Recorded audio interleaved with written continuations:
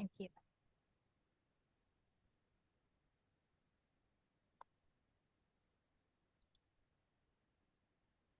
Good morning, everyone. Can you hear me okay?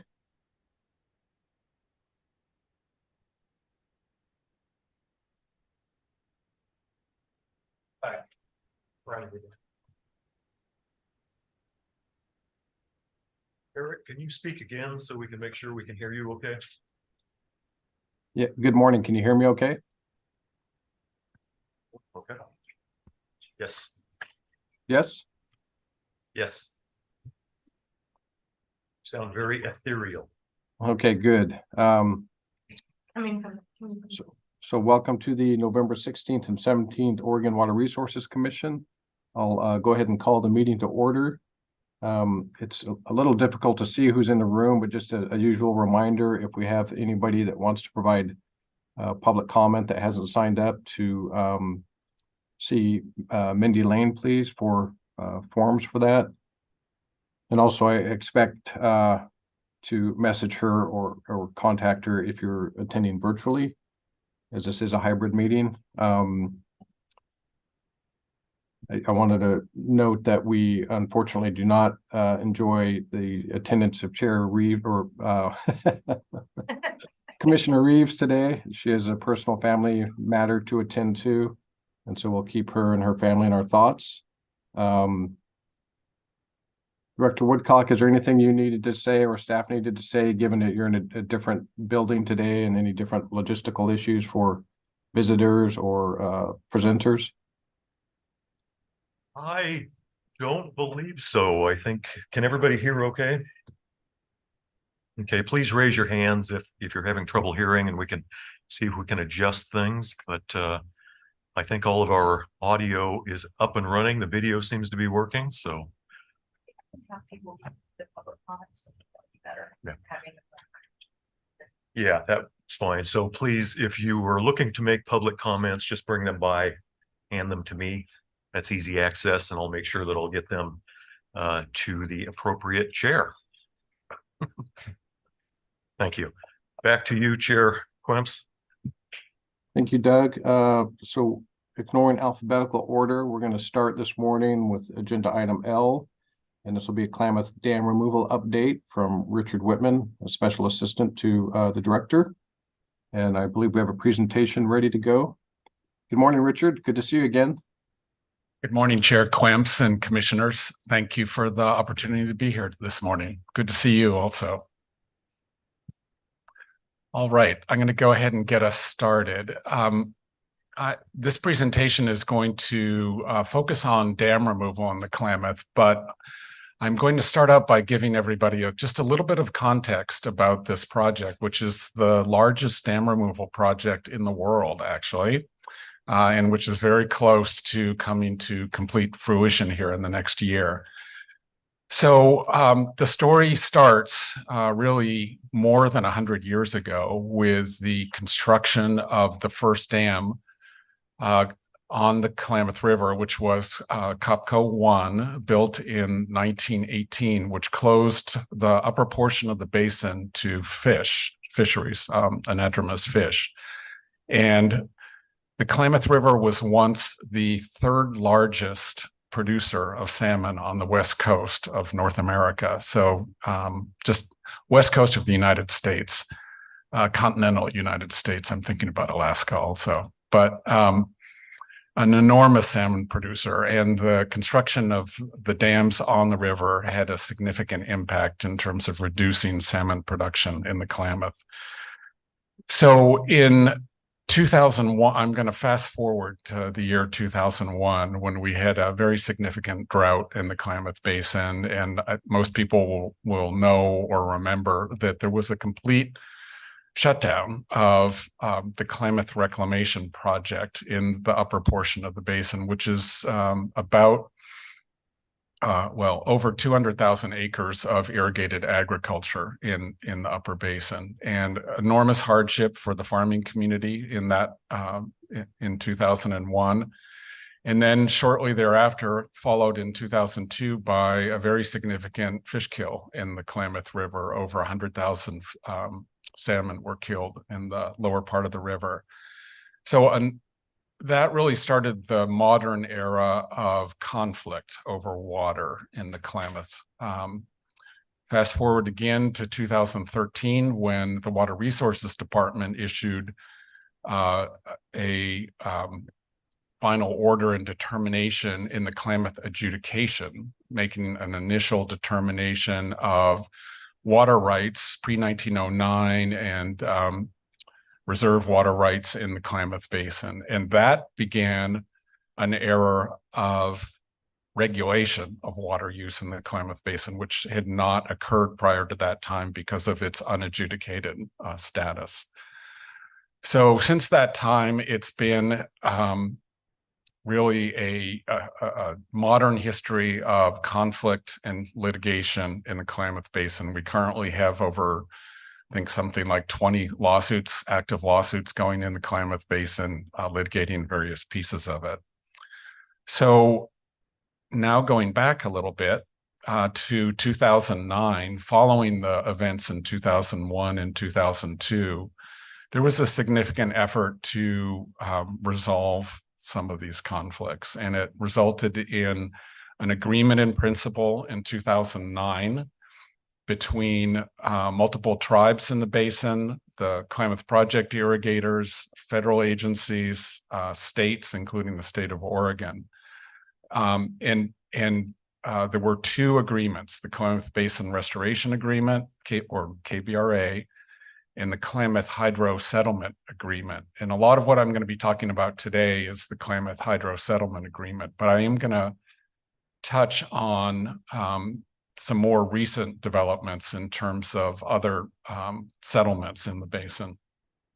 So KBRA, KHSA, I don't have time today to go into the details of those, but they were contingent on a couple of things happening. First and foremost, approval by Congress, no later than the end of 2015. But to some degree also contingent on a missing piece, which was agreement in the upper part of the basin, the non-project irrigator part of the basin, to resolve their water rights also with the Klamath tribes. And that resulted in a third agreement, the Upper Klamath Basin Comprehensive Agreement, which was entered into in 2014. We get to 2015, and despite best efforts of many people, tribes, irrigators, states, federal agencies, Congress was not able to act to approve the agreements. And as a result, the KBRA automatically terminated at that point, and shortly thereafter, the Upper Basin Agreement also terminated. However, there was a effort among multiple parties, particularly states of Oregon and California, to keep the hydro settlement agreement going. And so let me talk about the KHSA a little bit. I mentioned the first dam being built in 1918 on the river. That was followed over the next 100 years by 3 other dams being built, actually 4 other dams, depending on how you want to count it, 5 other dams being built by PacifiCorp. And the 4 dams that we're going to talk about today are really single-purpose dams. They're dams that have existed to produce hydroelectric power on the Klamath River. They produce about 170 megawatts of power at their peak capacity on the river. So KHSA, PacifiCorp agreed to, PacifiCorp's hydroelectric license expired in 2006. It's a license from the Federal Energy Regulatory Commission. And so PacifiCorp had to go through the relicensing process for its 4 main stem dams on the Klamath River. And that began in 2006. And in the work on relicensing, it became pretty clear to PacifiCorp and everybody else that there were going to need to be significant improvements to those facilities if they were going to be relicensed, including providing fish passage, but also probably providing additional bypass flows in the river. And the cost of that to PacifiCorp would have been in the hundreds of millions of dollars. So this led to negotiations over the hydro agreement. Did it make more sense for the hydroelectric dams to come out in economic terms to PacifiCorp? The state of California stepped up and agreed to put $250 million on the table in bond funding to pay for a large part of the cost of dam removal. And then the state of Oregon, through the Oregon legislature, also approved a rate surcharge on PacifiCorp ratepayers to provide another $250 million for dam removal. So with those things on the table, PacifiCorp and to some degree the Oregon Public Utilities Commission did a very thorough analysis of whether it made sense to continue with relicensing or to go ahead and remove the dams. And the PUC determined in 2011 or 12 that it was in the best interest of ratepayers to go forward with dam removal rather than relicensing with all the cost of the improvements that would have been required. And PacifiCorp agreed to go forward also. But the agreement, as I said, was contingent on congressional approval, which did not occur. And that led us to the 2015-16 period when the parties were faced with, if we don't have congressional approval, what do we do to go forward? So this led to an amended hydro settlement agreement in 2016, where the funding for dam removal was essentially the same, $250 million from California, another 200 million from Pacific Core ratepayers. But to take the project through the regular regulatory process with the Federal Energy Regulatory Commission, which requires approval of transferring the license from Pacific Core to a third party, and then approval of a surrender order, all the terms for actual removal of the facilities. So that's what we've been working on. There was a little bit of a bump in the road when FERC basically agreed to that path, but said, we want Pacific Core to stay on the license while the dams are being removed. And that's really because FERC wanted a deep pocket and somebody with experience in the background. That isn't what Pacific Core agreed to. They had agreed to, with everybody else, to come off the license. So we had another turn in the road where there was a challenge to the parties. So the states of Oregon and California stepped up and agreed to become co-licensees along with the dam removal entity. Pacific Core also stepped up and agreed along with the states to backstop funding if there were cost overruns, that it would be shared with Pacific Core and the states. So that led to yet another amendment in the agreements in 2020. And then finally, to close this out, FERC approved license transfer and a surrender order in 2022. And that really brings us to where we are today. So since that time, the Klamath River Renewal Corporation, which is the corporation formed to remove the dams, has been working actively to get us to dam removal. It's important to understand that KRRC, it's not just a shell corporation that was formed for this project. They have significant support from the states and from Pacific Core, and have contracted with two of the largest infrastructure construction firms in the nation to carry out this work with guaranteed price contracts to get the work done, and with significant performance bonds and insurance also to make sure that from a finance perspective, that risk are appropriately managed. So Kiewit Infrastructure West is the deconstruction firm, and RES, Resource Environmental Solutions, is doing the restoration work. So that brings us kind of to where we are today. And so I'm gonna move us forward here a bit. So there are 4 dams, as I said, 4 of the main hydroelectric dams that are being removed.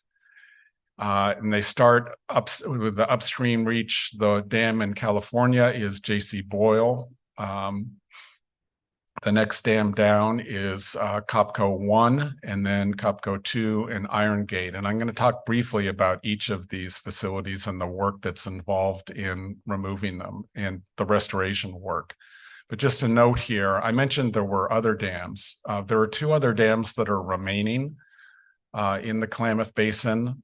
Link River Dam at the outlet from Upper Klamath Lake controls lake elevations and flow releases from Upper Klamath Lake to the rest of the basin, including releases to some degree to the Klamath Project. Keno Dam also will remain, and it has multiple functions. It serves as a flood control facility to get water out of the upper part of the basin in the spring. It also maintains pool elevations that are required for irrigation in both the Klamath Project and off-project areas below Link River Dam. And it also will be important in the future in terms of fish passage. There is a fish ladder at Keno Dam, and I'm going to talk about that a little more later. So the first dam I want to talk about is Copco 2. It was the second dam to be completed on the river in 1925. It produces or did produce about 27 megawatts in terms of its peak capacity. It had virtually no storage. Basically, it's a run-of-the-river dam that produces hydroelectricity, and the flow into Copco 2 and the turbines below Copco 2 was controlled from the dam just above it, Copco 1. So Copco 2 has been removed. And so this creates or recreates the free-flowing reach from Copco 1 down to the Iron Gate pool. And that's about a 1.5 mile canyon called Ward Canyon that had been dewatered by Copco 2, the construction of that in 2025. And the dewatering resulted in trees growing up in the river channel, which you can kind of see there in the top picture. And you'll note in the bottom picture, they're not there anymore. So this project is not just a dam removal project. There are all sorts of other things going on. One of which was removal of several hundred large trees from that part of the canyon, because people are going to be rafting, floating this part of the river, and having large trees would have been a significant safety hazard. There also were large rocks in this canyon that presented safety hazards that have been split, and again, that very carefully made the canyon safe for boating again. Okay, so I'm next going to talk about Iron Gate. Iron Gate is the furthest downstream of the hydroelectric dams. It was completed later in 1962. It only produces about 18 megawatts of power, but has a very large, it's the largest of the dams. And it has about almost 60,000 acre feet in the reservoir behind it. So each of these dams has its own unique challenges in terms of removal, and I'm just going to give you a little bit of a flavor of that. When PacifiCorp built Iron Gate, it did include a low-level tunnel at the bottom of Iron Gate, which allows the reservoir to be completely drained. However, nobody had operated that tunnel since 1962.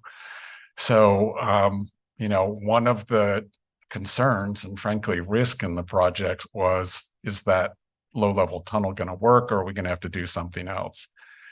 You know, sigh of relief. Yes, it's been tested. It works. And the Dam Removal Corporation and Kiewit have been doing improvements to that low-level tunnel to make sure that it can completely evacuate the reservoir and handle flood flows, expected flood flows during this next coming year. So Copco 1 produces, this was the first dam completed. It produces about 20 megawatts, also has almost 60,000 acre feet of storage and a reservoir behind it. It was constructed with basically no provision for evacuation of the dead pool storage behind the dam. So this was an engineering challenge for the project. Kiewit has constructed a new, what's called an adit, which is a low-level tunnel in the dam. It's been blasted very carefully in the bottom of the dam. And that work has been completed also. And so we now have, like with Iron Gate, a low-level outlet that will allow dewatering of the dam. And the last dam I'm going to talk about in any detail is J.C. Boyle. This is the one in Oregon. It was completed. It was the third dam completed. It's the biggest power producer. It has the reservoir pool behind it is quite small in terms of storage. And This does have facilities for draining the pool behind it, and so no major challenges here at J.C. Boyle.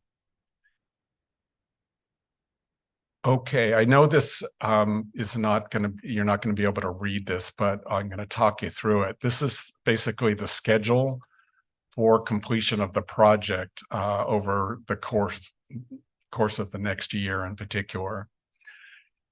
We KRC, Kiewit, RES have completed a number of pre-drawdown activities, and those include building a new intake structure and water line for the city of Wairika, the construction of several new bridges across the river mainly for construction access, but those bridges will stay and will provide a benefit to the community post-dam removal.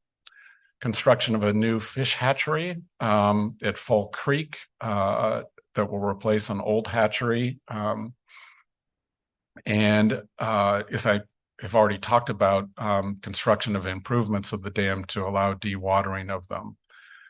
And then, you know, building work camps and et cetera. Just a lot of work has already occurred. So in January, KRC and Kiewit will begin drawdown of the 3 remaining reservoirs, and that will happen in quick sequence, with Iron Gate being the furthest downstream, will be drawn down first. Copco 1 will be drawn down very shortly thereafter, and then finally J.C. Boyle will be drawn down as well. So in January, in 2 months, these reservoirs will be drawn down, the powerhouses will be disconnected from the grid, and we'll be on our way.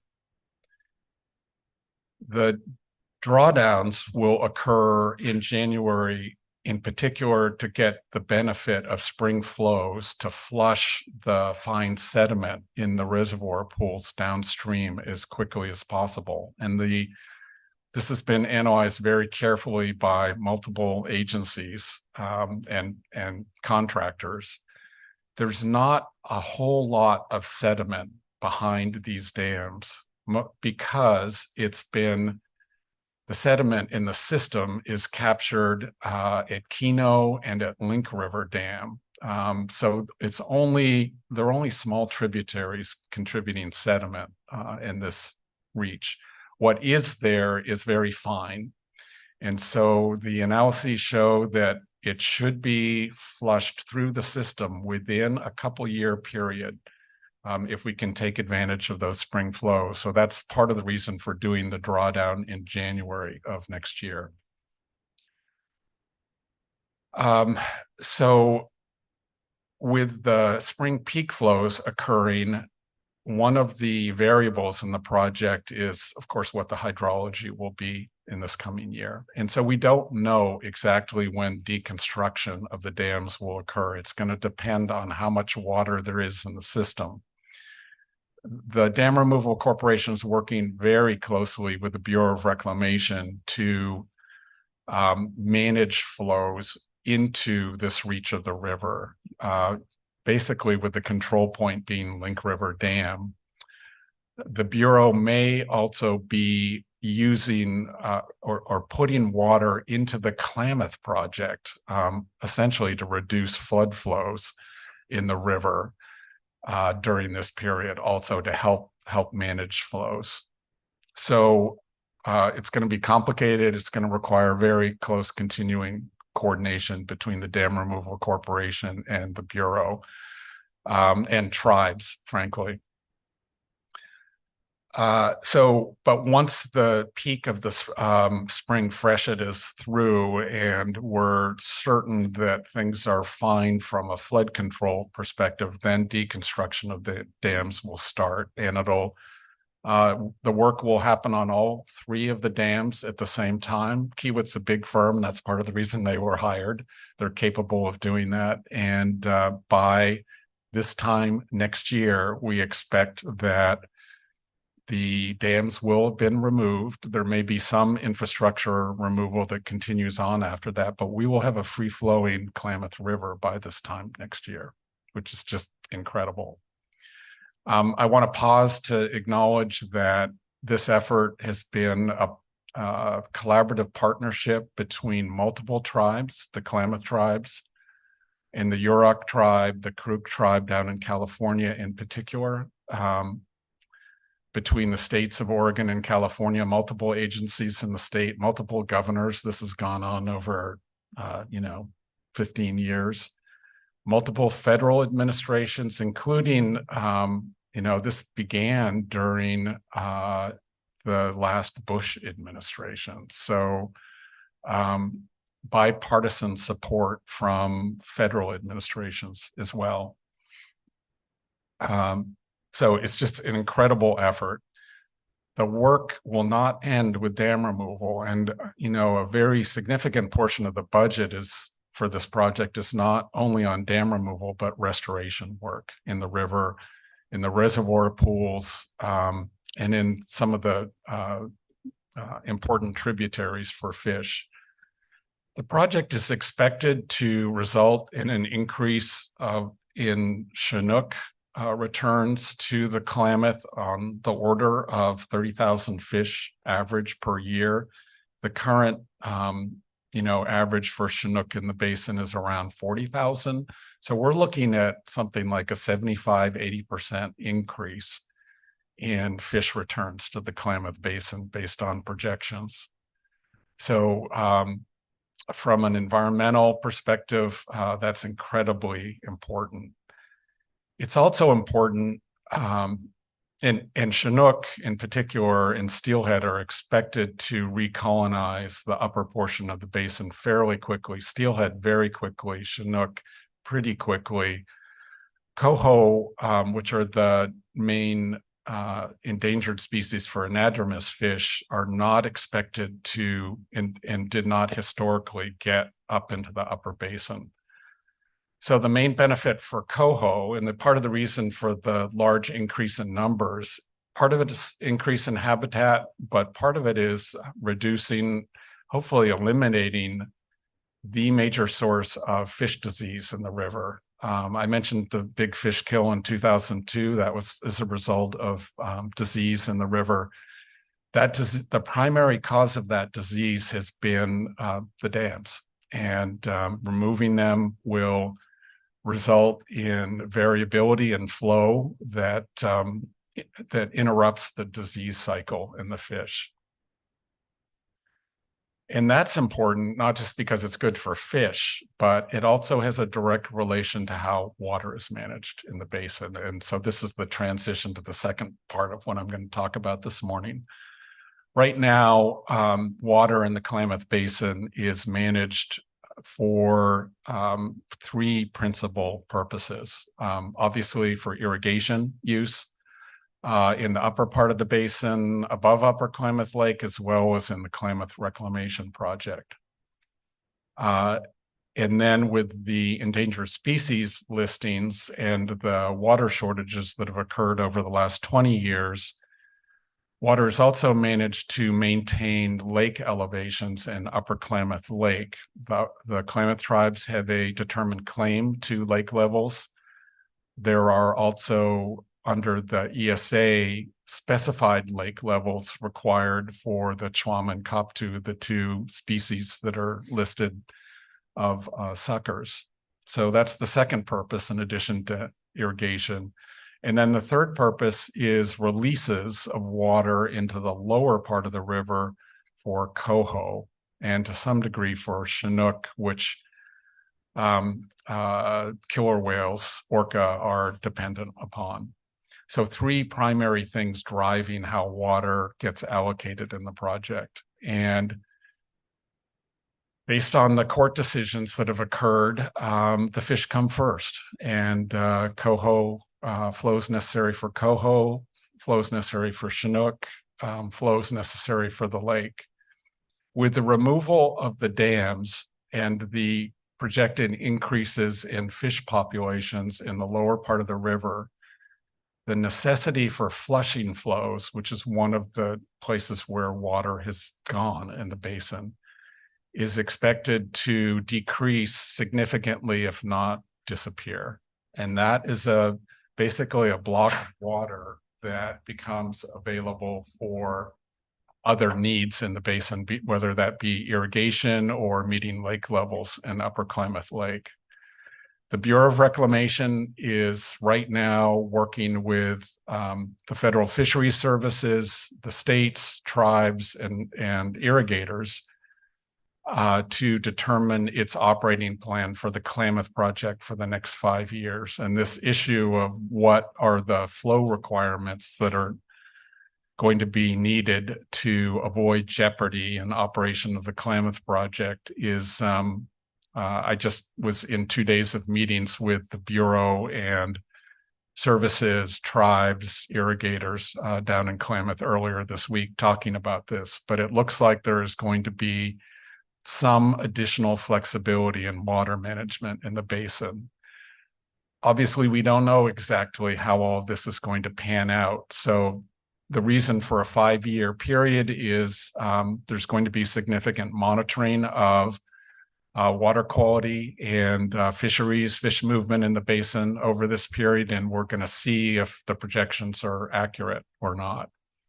But if they are, this really does provide a potential, I've called it an inflection point, an opportunity for the parties to again come together and rethink water management, water allocation in the basin.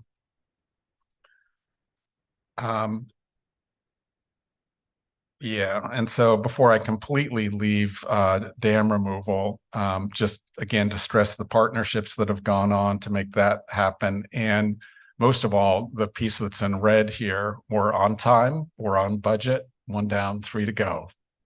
So pretty exciting. If folks are interested in seeing, if I had had a little more time this morning, I would have actually played this video, but you have this link here to a really lovely video that's done that really describes the benefits and the partnerships that have occurred on Klamath Dam removal. Okay, so this is again coming back to where we are post dam removal. I mentioned we've got something like over 20 lawsuits that are occurring in the basin. Oftentimes, and Doug knows this well, we get conflicting direction from courts. We've had direction from state courts that has been different from direction from federal courts, and we've got multiple different federal courts, and it's a mess. It's chewing up a lot of money.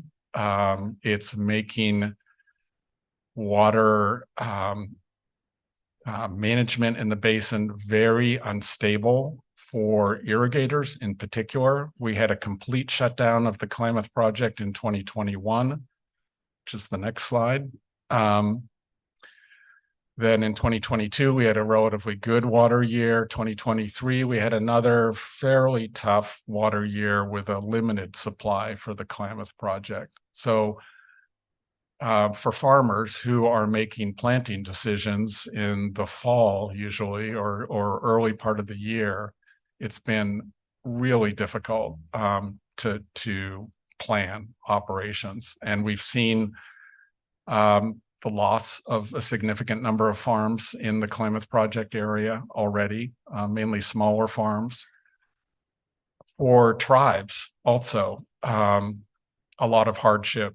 The Pacific Coast Chinook fishery was closed completely this year. And that includes the tribal fisheries as well as the commercial fisheries on the West Coast. So economic hardship in those communities, as well as cultural hardship and damage. And so this, with removal of the dams, again, I think there is a real opportunity for potentially bringing some more stability back into the system in terms of water management.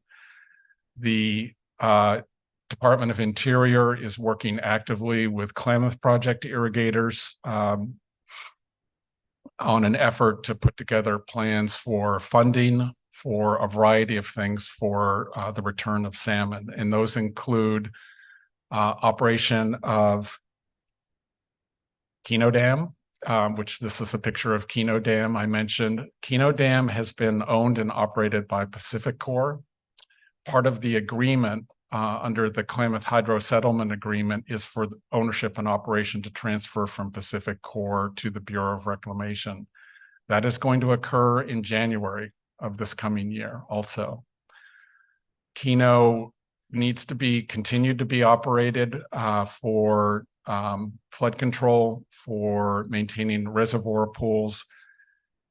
It also, as I mentioned, has a fish ladder, but that fish ladder is pretty significantly substandard. And so a major area of current focus is on what do we need to do to improve fish passage at Keno. And the Oregon Department of Fish and Wildlife, along with Water Resources, recently submitted a grant proposal to NOAA Fisheries for a collaborative planning effort to look at Keno and look at fish passage and to look at how to maintain all the functions that Keno needs to provide, but also make sure we've got fish passage working there as well.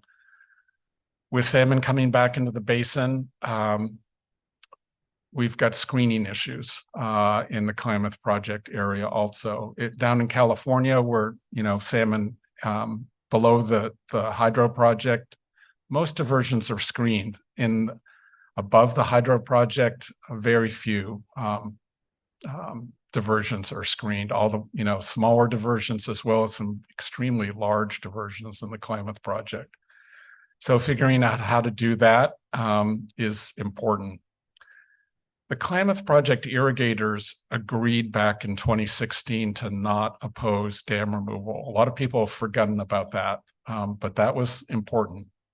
They didn't support dam removal, but they agreed not to oppose it. Part of that was the commitment on the part of the federal government, the states, tribes to take care of Keno and make sure that it's continued to be operated for irrigation, but also to help pay for fish screening in the Klamath Project area and to pay also for other project infrastructure that's needed for the Klamath Project. So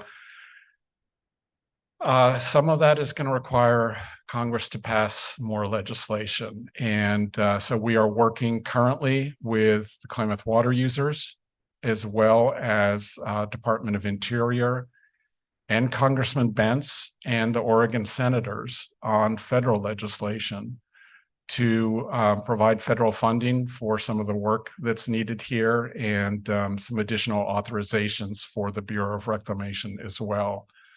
And I was just back in DC along with Paul Simmons from the water users, meeting with Congressman Bentz to see if we can't get Congress to do something here in the next year.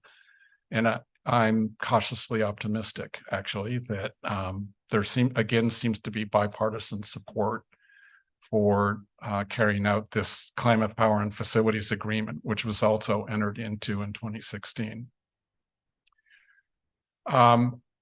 One other part of the Climate Power and Facilities Agreement was agreement by the states, the tribes, and the federal agencies and irrigators to try again on a comprehensive agreement around water management. And the last thing I want to mention, and then I'll open it up for questions, is the upper part of the basin, the off project, which is almost as large as the Klamath Project in terms of irrigated acres. Those irrigators have been under a continuing call for the most part from the Klamath tribes to curtail their water use or shut off their water use because of the senior Klamath tribal water rights. So there's been almost a complete shut off of surface water use in the upper part of the basin. A lot of irrigators have moved to groundwater use, but obviously that's more expensive and has a cost for irrigators. And frankly, the Klamath tribes aren't real happy about the groundwater use in the upper basin and have been talking to the state about need potentially for a critical groundwater area in that area as well. So again, earlier this week, Interior was meeting with those folks as well. both Klamath tribes and an Upper Basin agricultural collaborative that has been formed among the irrigation community in the Upper Basin. And they're working together. They're working together on restoration. They're working together on how to reduce water use in that part of the basin. And they're looking for both financial assistance from particularly the federal government, but maybe the state to some degree. And they're looking for help figuring out how to get to sustainable groundwater use in that part of the basin as well. Very encouraging meetings. It's too early to say, but there's, I would say, both in the Klamath Project area and the Upper Basin, there is renewed momentum, in part because of the federal funding opportunity, in part because of dam removal, in part because of the continuing instability that hurts everybody in the basin. So for me, it's a privilege to keep working on this and do what we can to try to help move people along and work together on this area. It is one of the most challenging areas really in the country in terms of water conflict. I do want to mention that with the Klamath tribes determined claim, they are also making water calls for regulation for water use around the lake, and also for that includes some facilities that used to drain into Upper Klamath Lake, but have been engineered to provide water into the Rogue project and the Rogue Basin as well. So those water calls and the instability is affecting not only the Klamath Basin, but to some degree the Rogue Basin as well. And, this effort at trying to get people back together and provide some stability, I would say is going to include work with the Rogue Basin as well as the Klamath Basin. So with that, I've left about 10 minutes for questions, which I suspect there may be some about all of this, and happy to answer any questions you may have. Who went first? You, Jan. Go ahead. Thank you for the great report, Richard. Any questions from the commissioners? Something is wrong with my phone. Why don't you go ahead? I'm Okay. Can you hear me? Oh, yeah. All right. Thank you trying to. for that turn it report. off. You've covered a lot of my questions. Very thorough. Thank you for the background too. I learned a lot from that presentation. You mentioned the Rogue Basin. Are you able to be specific about what areas in the Rogue Basin or reservoirs in the Rogue Basin that are being affected? Commissioner Smitherman, the main facility that's being affected is 4 Mile Lake.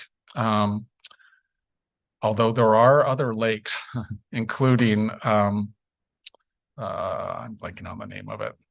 Well, there are some other lakes that are being affected, but the main one in terms of volume of water of importance to the Rogue Basin is 4 Mile Lake. Okay. Yeah. And then I have one other question, if you don't mind.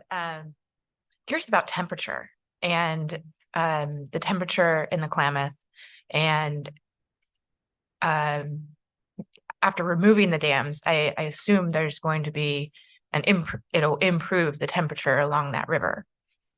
Yes, Commissioner, the analyses that have been done on water qualities show that there will be two main improvements in water quality in the river, and one of them is in terms of temperature. The reservoir pools have been shown to fairly significantly increase temperature in the river. I will say there are other factors at play also. Upper Klamath Lake also obviously it is a large shallow lake that results in water warming significantly. Also, the way the Klamath project has been managed, some of the spring flow from areas in what used to be Lower Klamath Lake into the river may have been diminished to some degree by the loss of irrigation in the Klamath River. And that may be another factor affecting water temperature that people are talking about a lot right now. The second water quality benefit is dissolved oxygen. dissolved oxygen levels in the reservoir pools have just are, at rock bottom. And so that also has been an issue. And then again, the way the flows have been managed has resulted in an increase in disease. So those three things altogether should be improved. That's great. Thank you. So I see you didn't bring your crystal ball with you today, but given the change in the flow regimes, do you expect some settlements from some of those 20 legal cases with the dam removal, or will some of those issues still remain?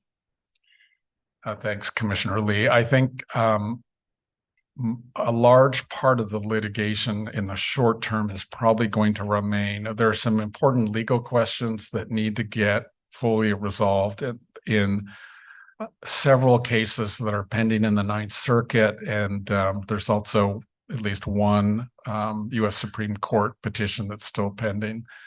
So until some of those really basic questions get, I'm not going to say because they won't get fully answered, but they may get partially answered. I think that will help a little bit. I do think there are common reasons for potential agreement between parties, including tribes and irrigators, that are emerging, and that the removal of the dams is helping with that. It's not the only factor. So my crystal ball is guardedly optimistic. It looks a little better than it has. There are big challenges also with climate change in the basin, in particular, in loss of snowpack, just like everywhere else in Oregon. That's creating a challenge as well. Thank you. Yeah.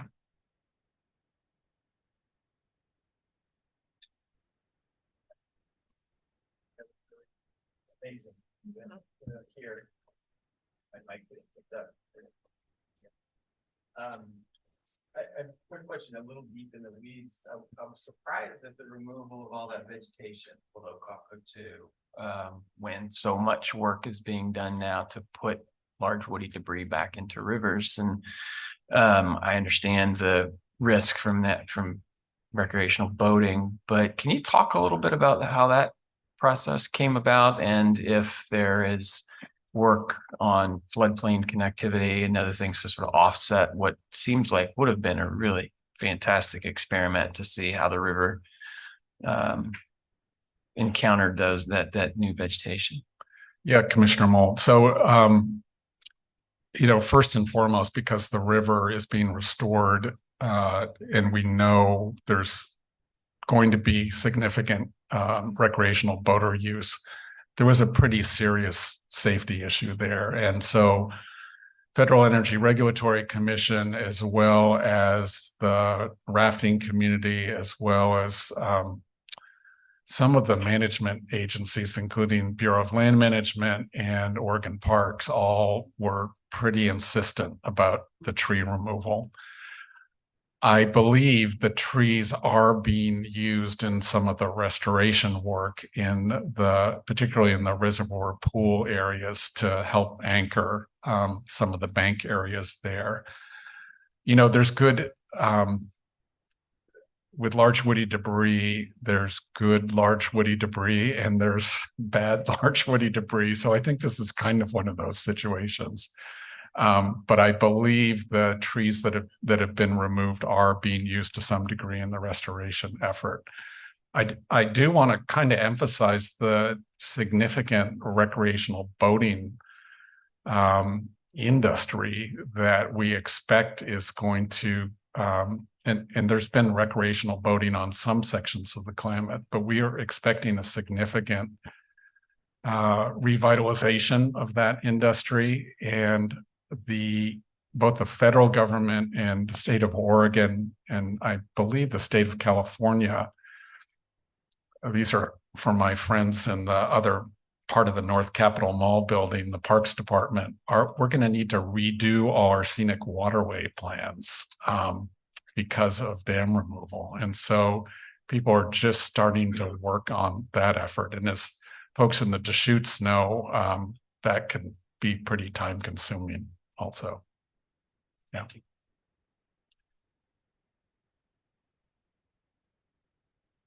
Chair Quims. I have a question. Is my mic on? Yes. I have a question. For the record, Doug Woodcock, Acting Director for Water Resources Department. And first of all, before I ask my question, I just want to thank Richard for coming down to make this report today. I think it demonstrates the complexity of just one aspect of what's going on, of the things that are going on down in the Klamath Basin.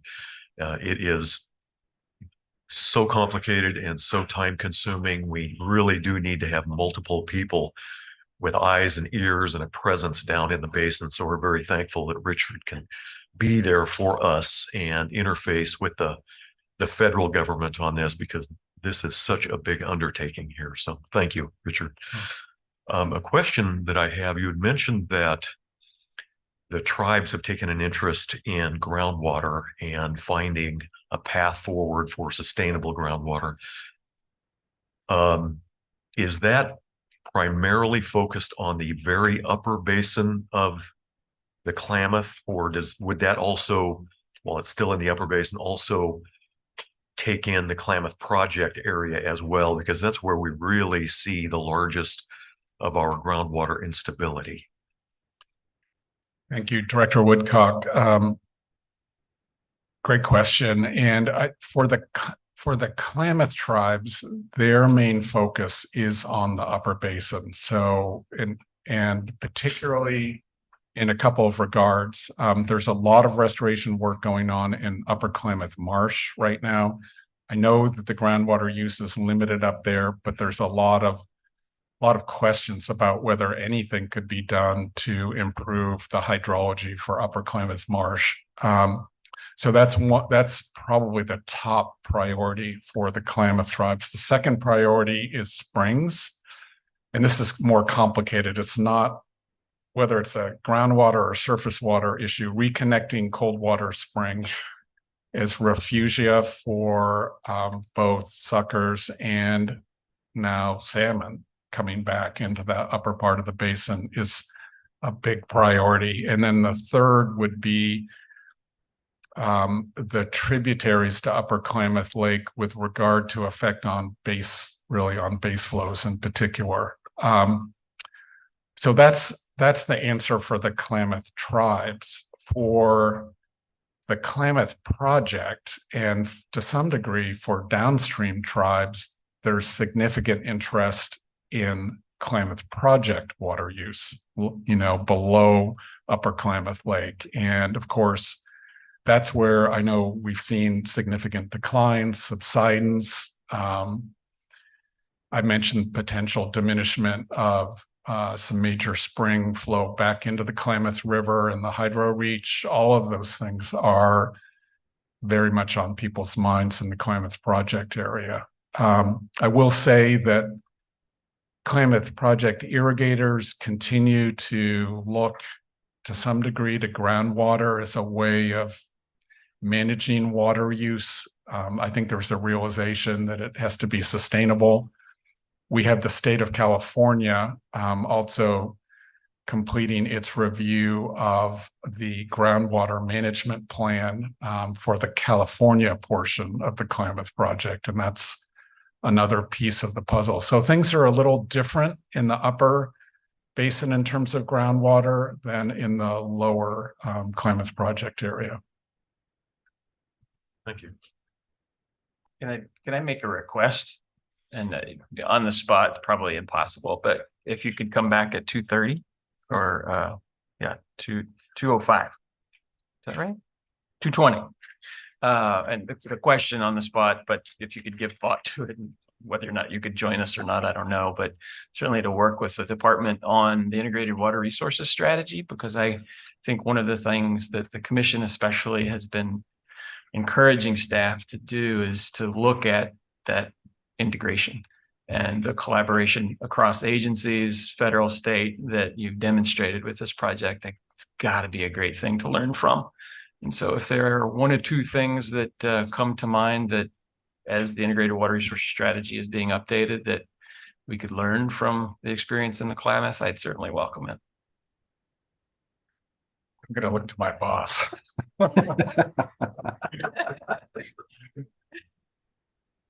So that is a bit of a surprise.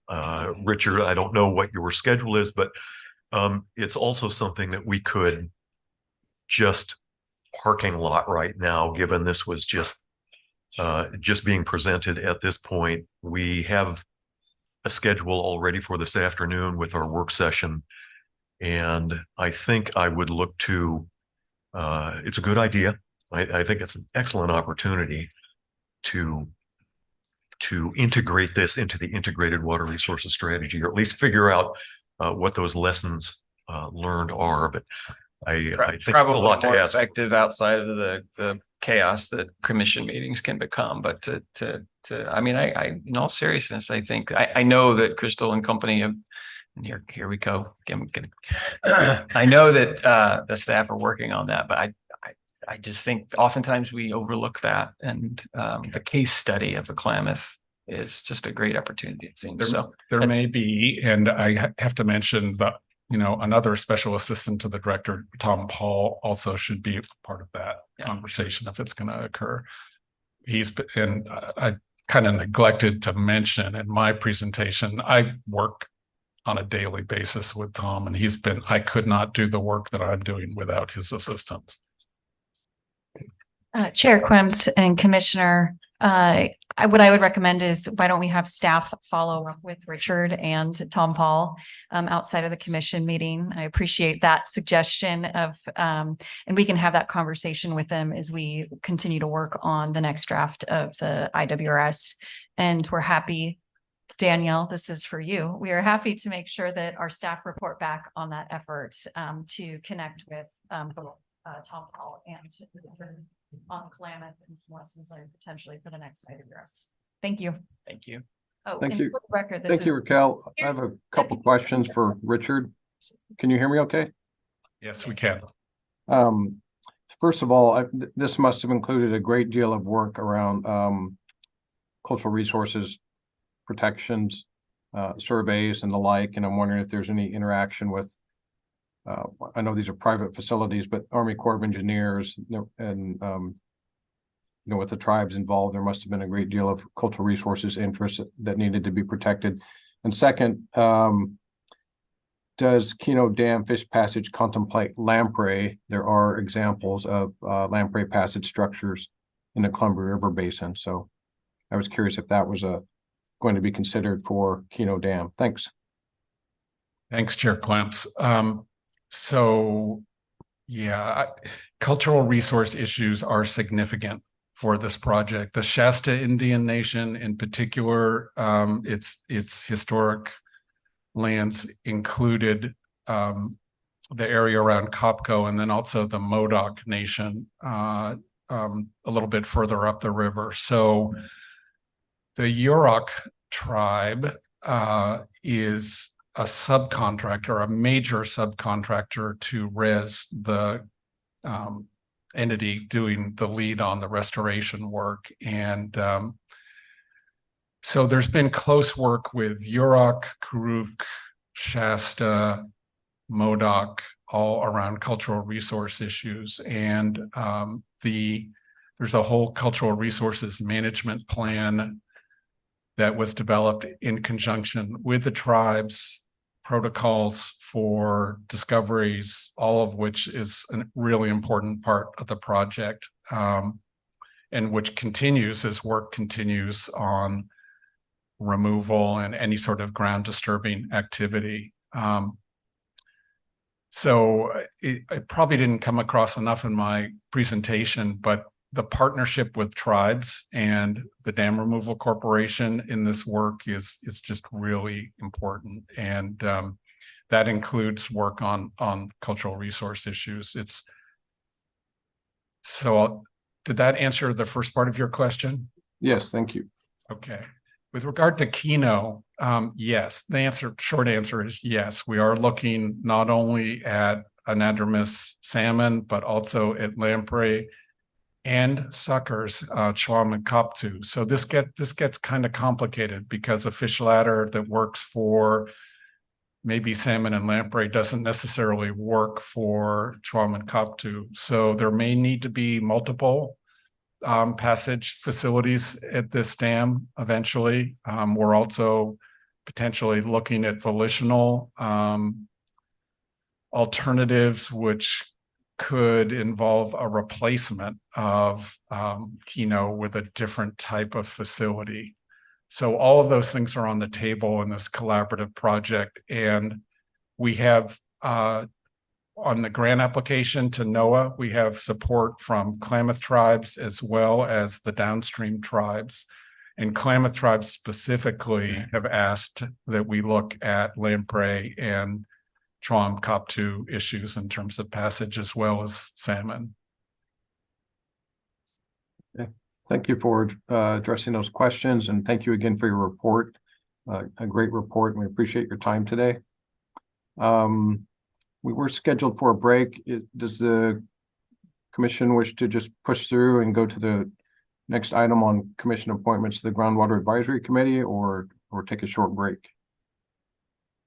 I'd appreciate 5 minutes. Okay.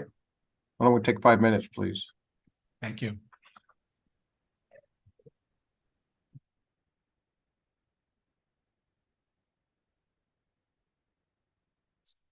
Thank you.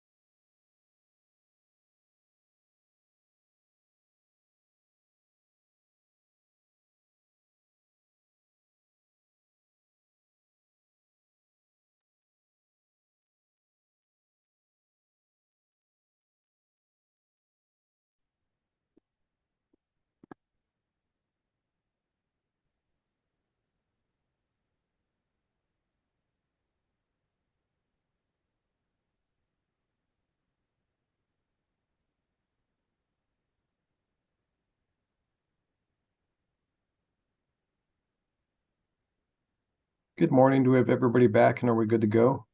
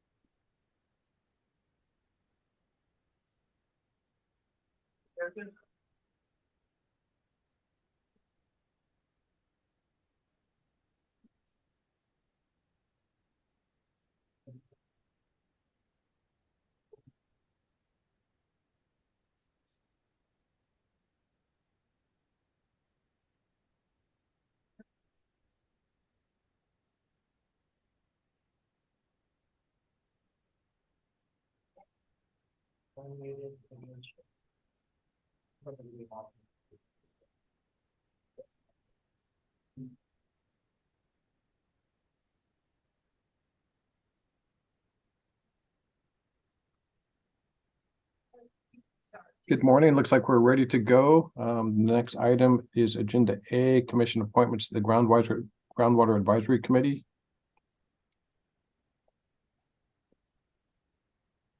Okay, just a quick mic check. Can everybody hear me in the room? Yes.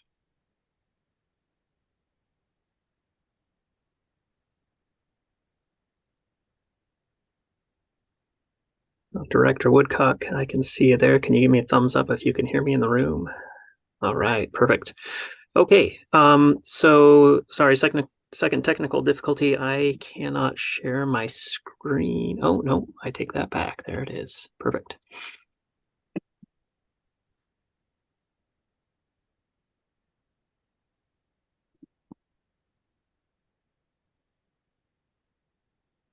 Okay, and so now I'm believe that everybody can see the slide deck. Looks good. All right. So Chair Quimps and members of the commission, for the record, I'm Justin Iverson. I manage the groundwater section here at the Oregon Water Resources Department. This item is our annual appointments to the Groundwater Advisory Committee.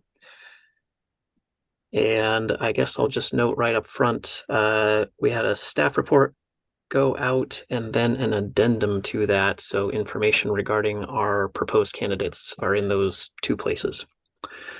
Real quick background, reminder about what the Groundwater Advisory Committee is. It's a 9-member committee that is appointed by the commission. Committee members serve 3-year terms with a 2-year term limit, and members of the committee represent various interests, expertise, and regions across the state with respect to groundwater. And 3 of the 9 members must be active in the well drilling industry. The responsibilities of the Groundwater Advisory Committee are to advise the commission on rules related to groundwater, as well as licensing and examination of well drillers. And in addition, we work with the committee every year to review expenditures of the Start Card Fund and the programs that supports, which is mostly well inspector positions. So we have a few more than normal folks expiring. Usually it's 3 every year, though this year Susan Baker took a new job in Washington State and resigned from the committee for that out-of-state move. So we have 4 positions open this year, and those positions are currently filled by Floyd Sipple, a well driller out of Salem, Richard Smith, a domestic well owner out of Hillsborough, Marshall Gannett, a hydrogeologist out of Portland, and Susan Baker, again, was a local government county employee out of Medford. So we advertised the positions. We do have a rolling application process, so folks can always note their interest to the director, and we will hold any and all interest in the Groundwater Advisory Committee until late summer, early fall of each year. And so that process is available through our website. We also advertise and distribute to members of professional and trade organizations, including the Oregon Groundwater Association, to ensure that those folks are aware of the opportunities. We received 4 applications in 2023. Again, that's in the staff report and the addendum. There are some details on who those folks are and their backgrounds. We've reviewed the application materials and propose or make nominations for the following 4 folks to fill our 4 open positions. And that would be for terms that begin December 1st of this year and run through November 30th of 2026. So Richard Smith, the person who's currently filling the domestic well owner, is interested in serving a 2nd term. So we're we're thankful that he's willing to continue his service and nominate him in a domestic well owner capacity or to represent those interests. Lance Lindau is a county health person that works for the Klamath County. And so we'd like to nominate him as a good person to fill the vacancy that was left by Susan. Chuck Fobert is a monitoring well driller out of Hubbard, who we're nominating to fill our open drilling vacancy. And Zach Freed is a hydrologist out of Bend, who we're nominating to fill the science-focused position that's vacated by Marshall Gannon. We are presenting two alternatives to the commission today. Either alternative one, to appoint Lance Lindau, Richard Smith, Zach Freed, and Chuck Fobert to the Groundwater Advisory Committee for terms beginning December 1st of 2023 through November 30th of 2026, or to direct us to return to the next commission meeting with another slate of appointments, reflecting perhaps a different set of interest categories or geographic locations. Our recommendation, or the director's recommendation, is number one. So with that, happy to answer any questions you may have or stand by. Thank you, Justin. I want to thank these individuals for their willingness to serve. Are there any questions from the commission?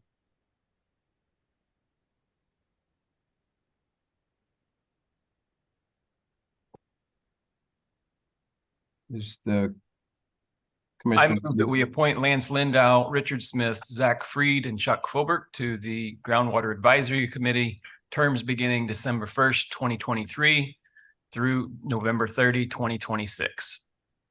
Thank you, Commissioner Malt. And I'll Second. second that. Second by Commissioner Smitherman, is that correct? Yes. Thank you. Commissioner Wolf, Yes. Commissioner Lee, Yes. Commissioner Mall, Yes. Commissioner Smitherman, Yes. and I also vote yes, so it passes unanimously. Thank you, Justin, and thanks again to these individuals for their willingness to serve the state of Oregon. Yeah, thank you very much. And I'll see you again tomorrow. Okay, thank you. So we'll move next to Director Woodcock's director's report. Thank you, Chair Quimps. I'll touch on just a few things today for the commission, and that is in the director's report. It starts off with just a quick opener, as we are wont to do, and that is our staffing levels that we are continuing to work on. As the agency is moving forward, we have a mix of new positions that we are trying to get filled and positions that have been vacant for some time that we are filling as well. It just continues to be a very large time sink for us to work on these recruitments. Some of these recruitments can be quite difficult. But this time I'm really pleased to say, well, in addition to our technical capacities, that we are continuing to get those filled. And we had a water rights caseworker as well, but I'm really thrilled to point out that we have a new fiscal analyst and a new fiscal manager, and that is a really big deal. That is a section of the agency that has been understaffed for far too long, and with all of the activity that's happening within the agency, those are really critical positions. So pleased to pass that on. I sent out last week, I think it was, no, the week before, that the early November, we got a decision out of the Court of Appeals on East Valley. For the commissioners that were not involved in that, this is going back to the late teens. I think the commission order that came out of a protest on the East Valley case was in 2019, and then that was challenged in 2020. And this involves a suit where an irrigation district or a water control district wanted to build a reservoir on Drift Creek east of town here. And that reservoir overlapped on top of an in-stream water right. Initially, the department proposed to approve this reservoir, this storage application, and with further discussion, the commission overruled the department on that and recommended denial. And so that was challenged at the Court of Appeals. And that case sat there for just about a year. I think it was just 2 days from the oral argument being 1 year previous when the decision came out in support of the commission's order. The appellants have until mid-December to go ahead and refile if they would like to file in the Oregon Supreme Court. We have not heard any indication that they intend to do so, but that doesn't mean anything at this point. So that is East Valley. Groundwater allocation continues to be a very active topic in all different kinds of fora. So last week, I think it was a week ago Tuesday, we had a legislative hearing before the House Ag, Land Use, Natural Resources, Water Committee. Chair Helm was the one who asked that the department and others come present on groundwater allocation. And his interest in that is seeing all of the activity and chatter about this. He wanted to provide a place where people could, first of all, let's hear from the department on what groundwater allocation is and why it's important. And then hear from all of the others who are interested as well, both those in support and those that are concerned about the proposed rulemaking. So the department got up and presented on why we were doing this, why we're doing this now, and the sense of urgency on this rulemaking. And then that was followed by stakeholders who got up again, either in support or raised concerns. And the concerns that have been raised that you have heard in some public comment as well. This rulemaking will create a moratorium. This rulemaking is at odds with the governor's housing initiative. It shouldn't have been undertaken while we were in session. There are a number of we should slow down or take a pause on it. Or another one that we are hearing is that this is too big for the commission to undertake. And this really should be a legislative action to address water supply. So these are all items that we'll have further conversation on. I appreciated Chair Helm's management of the committee. We have many times been held over well into the evening while we're addressing questions of the committee. And as we were right up against our closing hour, he just allowed the committee members to ask questions of the department so we could follow up in writing. And we are working on that now. And I believe that will be submitted this week. It all goes well. So we're working on those responses today. I want to follow up a little bit on a previous agenda item back in, I want to say May, earlier this year, or excuse me, not May, February of this year. We had a panel presentation for the commission on our work and an update on what's going on in the Walla Walla Basin. Commissioners may recall that the state of Washington had developed a Walla Walla 2050 plan, and we had an interest in recognizing that as an integrated water resources plan. And so we brought that to the commission, and we had a panel that was comprised of Confederated Tribes of the Umatilla Indian Reservation, had the state of Washington, we had the Columbia River, Department of Columbia River, Office of Columbia River, excuse me, and Chris Coates, our manager from the North Central region, talked to the commission about the interest and our collaboration up in the Walla Walla Basin. That work continues today.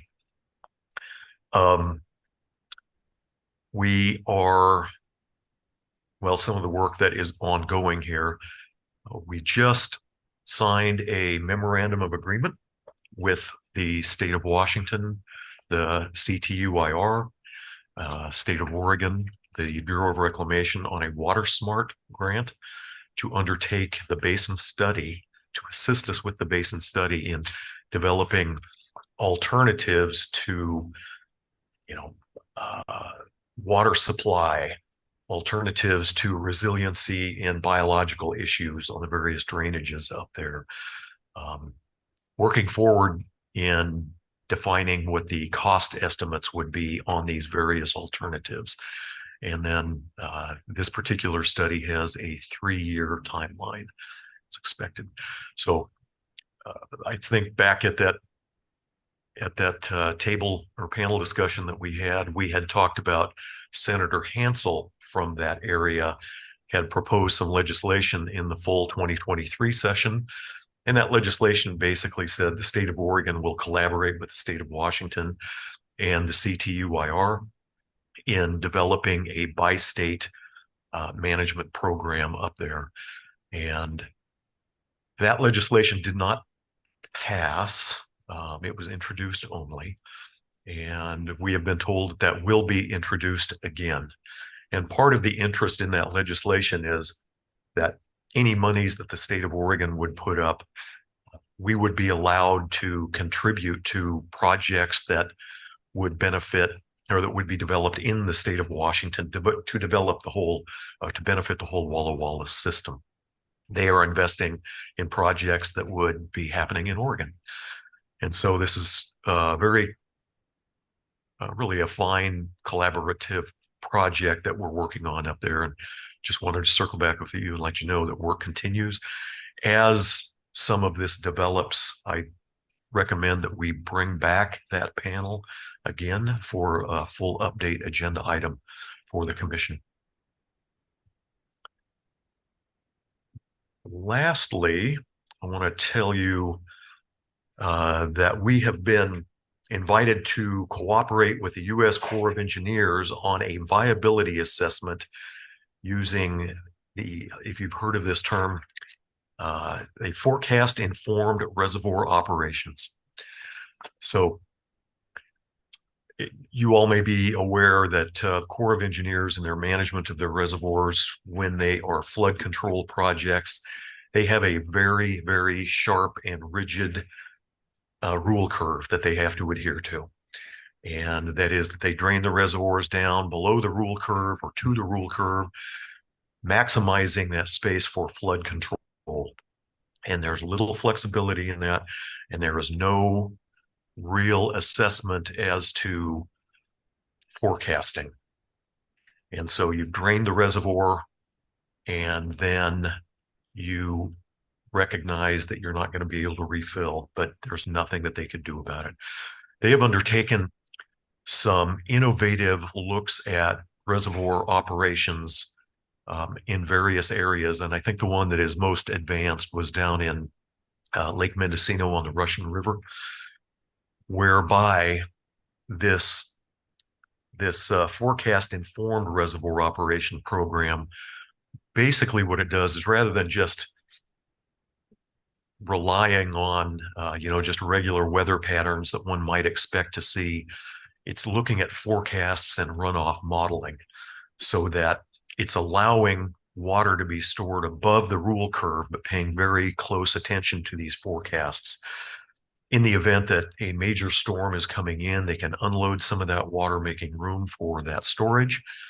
But if the forecasts are showing there are no major storms in sight, where we're looking at drought conditions, then you've got that extra space that you're filling up during that rule curve period. And it's really exciting when you look into the details there. Down in that Mendocino study, they were able to capture up to 20% additional water in 2021, I think it was, where they wouldn't have had that water before. And so that really helped them out in a drought year.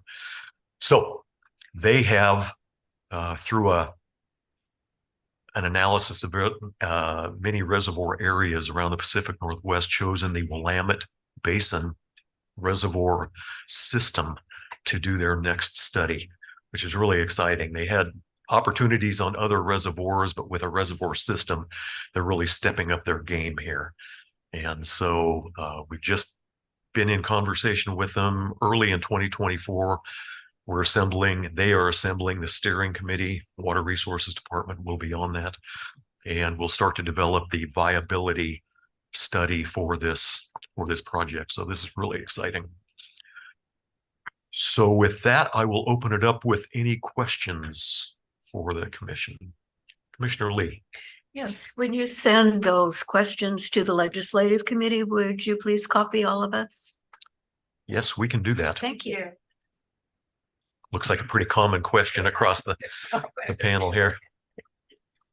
I just wanted, oh, sorry, were you finished, Jan? I'm finished. Okay. I just want to say I love the way you put together the director's report and the list of the litigation. I think this looks really well done and it's easy to follow, and appreciate the time you put into arranging this report. Commissioner Smitherman, thank you very much. I appreciate that. Forgot to ask the question how that looked. Will that work in future director's reports? Is there something you'd like to see different? Please let me know. Okay. Good, thank you.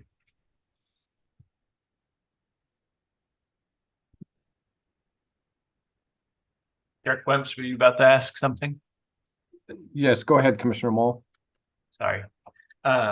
Two questions, Doug. The lack of passage of Senator Hansel's bill, was that simply a matter of time, considering what happened with the legislature, or was there concern about commitment of Oregon dollars across border or something like that expressed by the legislature?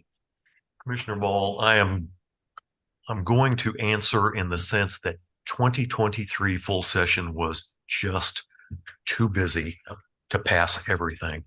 There was no concern expressed that I am aware of. And the conversations that we are having today with Senator Hansel and his reintroduction of that bill, the governor's office has expressed support for that bill as well. So we think that there is, as I understand it, the Confederated Tribes of the Umatilla Indian Reservation have weighed in on this as well, and it looks like it has broad support. Great. Second, for the FURO with the Corps, what level of the department will engage? Who will be the what level or what section will be a part of that stakeholder advisory group? Commissioner Ball, the Corps and mainly the Corps approached the department requesting the director be on the steering committee. And so I've accepted a role as part of the steering committee, and I have requested that I have a delegate backup, and that would be Deputy Director Gall in my stead. Thank you. It is. It's really exciting for many. I recall that a family member down in California talked about how progressive California is in their reservoir management relative to Oregon, because they can look ahead and they can adjust their reservoir levels relative to the forecasted weather. And I pointed out to said brother-in-law that California owns their reservoirs and they have that capability. They don't have that federal rule curve that the Corps is beholden to. And so this is really an exciting time, and I'm anxious to participate in this. They're just jealous of our underground aquifer. Back to you, Chair Clemps. Thank you, Director. I was curious in section C of your report about the domestic well remediation fund. Do you know what the range of costs are in the Harney Basin for some of those activities?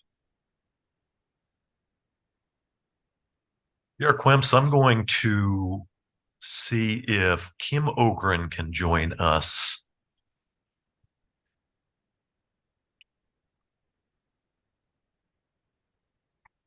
Good morning, Chair Clemps, members of the commission. For the record, I'm Kim Fritz-Ogren and I manage the planning, collaboration and investment section of the department. And we're the ones that are standing up the Harney Domestic Well Remediation Fund. Our experience with our statewide program in Harney County is that often when we need to repair, often deepen or replace a well in Harney County, the costs can be upwards of $40,000 to $50,000. Sometimes they are less, but it is times been more expensive. And so the statute for the Harney Domestic Well Remediation Fund caps what we can provide for those wells to, I think, $3,500 for abandonment and either $10,000 or $7,500 for repair and replacement. So a portion of what would be required to actually address the need. Okay, thank you. That's very helpful. And Director Woodcock, I also want to compliment you on the format of the report and the organization of the information. Are there any other questions from commissioners? Does not look like it. Okay, shall we go to the project implementation update?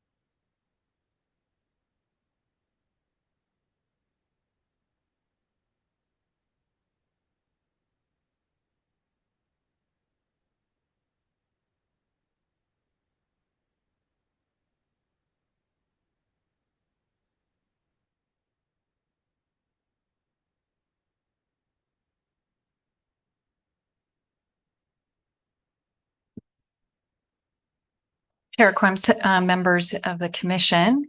I got that right this morning, so I'm very proud of that. For the record, Raquel Rancier, Deputy Director of Strategy Administration, and I am joined here today with our other deputy. Ivan, would you like to introduce yourself? Chair Clemps, members of the commission, Ivan Gall, Acting Deputy Director for Water Management. And Chair Quims, before we move on, I just want to ask if we can note for the record that Commissioner Kahara and Commissioner Reeves are excused for the purposes of our record keeping. Is that correct, Chair Quims? That is correct. Thank you. Thank you. All right, so we're going to go ahead and get into agenda item C for today. I'll primarily be leading this effort today, but I've asked Ivan to join me in case there's some questions that are more applicable to his side of the agency. All right, so a little background. As you all know, the agency has had quite an uptick in workloads over the past 2 biennia in particular. And there's a combination of agency priorities and ongoing work, such as groundwater allocation, that's been set by the agency and the commission. And then there's other work, though, as we know, that the Oregon legislature has provided the agency over both the 2021 and 2023 I shouldn't just say those sessions, because there was actually some sessions in between there as well that have also increased our workloads and resulted in a number of new tasks for the agency. We also, in January, received a number of expectations across 11 categories from the governor. So we've referred to those as the governor's expectations, and we're going to delve a little deeper into those today. And then a lot of these activities have impacted. And so I want to note that while we have seen staffing increases, some of the areas that continue to remain challenges for us is that we've had limited staff in some of our foundational areas. is we've talked about in the past around IT has been one in particular I think we've talked about with the commission, but also in areas such as policy. So we'll talk a little bit about what that looks like today in terms of rulemakings. And then in terms of strategic planning, for example, or our environmental justice and diversity, equity, inclusion efforts, a lot of those activities, there aren't dedicated staffing, right? It is things that we either do by pulling in staff temporarily, or it's a small subset of people's job descriptions, or in some cases we have staff teams that volunteer to help us with some of that work. So that's just a little context setting. As we move into the governor's expectations, this is an area where I've been spending quite a bit of time working with our staff, and particularly the areas of the agency where there is the most, I think, work associated with these expectations includes the director's office, in part because I'm spending time on this, as well as we've hired a temporary staff person, and it's been going on long enough that we've now had her be on board for a limited duration assignment. So that's an unbudgeted position that we have pulled in to help us with that work. And then we are also seeing work associated with this in terms of human resources. We'll talk a little bit more about what that workload is. And then also with our IT section. And then of course, a lot of these do then impact the entire agency. And so we're also quite a bit of our management team is involved in implementation of these efforts. And the governor's expectations, if you look at the letter that was issued and some of the associated materials, really the focus is on improving customer service and having efficient and effective public administration. And so that's some of the overarching rationale for these expectations. And as we move into talking a little bit about them, you can see how it's really focused inward on agency operations. So looking at the governor's expectations, I've actually outlined all 11 categories for you all up here. And you can see on this PowerPoint slide, if they're in blue, it means it's one that's really not impacting agency at the moment. And then if it's in green, it means that it's either an ongoing one that we're implementing, or it means that we've done the task at hand. So, well, if it's yellow, it means we are working on the implementation. And so I'll go through each one of these in a little more detail, but try to keep it at a high level for all of you today.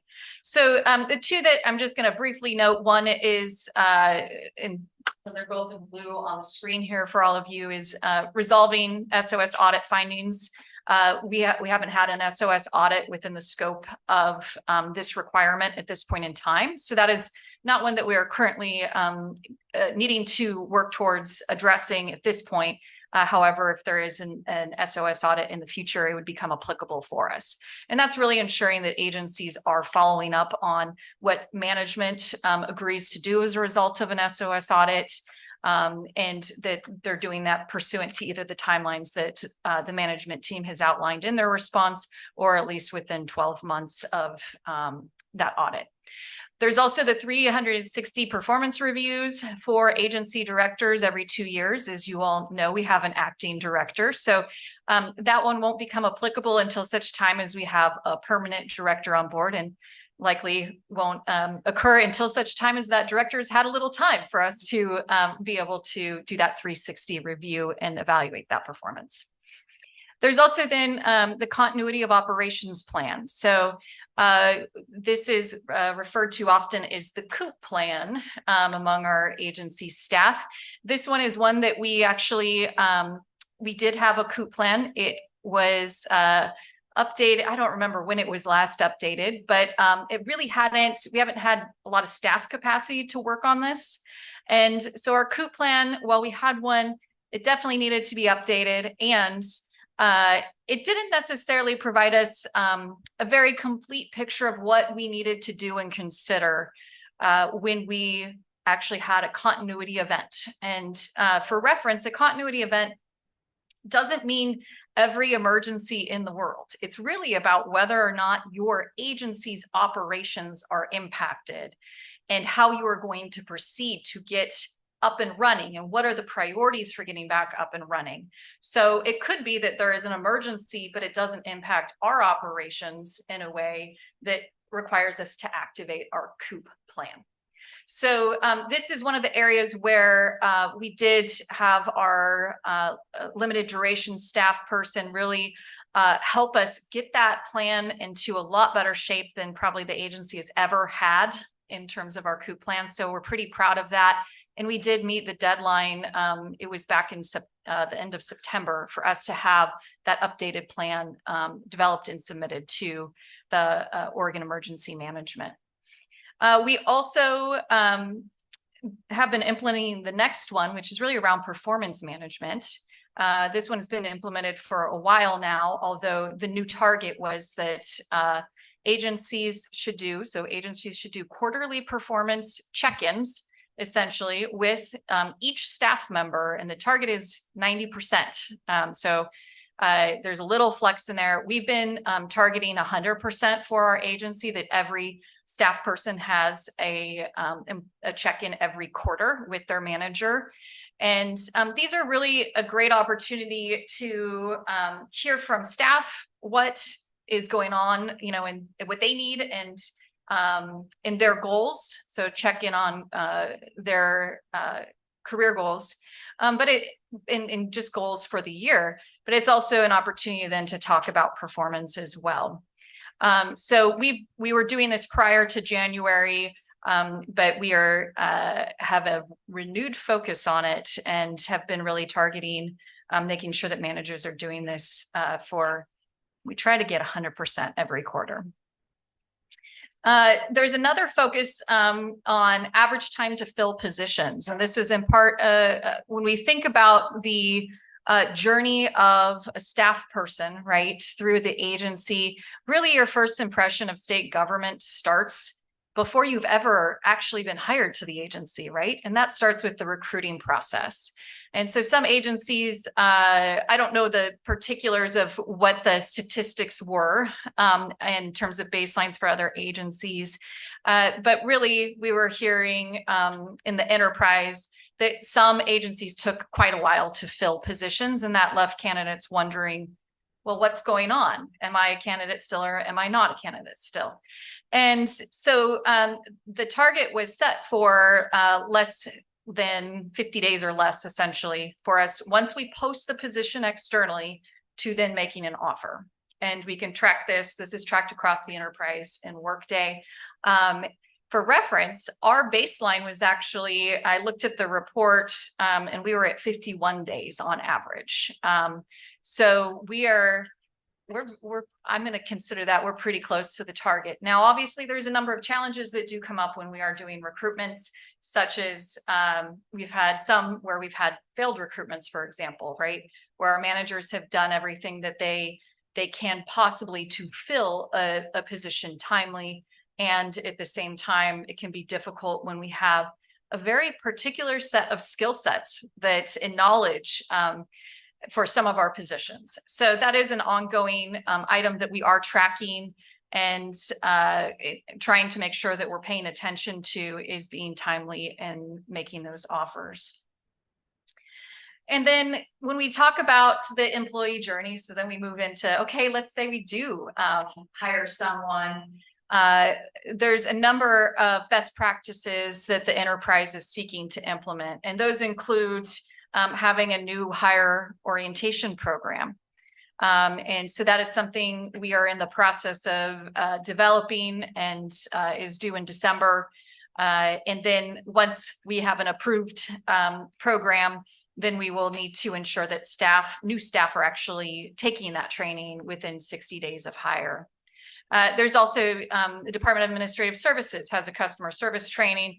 They're similarly going to be requiring, or this is already a requirement, that for our new staff that they're taking that training within 60 days. And so we're signing those as well as with the benefits package, understanding what your benefits are.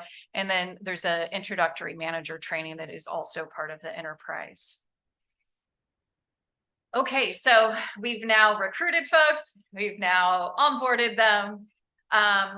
These other parts then are targeted at really now what, right? And this is kind of on the retention side, or planning for turnover for some of these, not all of them. So one of the items that the enterprise is also doing is an annual survey of an employee engagement. And each agency has been tasked with implementing this. There's contracts that there's kind of a template for contract with Gallup. So I don't know how many of you are familiar with the Gallup 12 survey. That's kind of the baseline survey that the enterprise will be administering. We just administered ours several weeks ago and maybe a month ago now, but and we are now in the process of reviewing results on that and figuring out the what next, right? Because it's important not to feedback is a gift, but if you don't do anything with it, then doesn't allow you probably to build trust with folks and ensure that you can continue to progress as an agency. And so the next piece will be really understanding the results and then formulating what do we need to do next from that, and then communicating that with staff and discussing it with staff. So we will be working towards that here as we get our results back and disseminated and then sort through our next steps. I'm very excited about this one. I'm the sponsor on this project. It seems really easy to just administer a survey, and it's actually, there's a lot of planning that goes along with it. And so it's been taking a little bit more of my time, but it's really something that I've enjoyed working on with our staff that are helping us to actually implement this particular expectation. And so we'll be doing those annually going forward. We also are currently, so I've checked that one as green because we did get our survey administered, by the way. But there is, of course, with all of these, there's continuous activity associated with them, right? It's not a one and done.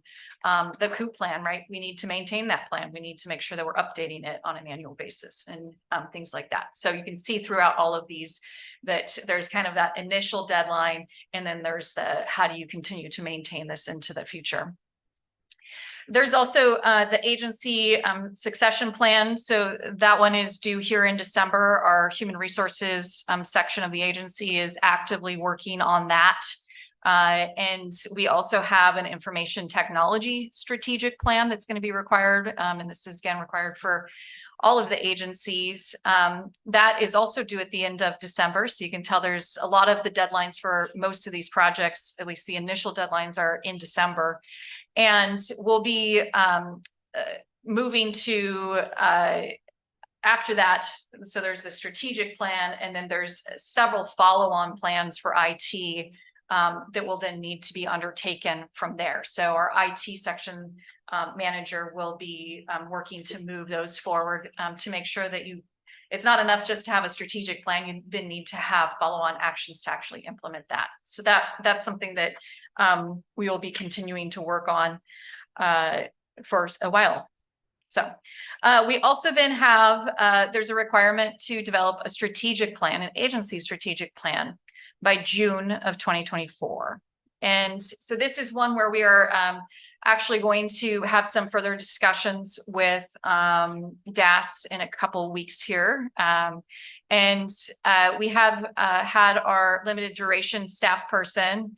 Her name's Margot. She's wonderful. And she's been helping us do some of the pre-work in terms of, it's on my to-do list to take a look at all of the work that she's done in terms of outreach materials and engagement, and some of the work that we need to do is part of that plan.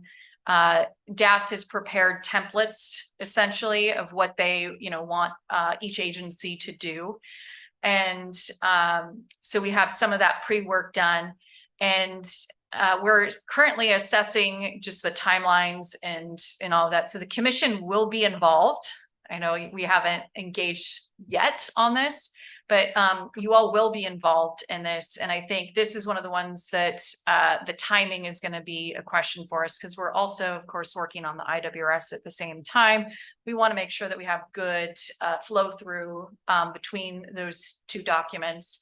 And then there's, of course, the question of having a permanent director and adopting a strategic plan at the same time. So we're having we'll be having some conversations with DAS just about that approach and the timelines on that one. And then as part of this work, there's also a requirement to have a diversity, equity, and inclusion plan. And our agency, one of the first requirements, which we did meet, was to develop a plan for a plan. And that was due back in June. And we did that, and thinking about how it could be integrated with our strategic plan, because at least my goal for the agency is we don't think of DEI as just being over here, right? And then this is our key work, but rather that it's more integrated and that it's not just a separate body of work that we're doing. So one of the options that agencies do have is to actually integrate their DEI plan into their strategic plan. And so we've signaled that that is the option that we will be proceeding with, and making sure that we're then having that integration. You can find, by the way, and I think I included this, I did include it in the staff report. You can go on and see more details about all of these requirements if you go to the DAS Strategic Initiatives website. And they have, so the template for the strategic plans and their expectations are actually on that website if you all are curious about where we're going into the future on this. And then there's also a requirement, which we've had an affirmative action plan, and that one is required to be updated annually. That was already in place. So that's related to some of the DEIJ work that the state has, or for this particular initiative. But we do have that one already complete. So moving into, I'll pause there just to see, because we're going to kind of transition away from governor's expectations and into showing all of you our whole workload around rulemakings. So I'll pause and see, is there any questions on the governor's expectations or comments before we keep going into kind of a different area of work? Yes. I was just wondering if the governor's expectations and staffing needs and funding were all set to line up, if the department felt like it was going to have the money to perform these things in a manner that is suitable. Chair Klemps and Commissioner Wolf, we are currently using administrative savings essentially to pay for some of the work that we are doing.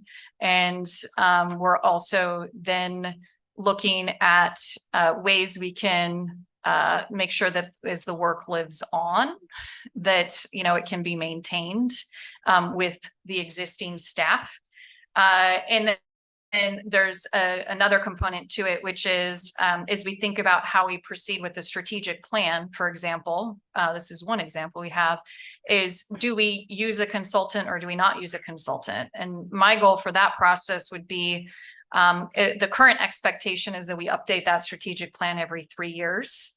And so from my standpoint, then we probably need to plan for us to be able to run that process. Because that's, you know, we'll adopt one and then we'll probably within a year need to start planning for it.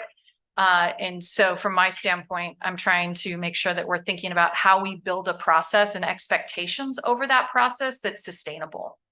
I think when you do longer strategic plans, then it makes sense to go out and do, you know, a whole, like kind of what we do with the IWRS. But when you're updating it that frequently, I think we need to think about a process that can be sustained over time. So those are some of the things that we're thinking about. But there is not an associated, you know, budget, new budget associated with this work at this time. Thank you. Yes, other questions? Okay. All right, so let's go ahead and move into rulemaking. And the goal for today is to just give you all an initial understanding of what's on this rulemaking list that we've talked about of having, really a backlog of rulemakings. And so I'm not necessarily looking for us to get into a whole policy discussion on each one, because I think there's 30 here and I can remember about that much about each one. So, but we can certainly note if there's an area where we need to come back and spend a bit more time today. And this list for your reference is also in your staff report, and this is on the screen. This is half of the list, and there's another slide that has the other half. And so as you can see on this rulemaking table here, and what you'll see on the next screen, is that we actually have quite a significant workload associated with rulemakings. And there's a history here that when I first started at the agency 10 years ago, there was one position, and that person was out on leave at the time for various reasons. And we then hired someone as a temporary to help us with some of the rulemaking work. And then we had me doing it along with the legislative work, the communications work. We could go into the whole slew of things that at that point in time were on my plate. But what it did mean is that we were not doing a ton of rulemakings at any given point in time. We were really focused on what's a priority right now, and doing pretty much one at a time. And we'd pull in other sections to do that work.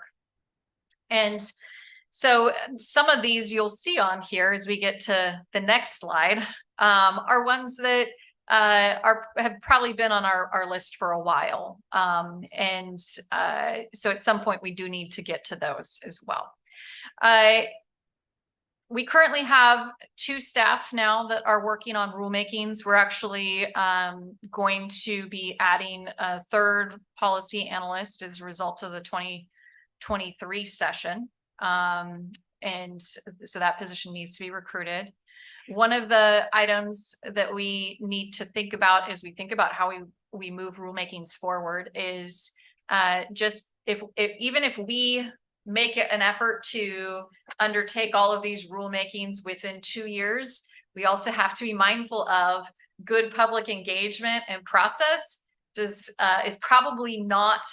It's not going to be good public engagement and process if you run 30 different rulemakings all at once. That's not because, the public doesn't have more resources, even if we figure out a way to get things done like that. So we have to be really thinking about the timing and the capacity of not only our staff, but also the people that we rely on and that are interested and that want to influence these processes and have the ability to review the work before we go to adopt, or before you all go to adopt rules. So that's another consideration that we do need to think about as we undertake rulemakings. That said, one of the items that we are talking about is, are there ways, and so while we have this whole list, some may come off the list. We may, as we assess implementation, we may say, you know what, we can, this really doesn't need a rulemaking. It could also be that we see, and there's on the next slide, there are some that I think could fit into an omnibus rulemaking where, for example, maybe we run all of the repeals all at once, right? Even though they're very different topics, maybe that's one that could be combined. So are there opportunities to combine some of these as well? So if we look at this first list here, and I actually don't know how we're doing on time. I'm realizing I don't have a clock up here. Do we have a? We're right on time. Okay. It's scheduled to go until 11:45. It's 11:44. Thank you. Director Woodcock.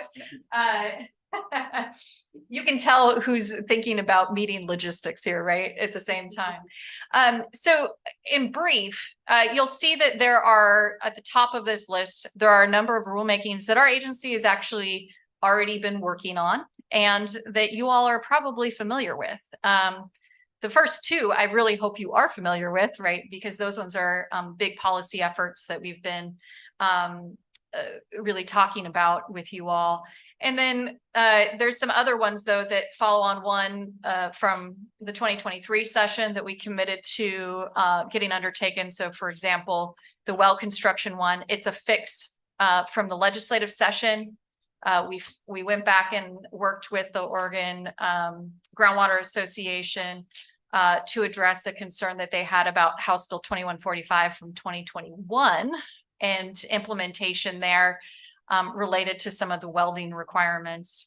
And so you can see at the top of the list, there's some work that's been going on at the staff level, for example, with the water project community engagement one. That's one that was from the 2021 legislative session. And as we move down, you'll see that there's some that internally we've been working on, but that actually you probably haven't heard much about at this point in time.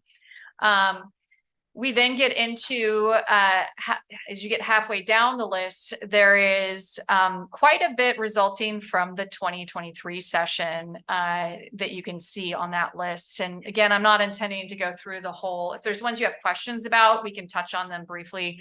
And I can pause and see if there are any questions on any of the ones, or if you want me to talk about any of those. But this is, I want to give you all just a perspective of what we are juggling right now and trying to make sure that we are moving the work forward from the various legislative sessions, in addition to some of the work that's just been on our list.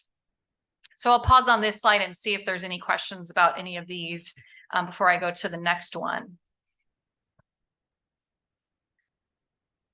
Okay. On this next list here is a lot of the ones that have been on our list for a while. Either we've noted that there's some improvements that can be made to the rules, or we have noted that there's some misalignment with the statute that needs to be fixed, or they're just really old rules. And so you'll see on this list that some of them are just about process. So public records access, for example, and then some are more on the policy side as you look at, for example, the forfeiture one, right? There was just legislation passed on that, but the forfeiture one was actually already on our list for other reasons, mainly that the list of rebuttals in the rules are much shorter than what is in the statute, even pre 2023. So there's some items like that that are on this list as a result. So I'll pause there and just see if there's any other questions or comments. Well, actually, yeah, if there's any other questions or comments on that list of rules. And if not, I'll go into just some closing comments and we can see if there's any other comments or questions. Just a question, if you could please send us that list so that we have it. Chair Clemson, Commissioner Weinberg, it's actually in your staff report. Oh, I didn't see it. So it is on the 3rd page of your staff report. I must be missing that page. So Thank we'll make sure you get one then. I'll Because pick there one is up on ones the over table. here. Yes. Okay. So just in closing, as you can see, there's a number of projects that the agent, this is just, we didn't even get to our projects list today. And we will be returning to talk a little bit more about that. We're in the phases of project scoping and assessing staffing on a lot of those projects. We're also working to hire and train new employees, which is both from results from the 2023 session where we did receive additional staff in some key areas. And then we're also working to, in some cases, shift the work. So we talked a little bit about that around the governor's expectations in order to provide coverage on that, or to hire at least temporary staff to help us with that. That's not just on governor's expectations, but we're also looking at ways we can utilize existing staff to help us with the, for example, the rulemaking workload. And we also are thinking about efficiencies. So again, are there ways we can combine our rulemakings? Are there ways that we can capitalize on existing work to help us get these items addressed? And then, as I noted, we will come back and talk a little bit more about other projects that are not even on this list today and our work on that. And most of those are around the 2021 and 2023 and probably 2022 related sessions. So with that, are there any questions or comments from the commission?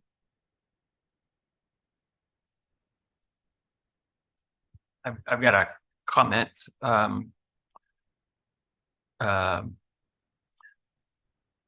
Yeah, it's an impressive amount of work that you all are doing, the hiring. I'm especially taken by the 50-day turnaround. I mean, from posting to offer, that's a quick turnaround. And if you all are hitting 51, it's very hard right now in this hiring market. So thanks for focusing on that. To the list of potential rulemaking, I see this as and I don't know if it's a IWRS or strategic plan, but relevant, obviously some relevance to both, but just quickly looking down that list, I see, if I think back of what is it, in 5 years, 4 or 5 years I've been on the commission, and I think of those situations where a change in how we do business would have an outsized impact on the things that we're dealing with. I think from my limited perspective, I see 6 that just light up really quickly, and just offhand, the stored water character of use, groundwater allocation, in-stream water rights, land use, water rights transfer, and the allocation of conserved water. If we were able to make progress on those, what it does is, in my mind, open the door to really respond to things that are coming at us fast, changes in the market for water and how that's going to affect the distribution of water between agriculture and urban industrial uses.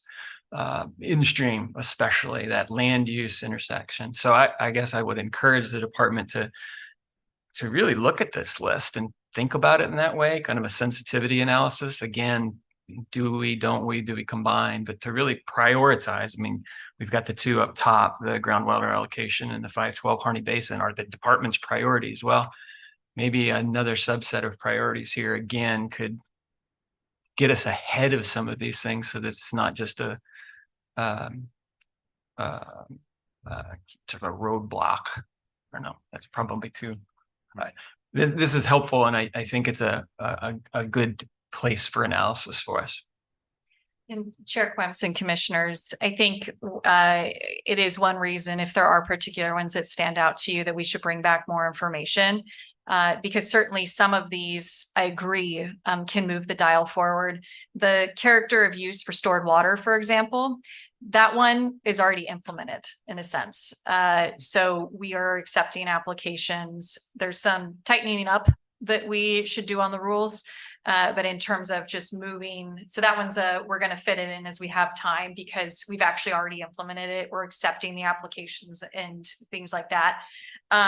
Same with allocation of conserved water is some improvements, right, to that program versus some of these other ones. For example, a lot of the House Bill 2010 ones and some of the ones resulting from the legislative sessions. The balancing act there is that those are actually needed to implement a program, you know, and then we have these other rulemakings where we could make improvements to an existing program, and that's the juggling. So it's really interesting to have these conversations around how do we prioritize, this list is moderately prioritized, I'll put it that way. So this is a good area to have further discussions around criteria. At the same time, in some cases, it will be opportunistic. For example, our grant programs. If you look at this list, there is a lot of new grant programs on this list. And we need to have our grant staff, we can't say do all of them at once, right? And so there's a bit of the prioritization there. At the same time, it would be inappropriate to ask somebody from the field division or from water rights to do the work of the grant programs when for someone that's never worked on it, right? So we also have to look at what staff we have available to work on our program experts, essentially. So there's a lot to the list, and just because something is in the middle, it doesn't mean it won't actually at some point be above some of these ones that are maybe a little higher up, only because of capacity and also how we need to proceed on implementation. So it's a really interesting conversation though, in that sense. And this is why I was really looking forward to at least highlighting the list for you all today, because certainly it's important for us to make sure that we have the right priorities. And as we do go through some of our strategic planning efforts, and probably even more so the work plans associated with that, that's probably where we're going to start to really get into the weeds of what's the right timing for some of this stuff, knowing that we need to still juggle the practical realities of what staff's available to do the work. Yes, I noticed that 6 of these are from the 2023 legislature. Do any of those have deadlines to report back to the legislature? So that would prioritize dealing with them. Chair Kremps and Commissioner Weinberg, I'd have to go back and look. I think that I don't believe, as I'm looking through this list, none of these have reporting provisions. And so I don't believe that to be the case in my read of the quick list here. Yeah.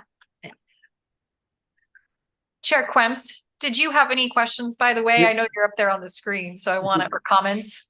Yeah, just a comment. I want to thank you for both for the report, and it's a good reminder to talk about there are real time costs or investments of staff time in hiring and managing staff and programs. Hiring is one of the most important things a manager does, and when it goes well, it really pays off for the organization and therefore the stakeholders. And so I think it's important to remember all of that work and appreciate all that work. I know how challenging it is. As Commissioner Mall pointed out, it's a challenging hiring environment these days. But it's a good reminder for the commissioners, for us all to remember that this is also a responsibility of multiple staff that impacts their schedules. But it does pay off down the road. So thank you. And I think we should probably move on to the next item.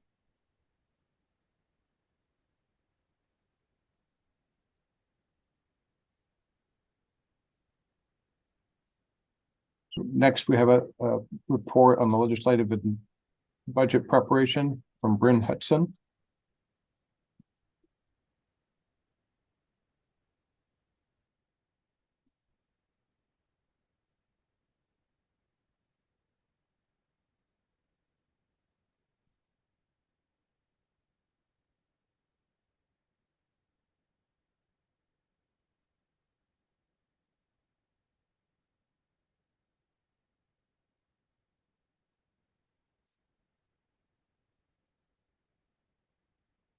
All right.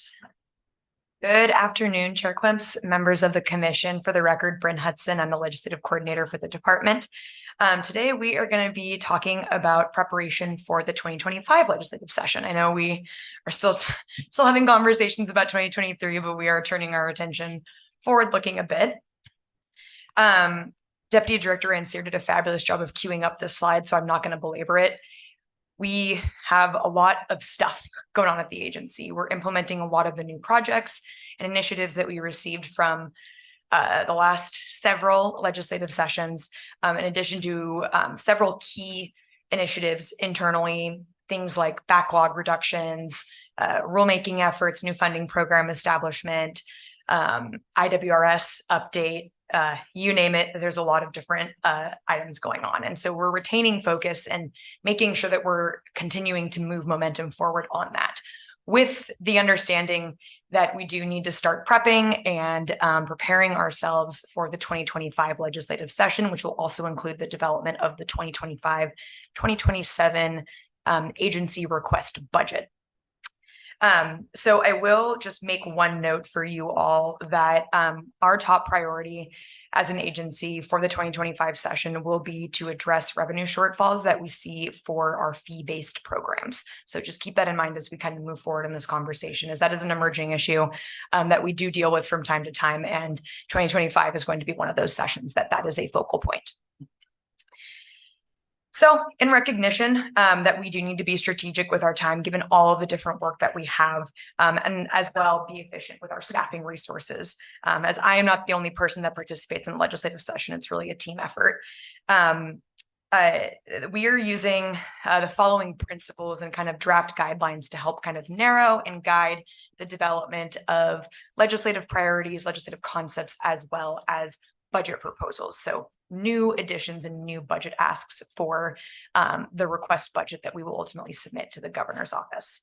And so there's three sort of high level overarching priorities or kind of guidance filtering pieces that we've developed. The first is to take consideration and be cognizant of balancing realistic timelines, given all of the work that we're implementing from the 2021, 2022, and 2023 sessions. So does something need to happen right now, or can it wait until the next go around?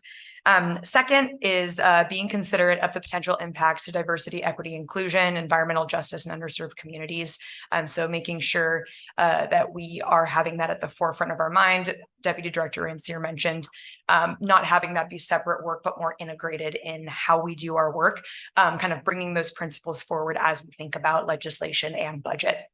And then lastly, considering the connection of water to governor's priorities. So a business case assessment that we just finished several months ago gave us a really great understanding that I think many of us in the world of water kind of understand that water is connected to everything. And so just being cognizant that it's not just WRD that does stuff with water. It's a really integrated and wide sweeping policy area. And then from there, we kind of created two separate buckets. One bucket for legislative initiatives. So think policy, bills, pieces of legislation that the agency is going to run, and then for budget proposals. So we call them policy option packages. When we come back to you, we'll call them POPs.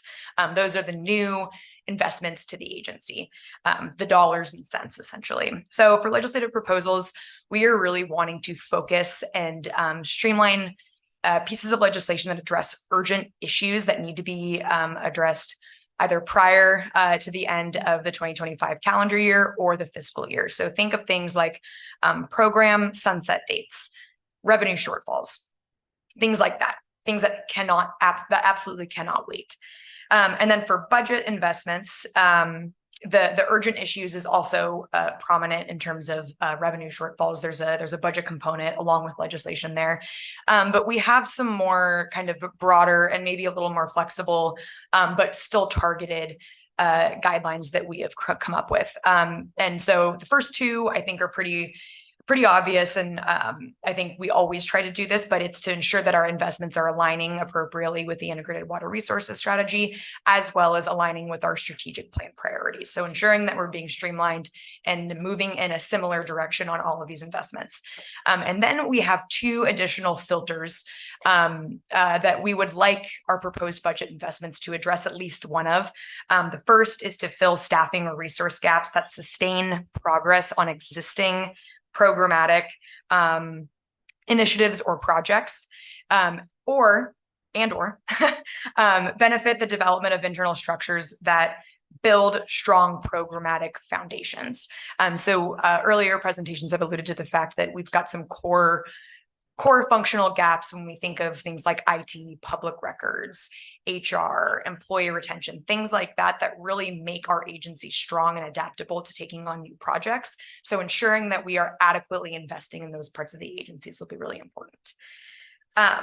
Ultimately, the goal of these principles is to focus our work and create a space that we can exist in to implement the significant number of new programs and projects that we've received in the last several years, and also prepare ourselves better in the coming years to be able to grow, adapt, and be a little more resilient. With all that said, we do receive budget and legislative instructions from the Department of Administrative Services as well as the governor's office. We do not have those instructions to date. So the internal guidance and the internal work that we're doing that I just presented to you all is really how us as an agency are thinking about the work that we're working on right now. That said, once we do receive that guidance, we may adjust a bit depending on what that guidance is. And then we will start working on engaging with stakeholders, tribes, and then obviously ensuring that we are properly engaging with you all as we really ramp up and move towards 2025 prep. So with that, I just want to thank you all for the opportunity to come and share these guidelines. I know, I don't know about you all, my head is still spinning from 2023, but we persist. And we would just really like to know if there's anything else that we should be considering as we go through this process in terms of developing budget and legislative concept proposals. And so with that, I will stop talking and open the floor if you all have any questions or comments or concerns. I was really excited to hear about the bipartisan water caucus in the legislature. And I hope they're taking the opportunity to work with you as they move along, because that would really be helpful. Oh, sorry. Chair Clemps, Commissioner Weinberg, that's a great point. And yeah, we are, they are kind of in the early stages of figuring out exactly what their priorities are going to be, but they do have staff that is working and doing a good job of looping us in and making sure that folks know where to find the water experts when they're talking water policy. Thank you. Yeah. Thank you again, and I'm curious about the 2020, the focus on revenue shortfalls for fee-based programs. I can't remember what scale of a problem that is relative to overall budget. I would assume it affects individual programs more specifically, but can you give us a sense for, clearly it's a big issue, but how big an issue is it for us? Yeah, Chair Clemps, Commissioner Mull, that's a great question. And I don't have the exact numbers in front of me right now, but primarily we deal with fees in our water rights division, our dam safety division, as well as our well construction and compliance program. Those are the primary bulk of the fees there. And the revenue shortfalls are not ubiquitous across all of these different funding pots. It's a few key pieces that provide targeted funding for different functions within each of those programs. I think off the top of my head, you know, water rights and dam safety, we do fee increases typically every 4 years that kind of go along with inflation and cost of living increases and some things that we can't control, and then other things that are reflective of workloads. And so we typically do those fee increases every 4 years. This is one of those 4 years. I can't tell if there's movement behind me to come up and help with this question or if I'm doing fine. And I think that the projected fee increases that we're looking at vary depending on the fee, anywhere between 20 to 50% needing an increase. So. Chair Clemps, commissioners, I'd say 20% plus. I think there may be one area that may be greater than 50%. So, which shows that this is going to be a big challenge here. And we're going to need to have a lot of discussions about how we fund these programs into the future. To get, as a point of reference, I believe our last fee increase. So we generally do fee increases in our water rights programs every 4 years. That's our fee schedule. And our last one was around, I think, 17-ish%. And we're talking about, in general, 20+% increases. And we have to remember that there's impacts to fee increases across, you know, for the fee payers aren't necessarily getting to go turn around and have additional resources to pay for fees. So there's a lot of conversations that are going to need to occur about how these programs are funded. And I think the other piece to this is this is not a new issue, right? So this has been a challenge over the past several fee increases. And the fee increase that we did last, which was in the 2021 session, the sessions are such time flies. In the 2021 session, 17% increase, we still cut programs, right? We still cut staff because that increase was not enough to cover the staff that were fee funded, right? So that shows the challenge that we do have ahead of us and why we need to make sure that we're creating that bandwidth for us to really do good engagement with the stakeholders and try to sort through how we're going to proceed in the future. I think, once again, the timeliness relative to the IWRS, I think is good. And one of the four things right off the top in the vision was lack of funding, a historic lack of funding in water infrastructure. And I think this is catch up time in some ways. And so making sure that we draw those connections to that and not just treat this as an isolated budgeting exercise, but integral to why the IWRS is so important, I think will be, I think it's a wide-eyed, honest appraisal of where we are and the need. And there's no question that in the private market, the cost of water is going quickly and we're seeing all sorts of capital move there. So tough stuff, but good timing. So yeah, looking forward to that. I think similar to Commissioner Mall, what he was talking about as far as this not being an isolated issue. You see this becoming more of an every year type of consideration as we move forward, or do you see it as something that's can be tackled, can be handled in the short term? I don't know. To me, it just seems like we're going to be up against this going into the future with everything that's happening with our water resources in Oregon. So just curious your thoughts on that. Chair Quims and Commissioner Smitherman, this is an issue that has been, it's every 4-year issue, right? And part of that is that costs don't stay the same, right? So if we had Lisa Snyder, she's on vacation, she would give you more of the what I call the budgety terms. But you unfortunately you just get my policy brain. So and that is when we talk about these fee increases, we talk about the increased costs of services and supplies, right? We talk about the inflationary increases associated with that. There's also these are all things that our agency doesn't control, right? But they certainly drive up costs. How much of an issue it is always the question, in part because, when you have more inflation, then you have, to cover those expenses, right? And when there's less, then there's a need for less of a fee increase, right? To cover that. If we're assuming that fee increases will be the way that that program is funded. And then there's another piece to this, which is also cost of living increases, right? Those are bargained for through the enterprise and are in our contracts, right? And this go around, I'm not remembering the amounts, but I think I want to say it was 6%, 6.5, 6.5, twice. So that alone is, a portion of that too, right? And those are much larger than what we had when we had requested a 17%. So there's all these other costs that that our agency doesn't have control over, but that as we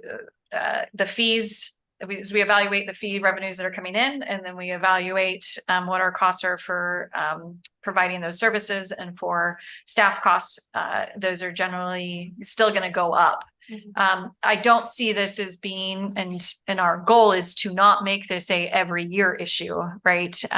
So when we do our, in the past, because again, we have to really have this conversation given where we're at with the fee revenues, but in the past, we actually do, in the projections that I just gave you are based on a 4-year fee schedule, right?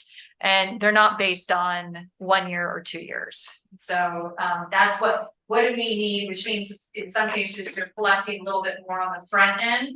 And then as your costs keep rising, the back, as new fees come in, they're maybe not covering as much of it. So there's some, again, this is why Lisa's wonderful, is there's a lot of budget projections that go along with this. And certainly you can then have impacts as a result of if your projections are off, if you have more water right applications than you normally have, or more of, something or less, right? Then that may also mean that you're not able to cover those programs. Thank you for that. I do have follow-up questions. So if you are looking at those fee schedules every 4 years, you said, and not, Chair Quimes, Commissioner Smitherman, that is what we have done for the water rights programs. We've been more recently doing that for dam safety. We have not had a practice of doing that with well construction, and we've not had a practice. There's some other miscellaneous ones. What we didn't talk about, well, maybe you did talk about it, hydro. We're gonna set that one that one has a different structure. We updated that structure in 2021. And so when we're talking about fees today, that one's a separate conversation, and that one's not currently in our discussion over the challenges we face in terms of supporting those fee-based programs here. I was just curious if there's any constraints besides staff time and everything that it takes to go in and evaluate these fees, but to doing it on a yearly basis or every 2 years instead of 4, and then to avoid having such large percentage increases.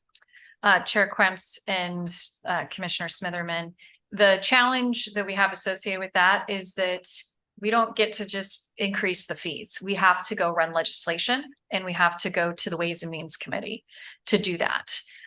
Certainly there's a way to do rulemaking, but then the rulemaking has to still be approved by the legislature. And so in my mind, I'm like, why not just go?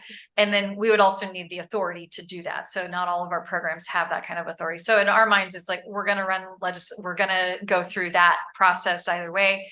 And so what that would mean is generally then you would be on a 2-year schedule. It takes a lot of time and resources to run a fee related bill if we're talking about that. And so that's why we target, it provides us more room in the schedule to work on policy issues. But fee bills can take all of your time, right? Because it's challenging and understandably so. So that's why we try to do it on a 4-year schedule, or at least we've tried to do that with our water rights and dam safety program fees because of that. Thanks for explaining that to me. And yes, I understand it would take a lot of time. It's not as easy as just changing the numbers on a sheet of paper. So thank you.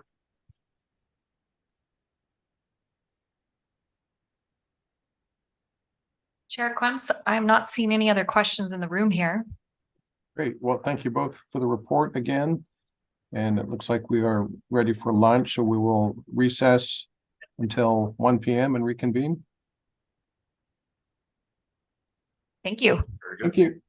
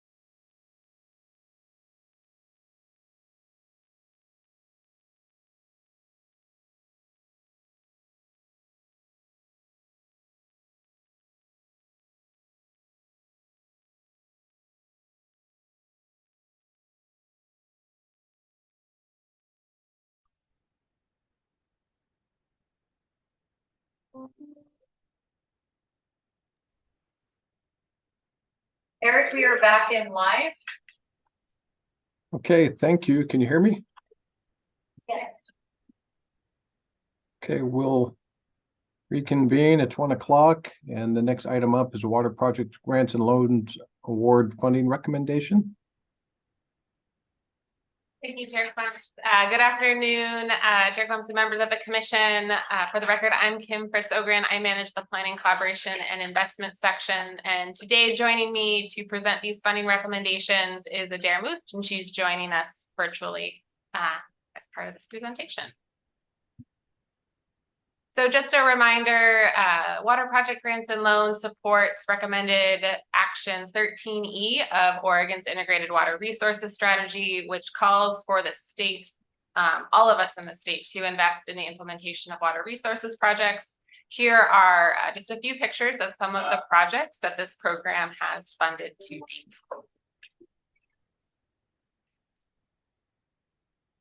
Yes.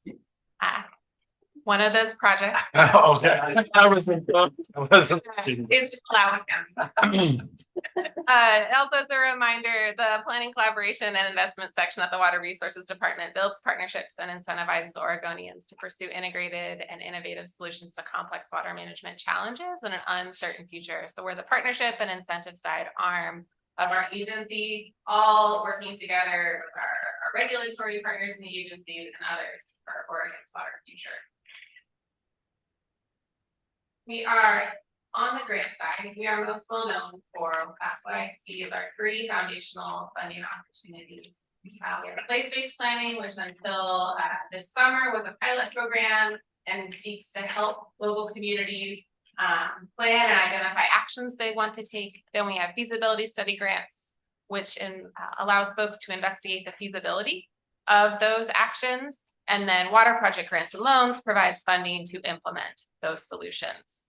But we have grown a lot, so I just want to call attention to that as well. Our program now also has a number of other funding opportunities, 2 well funds. We're assuming the agency's water measurement cost share program once we're fully staffed. We have additional funding specified for irrigation modernization, and then manage a number of direct appropriations. But today we're talking about water project grants and loans. The purpose of this funding opportunity is to provide funding for water supply projects that meet in-stream and or out-of-stream water needs and achieve public benefits in 3 categories: environmental, economic, and social cultural. And it's really a foundational core part of the program and the statute to achieve this triple bottom line. It's a little bit of history on the funding opportunity. So we've been awarding grants since 2016 and have awarded with the commission 37 grants. 22 of those projects, or 21 of those projects, are completed. 1 grant needed to be returned. The grantee couldn't proceed with the project, and then we have 15 active projects for this program as part of our current portfolio of about 100 active grants. The review process for water project grants and loans, I'm going to provide a summary and then we'll jump into a little bit more detail to explain what happened to the applications before they got to you today for a funding decision. So applicants work to pull together an application for their project, which the department reviews for eligibility and completeness. Once we've identified which projects are eligible and complete, we contact affected tribes and let them know of those projects, and then we post the applications online for a 60-day public comment period. Those public comments and the applications go to a multi-agency technical review team, which evaluates the applications and develops a funding recommendation. The funding recommendation is then posted for a 30-day public comment period. The department considers those comments and brings those comments and the funding recommendation to the commission for award. This year, our application deadline was in late April. We received 10 complete applications requesting just under $29 million and only have just under $14 million available in the account to award. The legislature in the 2023-2025 biennium gave us new dollars, but those bonds haven't been sold yet. So that's why there's not money in the account. We received $10 million for water project grants and loans in this budget. When we posted the applications online for public comment, we did so from late May to late July. We received one public comment in support of Trout Unlimited South Fork Little Butte Creek Irrigation Efficiency Project. And when we reached out to the tribes, we did not receive any comments from them. So all that information went to the technical review team, which consisted of Oregon Department of Agriculture, Oregon Department of Fish and Wildlife, Business Oregon, Oregon Health Authority, Oregon's Department of Environmental Quality, and the Oregon Water Resources Department. Typically, we also include Regional Solutions in that review team, and they were a part of the team, and then needed to step away because a bundle of joy arrived, and so they went out on leave. So that group reviews the applications. They sometimes consult with other experts in our agency. That's a big part of what the OWRD reviewer does, bringing in different experts to make sure that we can evaluate the projects appropriately. The TRT meets to discuss those applications. They consider any tribal or public comments submitted, and then in the meeting, they score the applications based on the public benefits and make a funding recommendation. When they score the public benefits, they are directed in statute to consider both the positive and negative impacts of those projects on those three public benefit categories. And they're evaluating to determine the likelihood that the project will achieve a claimed benefit. So they're looking in the application for that description and those change of conditions and supporting evidence to back up any public benefit claims. Our scoring is a bit unique, and I know the commission has expressed interest in us evaluating how to improve upon that, and we continue to look forward to do that. We're in a bit of a weird feedback loop of where we're already on the train with some of the scoring when we get that feedback. So it's something we're going to be looking to evaluate.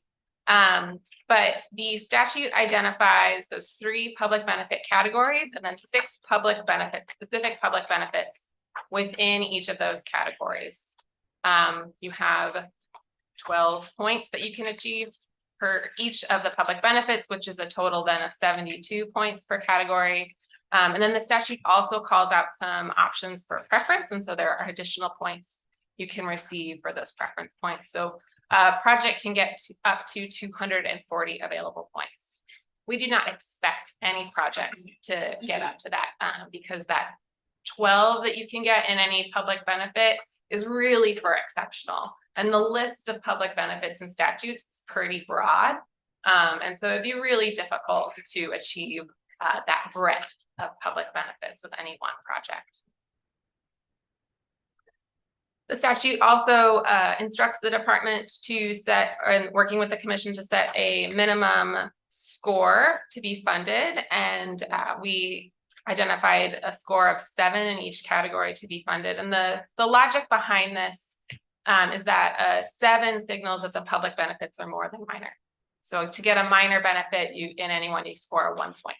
And over 6 public benefits, you get up to 6. And so anything more than that, we consider to be more than minor public benefit. And just as a reminder, you must meet the minimum score in each category to be funded. So after the TRT scores each application individually, those projects are then ranked by public benefit score from greatest to lowest. And then the TRT funding recommendation is generated based on that public benefit score and then the funding available, right, to draw that funding line. And just as a reminder, it's about $13.9 million this year. And because of that, the TRT funding recommendation was to fund projects ranked 1 through 5 this cycle, just under that $13.9 $1.9 million available. The next project, which received more than the minimum score necessary to be funded, there is a dollar amount greater than what is remaining in the account. So that's where this funding recommendation comes from. And so that means there are 5 other projects that are not recommended for funding by the technical review team. So we posted that funding recommendation online for a 30-day public comment period. And then once again, reached out to the tribes and government to government communication. We received 4 public comments, 4 in support of Tumalo Irrigation District's project and 1 in support of Owyhee Irrigation District project. One of the letters supported 2 projects, and that's how the math works out. This is a little bit different than in past years. Often, normally the department is coming then at this point, we have the public comments, we have the funding recommendation, but some different things happen this year. And so I want to make you aware of this other consideration, which changes our funding recommendation. So in the 2023 legislative session, North Unit Irrigation District received a direct appropriation for $2 million. And we worked with NUID and confirmed that the funding was for the same project. The titles were very similar. So I'm like, hey, is this the same project? We want to make sure that we're being responsible with the dollars and sorting things out. And they were like, yes, it's for the same project. And as a result of those conversations, the district reduced its request for funding from water project grants and loans from just over $5 million to just over $3 million to account for that. The $2 million is coming directly from the legislature through the Water Resources Department. And so that means that there's another $2 million then available to fund. And the department recommends then funding projects 1 through 6 because there is additional funding available. As noted in the staff report, there is a slight difference of just under or over by $28,000 that is not currently available in the account. But the department also received $50 million for irrigation modernization funding. This 6th project, the Deschutes Basin Flow Restoration 6B project, would qualify for that irrigation modernization funding. $25 million of that $50 million is slated to be sold in the spring of 2024. And our calculation and just looking at the numbers, we think that there's a very low risk that we will not have sufficient funding from sort of now until May of 2024. And we think that considering the grantees' needs, the public benefits, and trying to be proactive in investing in these solutions, we recommend funding this project using just under or just over $28,000 from that $50 million to get to that final number. So that's an overview of the recommendation. Adair is now going to talk about each project in a little bit more detail before we present the final funding recommendation. Thank you, Kim. Chair Quims, commissioners, good afternoon. For the record, my name is Adair Muth. I'm the grant coordinator with PCI, and I apologize I'm not there in person today. I've been fighting a little bit of a cold this week, and I didn't want to risk sharing it with anyone, so I thought it was best to present from home. But as Kim mentioned, those projects that are recommended for funding are those that achieve public benefits in all 3 categories: environmental, social, cultural, and economic. So I'm going to go through each project that is recommended for funding today. Excuse me. So the top ranked project is the Mackay Creek Water Rights Switch project that is proposed by the Ochiko Irrigation District and Deschutes River Conservancy. They're asking for just over $4 million in Crook County. And this project would construct a pump station, 6-mile pipeline, and associated district and on-farm infrastructure to deliver irrigation water to 17 farms and ranches and approximately 685 acres adjacent to Mackay Creek. As part of the project, irrigators along Mackay Creek would trade their privately held water rights that are sourced from Mackay Creek for water rights held by Ochako Irrigation District that it's sourced from the Prineville Reservoir. And in exchange for reliable stored water, these irrigators would then transfer 11.2 CFS of Mackay Creek water rights in stream. And I'll just note that the scores are on the bottom of every slide, so you can see how these projects scored. The next project was proposed by the East Fork Irrigation District in Hood River, asking for just under 1.5 million. This is the Owana and Yasui Sublateral Efficiency Project. And this project proposes to replace just under 16,000 feet of non-pressure rated pipe, which is primarily wood and unreinforced concrete, and replace 8 open concrete water boxes along the sublateral lines with about 12,000 feet of pipe, 3 large pressure reducing stations, and 6 smaller pressure reducing stations.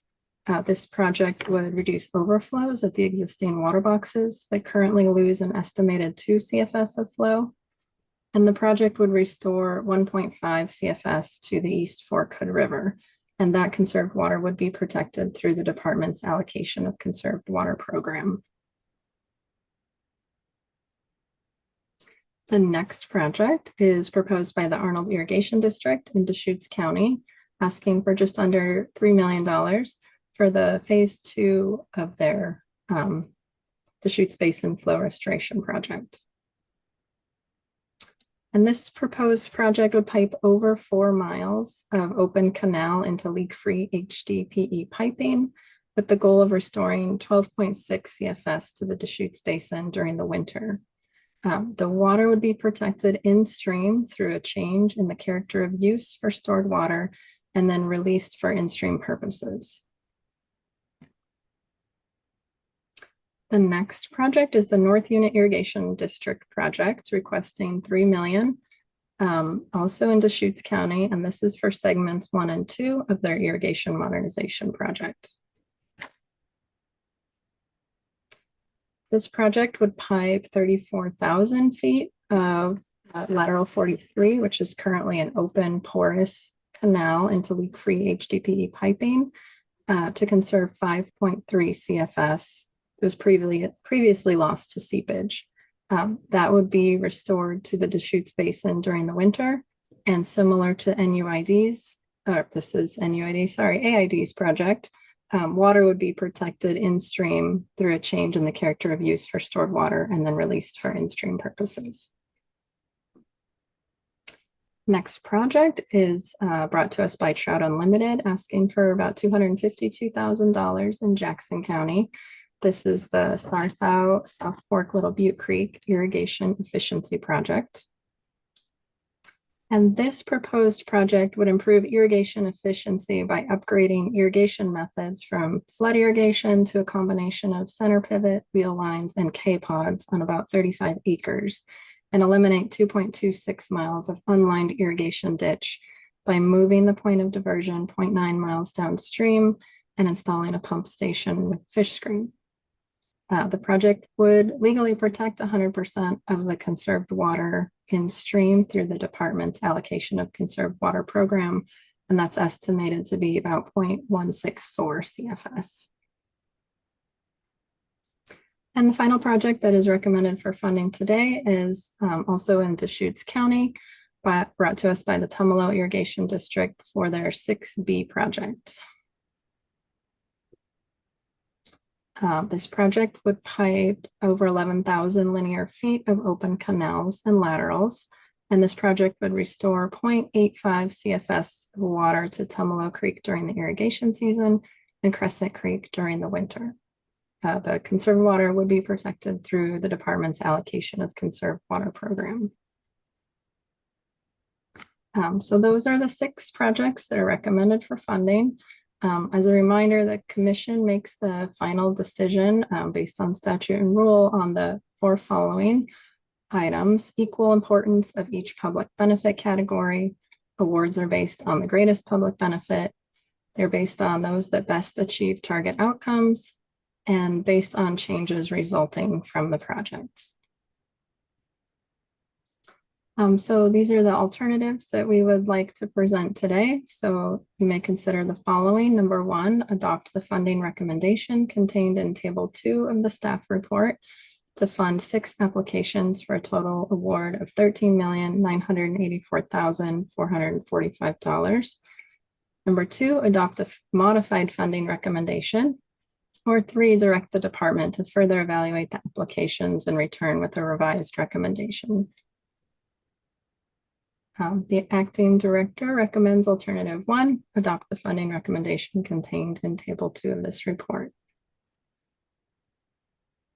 And with that, thank you so much for your time, and Kim and I are happy to answer questions.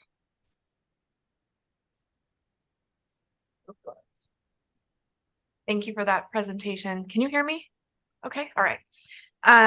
You mentioned early in the presentation that you had a public comment in support of the project on the South Fork Little Butte Creek. Do you know, and can you share what entity might have sent in public comment? I just want to make sure there's not a conflict of interest. Yes, Chair Clem, Commissioner Smitherman, Trout Unlimited. Thank you. Okay, I'm not sure. Maybe I missed it in my packet or something, but I just want to make sure. just checked. Yes, the public comment was not included in the packet, and we can provide that, but it was Trout Unlimited. Okay. Thank you for the report. I have a few comments. I know, as you said, the applicants that are recommended for funding achieve a nice balance across all categories. I noticed there's quite a break after applicant 6 in overall scoring. And I also noticed that there's, most of these are in the same region of the state, which I don't think is necessarily a bad thing. I'm just curious, do we anticipate other regions in the state in the next cycle? I know sometimes these are cyclical by nature, but that was something that kind of stood out to me in the applications and the recommendation. Thank you. Thank you, Chair Clements. That is an astute observation. I think we have found over the years that there are more applications coming from Central Oregon, and more projects are being funded in Central Oregon.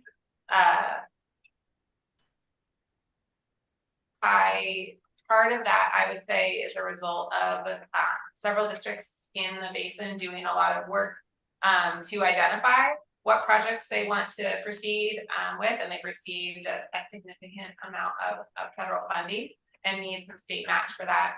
I expect with the irrigation modernization funds that we will continue to receive applications from that part of the state, but also other parts of the state as well, who are undergoing that same process to qualify for significant federal dollars.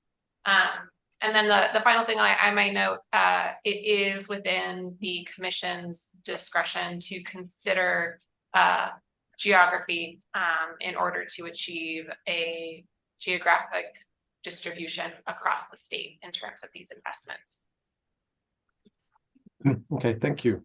Are comments and questions from the commissioners? I just need to state on the record that I was a former manager at Tumalo Irrigation, but since that was in the last century, it shouldn't count against.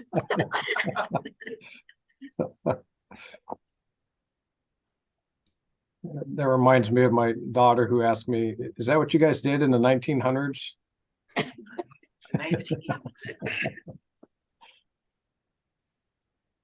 Are there comments or questions?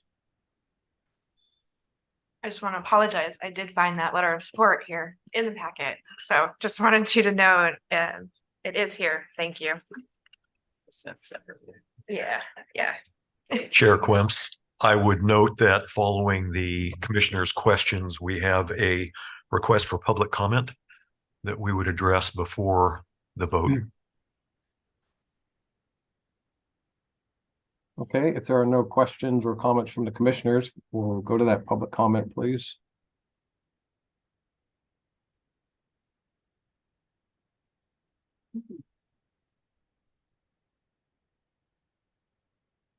Thank you, Chair Plants, members of the commission. For the record, April Snell, Executive Director with the Oregon Water Resources Congress.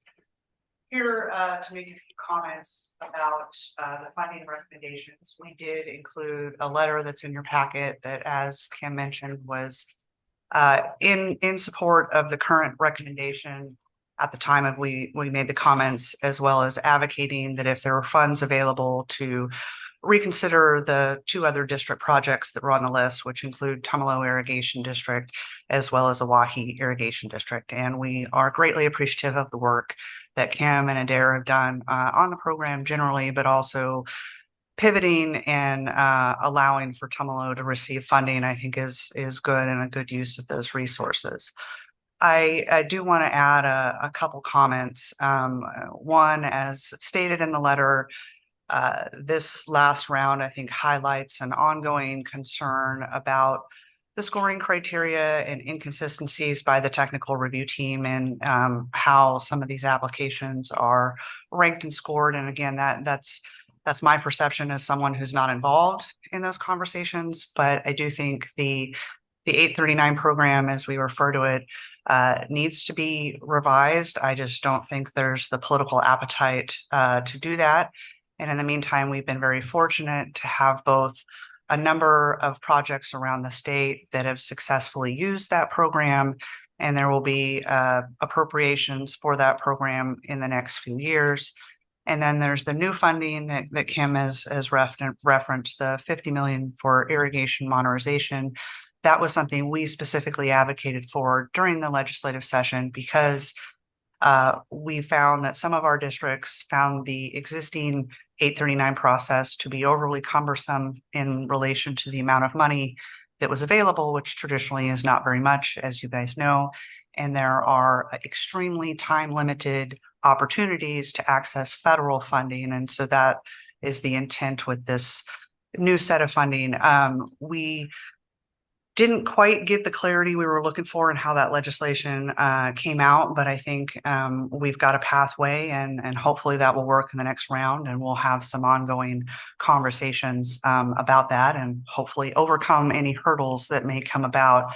But in response to some of the comments made by commissioners, the reason why, for example, the Deschutes Basin is often in the leading edge of these projects is they were ahead of the curve in both planning, but also receiving federal funding primarily through the Natural Resource Conservation Service. And that program, irrigation modernization, is what you guys have heard a lot. And working with our technical partners at the Farmers Conservation Alliance, there are a number of districts who are enrolled in that program and a number of projects that are getting ready to be implemented that will be around the state. And so I anticipate both in whatever funding opportunities there are at the state level, but particularly the irrigation modernization, that you'll see more projects from Eastern Oregon, Umatilla, the Far East, as I call it, out by Ontario, Klamath, Southern Oregon, and the Willamette Basin, as well as the Deschutes Basin having additional phases of projects to implement. So I think that will be really helpful.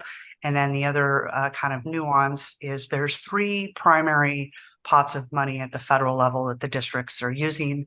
They're slightly different in what those requirements are. NRCS, as I mentioned, Bureau of Reclamation Water Smart grants, and they have a variety of grant programs that are both existing as well as new ones that are just coming online. And I mention that because Reclamation has struggled a little bit with rolling out the funding that they received through the Bipartisan Infrastructure Law and the Inflation Reduction Act. And so there may be some funding that comes out in a short period of time that needs to be used in a short period of time. And so the districts are hoping they'll be able to access that money and then utilize WRD funds for the match.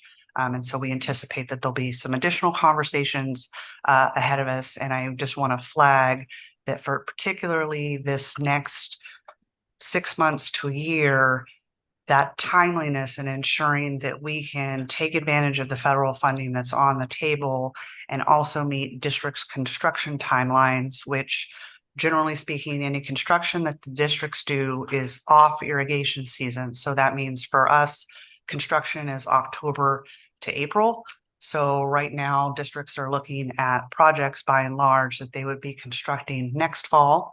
And then if we're looking at the bienniums, then that next biennium, which I'm not going to put a year on it because it makes me sad, but those are the two windows we have in order to construct projects. And so there may be a need for you guys to take action on subsequent funding, maybe a little earlier than you would otherwise. But there'll probably be some hurdles, but overall, I'm very optimistic. I think Kim has set up a good process, and we have some great opportunities as a state to access federal money to do a variety of water conservation, supply, and other efficiency upgrades. So I really appreciate your guys' leadership as we go both down paths we've been down before, as well as some new paths, and hopefully it just all results in good things. And then we can come back to the 2025 legislature and ask for more money to fund these existing programs and continue doing good things. So again, thank you for your leadership and your time. Happy to answer any questions. I will mention that we do have Chris Scholl, manager of Tumalo Irrigation District, is here if you had any questions for him. But otherwise, their letters are in record. So thank you. Thank you for your comments, April, and thank you for acknowledging staff for accommodating another applicant in light of the direct appropriation. I think that was a great move by them, and it's nice to include another applicant in this recommendation.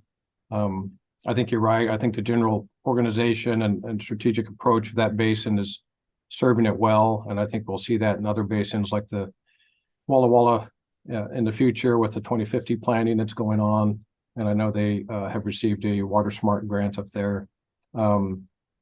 So again, thanks for your comments, and I'll see if the commissioners have any comments or questions for you. I do, Chair Quips. Thank you for not only this today, but the work that's gone into it last year. It's really, they're kind of questions for both of you since you work so closely on this and have for so long. One's around this question of discretion, because we've talked and I feel like have come up against some pretty hard lines against no, there's not a lot of discretion for the use of this particular program's funds. And yet I heard two things. One, that the commission does have the discretion to rejigger things on geographical lines, I would assume from a equality or equity perspective, which I didn't remember that we could do that. And then two, similarly, April, from the timing standpoint, when you're talking about things potentially coming to the commission sooner rather than later to hit those federal match windows, you're talking about the new pots of money or this program or both? Chair Quimps, Commissioner Mole, I would say a bit of both, but particularly looking ahead to the first round of the 50 million irrigation modernization.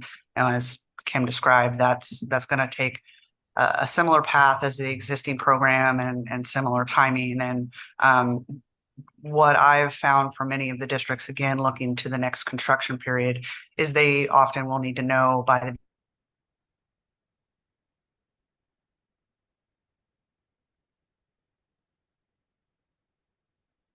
June.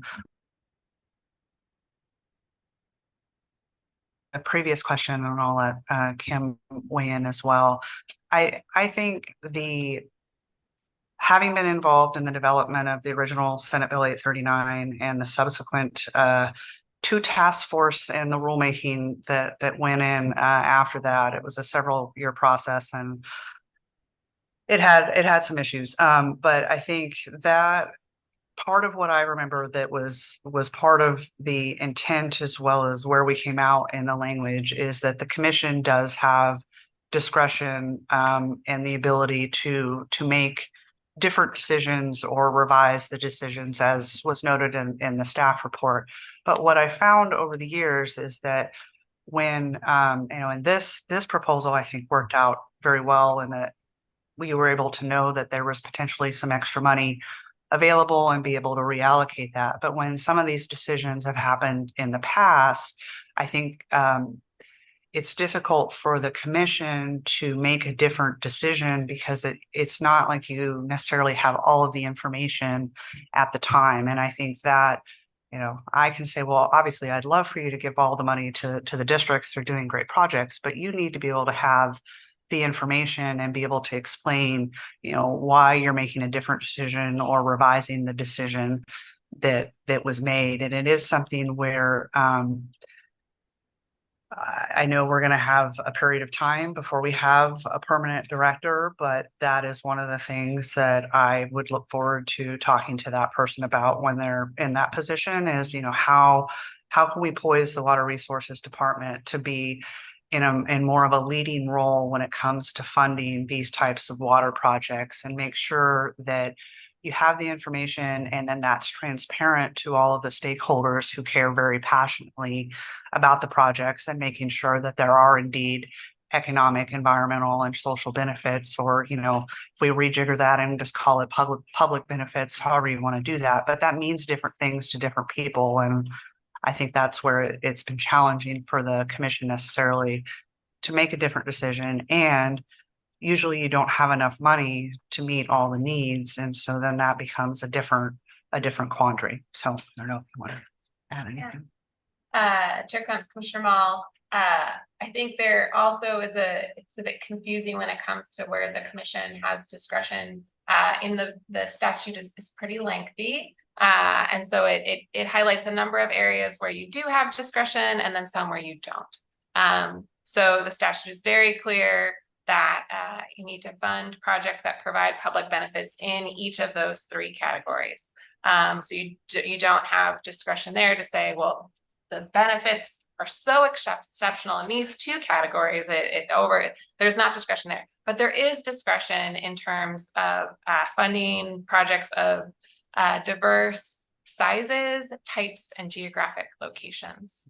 And I'm gonna look to Adair and see if I'm missing. I don't have my statute in front of me as I often do. So that's where there is some of that discretion as well. And if the commission would like particular information to help inform its funding decisions, I would welcome that feedback so we can work to provide that information to help you in making your funding decisions.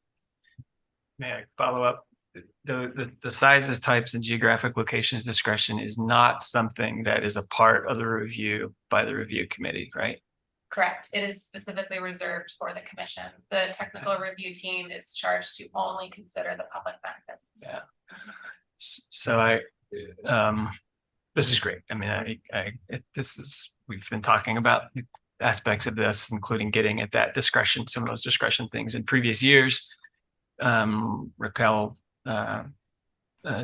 this is exactly an area where incorporating DEIJ principles of equity into the program broadly, I think this is a very sweet spot for it, because I'm encouraged to hear Chair Quemps that in Umatilla and other areas, there will be more opportunities. I think basins like the Deschutes are always going to have a competitive advantage, so to speak, on this, because there's been both a wonderful history of investment, but there's also a lot of capital there, a lot of human and other capital. So they're always, the way that the program is structured now, they're always going to be at a competitive advantage. And at some point, we're going to have to, I guess we're tacitly saying that's okay, because good stuff is happening, and anywhere it happens in Oregon, that's great. But it is not an equitable situation in the current approach from that standpoint.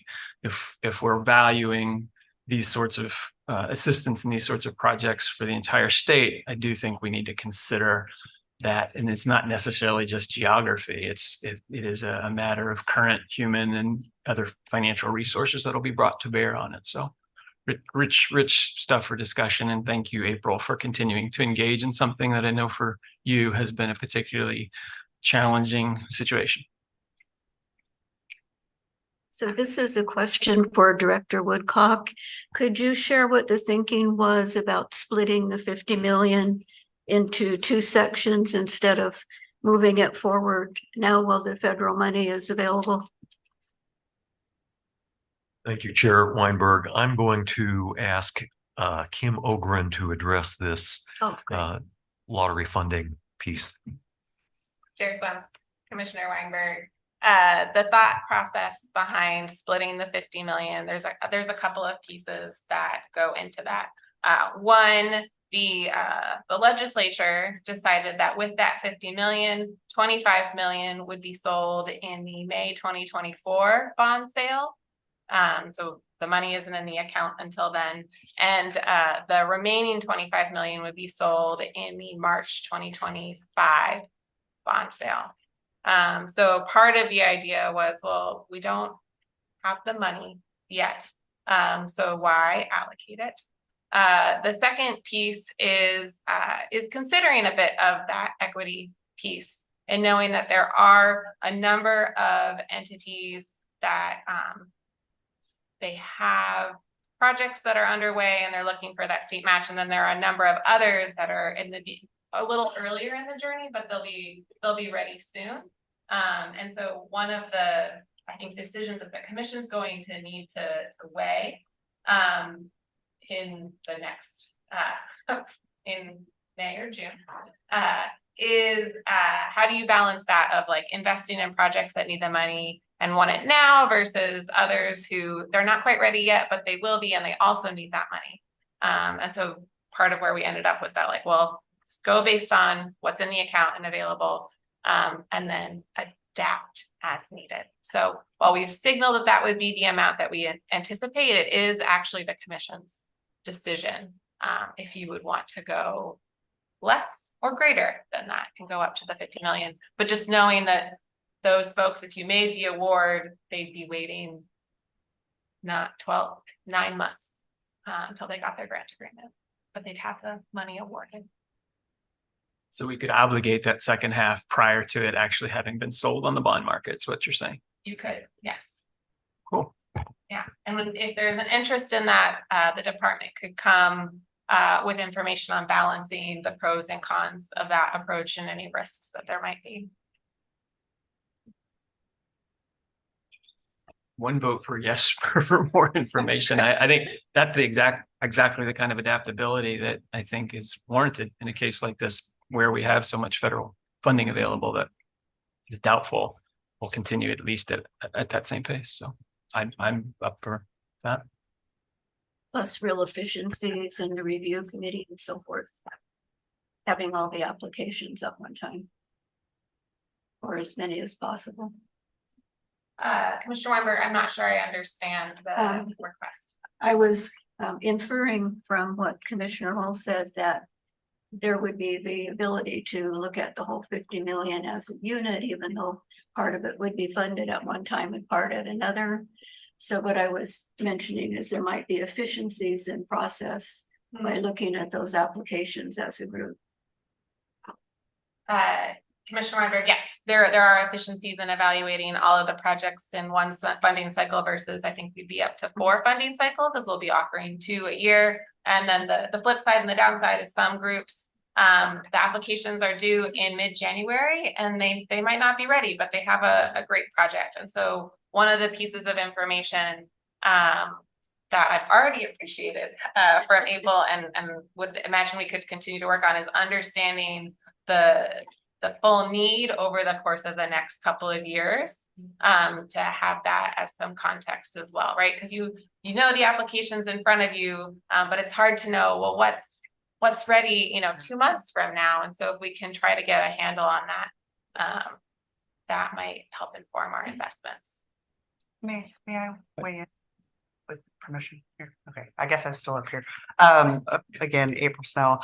I like the idea of, putting all the money on the table, but I'm supportive of the approach that Kim has laid out with at least the tentative thought that the second round would occur next year, and would still meet the timing needs. And so, different districts are at different phases. And so, as I mentioned, there's the 3 federal sources of money: Bureau of Reclamation, those are grants, some of which are out now and some of which will be coming out in the next few months.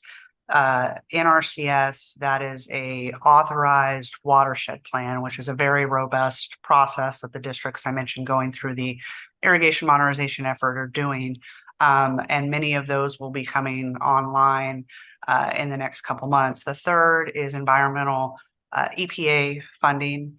And the EPA funding is congressionally authorized. And I mention that because You may have heard about some things back in DC and shutdown being averted, thankfully. But what that means is they've not fully passed a budget for their fiscal year 24, I guess is what we're on. And so that's where some of those funding requests are for EPA in particular. And so I mentioned that because I think it should work to have two, as long as staff can handle having those two rounds. I think it's something that will work because you'll have, as Kim mentioned, the application is open now, and there'll be some, if you asked in January 1, it may not give you the full breadth that if you were to wait a few months and have a second go at it, you'd have more projects, I thought.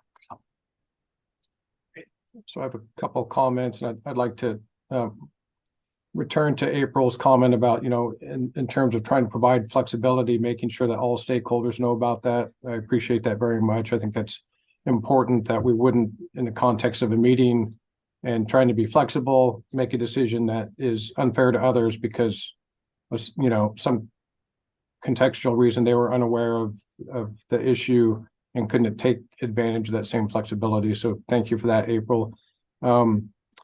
And Kim, regarding the non-statutory criteria, size, type, and geographic distribution, I think it would be great if the presentations always featured a statewide map to show the distribution of projects, individual project maps. We could have symbols for the types and show the distribution of project types. And also, and thinking about the size of projects, that's going to vary, but just looking across the applicants, you can see different units being used, whether it's CFS or acre feet, and being thoughtful about that and trying to show not just how big that project is, but how important it is in the context of where it's being proposed, I think would be helpful for the commission. So just some considerations. Again, I want to thank April. I should probably check to see if there's other public commenters. We do not have other public commenters at this time. Okay. Chair Combs, if I may, we do actually have some maps. We weren't sure with on timing and interest, so we didn't include them in the base presentation, but I have some maps that show the distribution, the geographic distribution, and the size and type, if that would be helpful for the commission to see now. Awesome. Thank you. I think it would be helpful in the future, certainly. Okay, so in the April. share it now or no? But sure, we've got 12 minutes.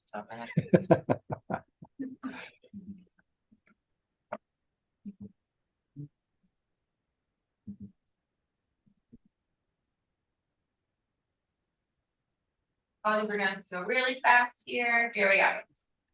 So you've got just a series of slides to present some of the information. A little tiny on the screen, I apologize. So here is a map of the applications received by county across the state, with the lighter colors, sort of the white is no applications, the light blue is 1 to 2 applications, the slightly darker blue is 3 to 4, all the way up to that dark blue is 10 plus. And we'll work on our understanding the gradients in the future. But you do see that there is that concentration of applications from Central Oregon and North Central Oregon as well. And then if we look at the funded applications, they mirror a bit. I mean, obviously there's less because we've funded not all of the applications. But once again, there's that concentration in those two places. And then these are the locations of the applications recommended for funding.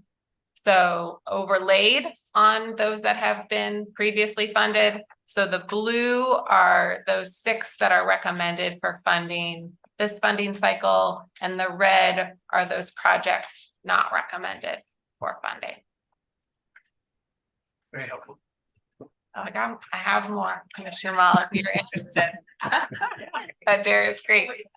We asked the applicants to identify the project types. And a project, we often find that actually a project consists of multiple project types, right? They're combining different things. But here's a distribution of the what percent of the applications are under which project type. So the three that are greatest are conservation, water infrastructure, flow infrastructure, and protection.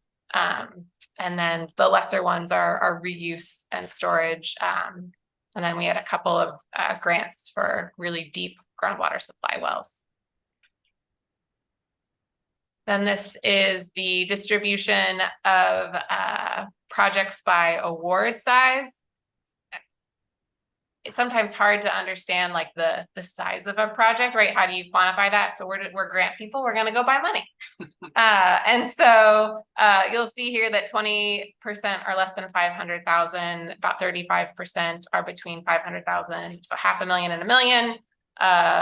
And 27 are 1 to 2 million, and then the smaller chunks are for those greater dollar amounts. Though I will say over time, the size of the project and the dollar amounts are increasing a lot. Often our average grant size is about $1 million.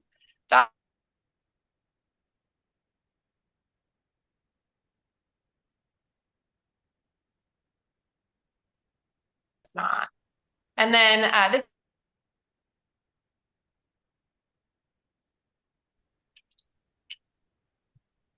Oh, there we go. Okay. Our internet connection is unstable. Fun. So this, we're just interested in seeing the entity type. So who is receiving the dollars or the grants?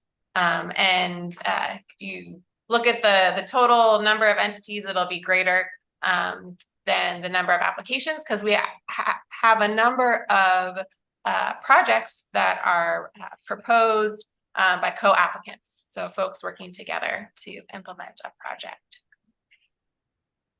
Thank you for the additional time to share a little bit more information. Thank you for being so responsive and producing that on such short notice. She's prepared. There is prepared. There is prepared. All right.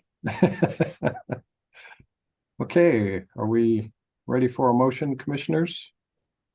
Just make one more comment. Okay. So you mentioned that we're having more in that $1 million range. You think that's because of all the federal funds that are out there right now, and they're undertaking bigger projects and so need that higher amount to match? Yeah, Commissioner Smitherman, I would say the increase in grant side is due to a number of things. So some, we have these plans have been in place, and so they've identified these really big projects, and then there's the increase of federal dollars as well. But costs are also just going up. Yeah, so that's that true. can't be, that must be acknowledged as well. Yeah. Thank you. So isn't the majority of the irrigation projects, part of that project is returning water in stream? A number of those projects includes legally protecting water in stream. Yes, it's not a requirement of the program, but it is a way to achieve environmental benefit, and a number of districts are doing that work.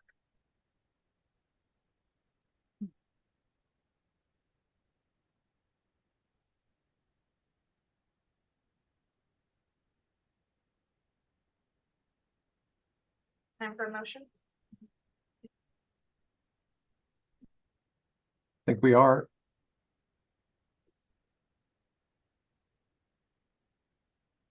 I'll make a motion to adopt the funding recommendation contained in table 2 of this report to fund 6 applications for a total award of $13,984,445. Oh, second. Thank you. So motion by Commissioner Smitherman, seconded by Commissioner Lee. Commissioner Wolf, Yes. Commissioner Lee, Yes. Commissioner Mall, Yes. Commissioner Smitherman, Yes. and I vote yes as well. So thank you. That passes unanimously. Thank you for the report and public comment.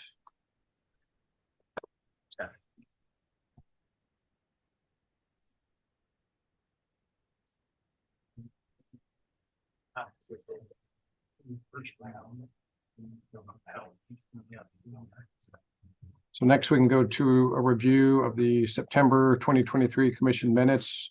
Are there any comments or changes to the minutes?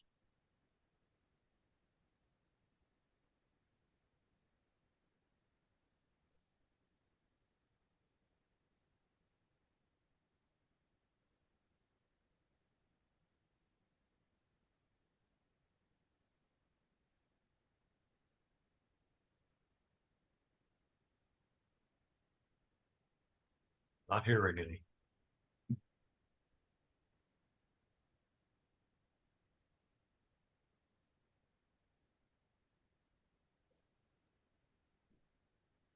We have a motion to approve.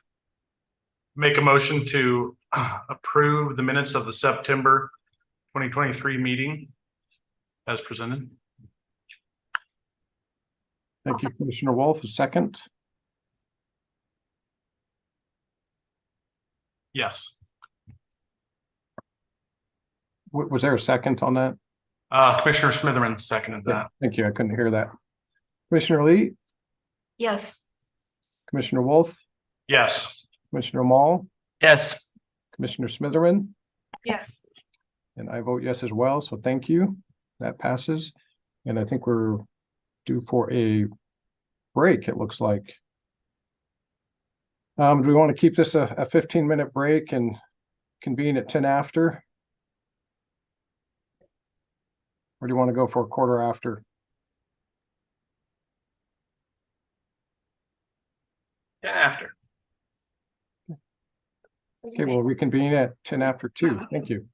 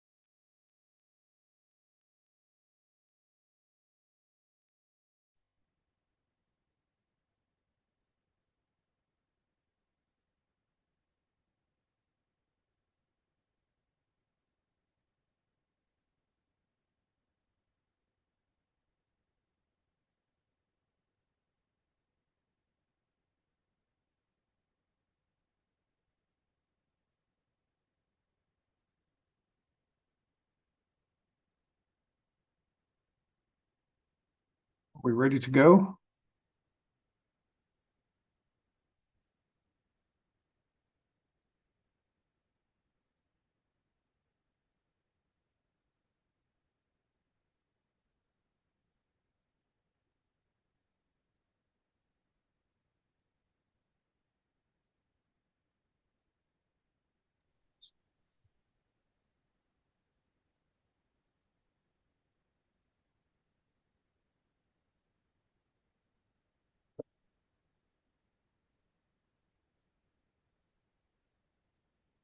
We're ready to go? Can you hear? Go. Yes. I see Commissioner Mall removing his jacket. This must be the IWRS topic. It's getting comfortable. Okay. So we're up to agenda item G, a work session on integrated water resources strategy.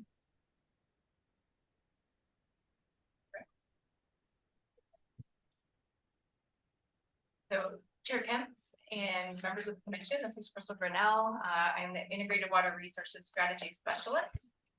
And I believe we were going to the screen here, so.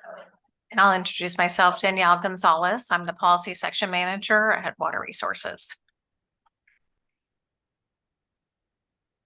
Do I need to do something on my end? Oh, to the mic, so you can hear me? Yes. Okay, yeah. But as far as sharing my PowerPoint, do I need to do anything? No? Okay.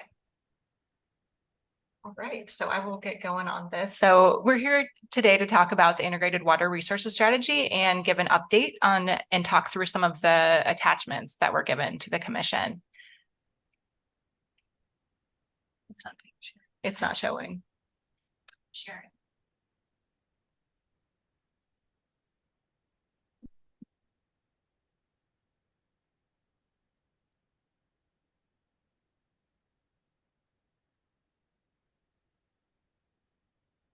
This one. Yeah. Let's get that presentation mode going. All right, there we go. Okay, so the agenda for today. I'll talk through the IWRS project team update and just give you an idea of what we've been working on and give a little bit of chronology there on how we've gotten to this point. And then we'll spend some time talking about the vision and call to action. And this is a section of the agenda that specifically reflects an attachment that the commission received. We'll also talk through the framework and organizational structure. Again, we have attachment 2 that the commission received that's really addressing there. And then finally, we'll get to the one-page action summaries, which is a new element that we're proposing for this time around with the Integrated Water Resources Strategy. And that's just a really nice way to sum up a lot of different changes that we're talking about. And then we'll move into questions. So the questions will essentially cover those 3 major attachments that you received. So we'll have questions regarding the vision. We'll work through some questions regarding the framework and the organizational structure, and then we'll have some questions regarding the one-page action summary. So first, just to start with the IWRS project team update, just as a reminder, we have a lot of different teams working on this project. This isn't just a solo project that I'm undertaking here.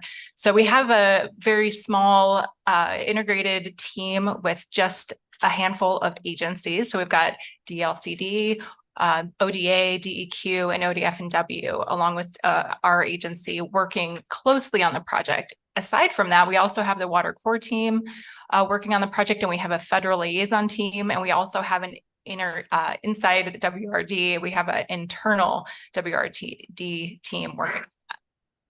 So what the IWRS project team, so this is the interagency team, what we've been working on, we're really considered kind of the authors on the document, and that's not a new thing this time around either. This is historically how it's always been done for the 2012 and 2017 version. There have been historically 4 agencies that have really been focusing on that. In that role, we've added DLCD to the team this time around, so we have a couple of folks there. And so I just want to take a moment here just to express my gratitude to that team just so this commission knows, all of the individuals at those different agencies have been giving a lot of time and effort and energy into working on the draft pieces and all of the pieces that you're seeing here today. So it's just really impressive that they're carrying out their regular duties, but also helping with this process as well. So just as recently as August, really, we received our outreach and engagement findings from the public process that occurred mostly in May and June. We received our report at the end of July. And so August was really spent with our team going through all of that information and assessing what do we want to do with this next IWRS, what makes sense. And so that's where we really started talking through what the next version could look like. And some ideas for some reorganization were coming about then, and also starting to develop our one-pagers. So we'll talk about those a little bit more later, but really a lot of energy and effort has been going into looking at that 2017 narrative, updating it, seeing what's current, what's not, and making sure that all of the concerns that we heard from individuals and people are addressed with the recommended actions that show up. So let's move into the vision and call to action piece. So this was attachment 1 that the commission received. And this document, this is just an 11:17 graphic that attempts to capture a lot of what we were talking about in the June meeting regarding the strategy, and really getting at, instead of just diving straight into the 200-page approach to the IWRS, this is taking a step back and looking at the big picture of the integrated water resources strategy. So identifying that there are challenges across Oregon, the kind of why we need an integrated water resources strategy, the importance of water. We do have some recent studies that have been quantifying the importance of water. So specifically, some of those bullets there are taken from the business case for water. And then we're putting forth a vision. And currently the one that I'm showing here is modified slightly from the 100-year water vision. So just, I want to make a note about the why behind that. So the 100-year water vision was an effort that was completed a couple years ago, as many of you recall. And so it was more recent than the last IWRS. So the last IWRS was in 2017, and the 100-year water vision was wrapping up in 2020 and a little bit in 2021.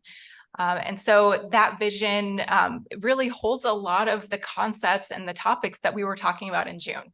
We're talking about people, environment, climate is, one of the first things that shows up in that vision. And the part that we've modified is really to reflect the current structure that we're proposing. So inserting words like planning and partnership, data and research, and water management and stewardship. Again, all words that we heard a lot during our public outreach and engagement efforts, and something to reflect, I think, the more current world of where we're at with the integrated water resources strategy. And finally, this document also includes a call to action. And really what that is focusing on, again, it's very reminiscent of the 100-year water vision, but it's really bringing forward the issue that has, I think, been recognized by a lot of people with the former IWRS documents, where we need funding to make a lot of this happen. And that's an important piece. The economic support for the strategy is critical to implementing it. So that's kind of talking through the words that are showing up on the left-hand side of the graphic. On the right-hand side of the graphic, those large green boxes, those are the categories of information that are showing up throughout the integrated water resources strategy. So they're just high-level words that you're seeing right now, and many of those are carryovers from the 2017 version. We have grouped them a little differently than before, so they're not the same groups that you would see from the 2017 IWRS. And that is to elevate certain things over one another. So specifically, funding gets its own box there because we've identified that's a really important piece. In the 2017 and 2012 versions, it was tucked away with some other issues. So these are essentially the 4 categories of information that we're really highlighting and bringing forward as really important for this next IWRS.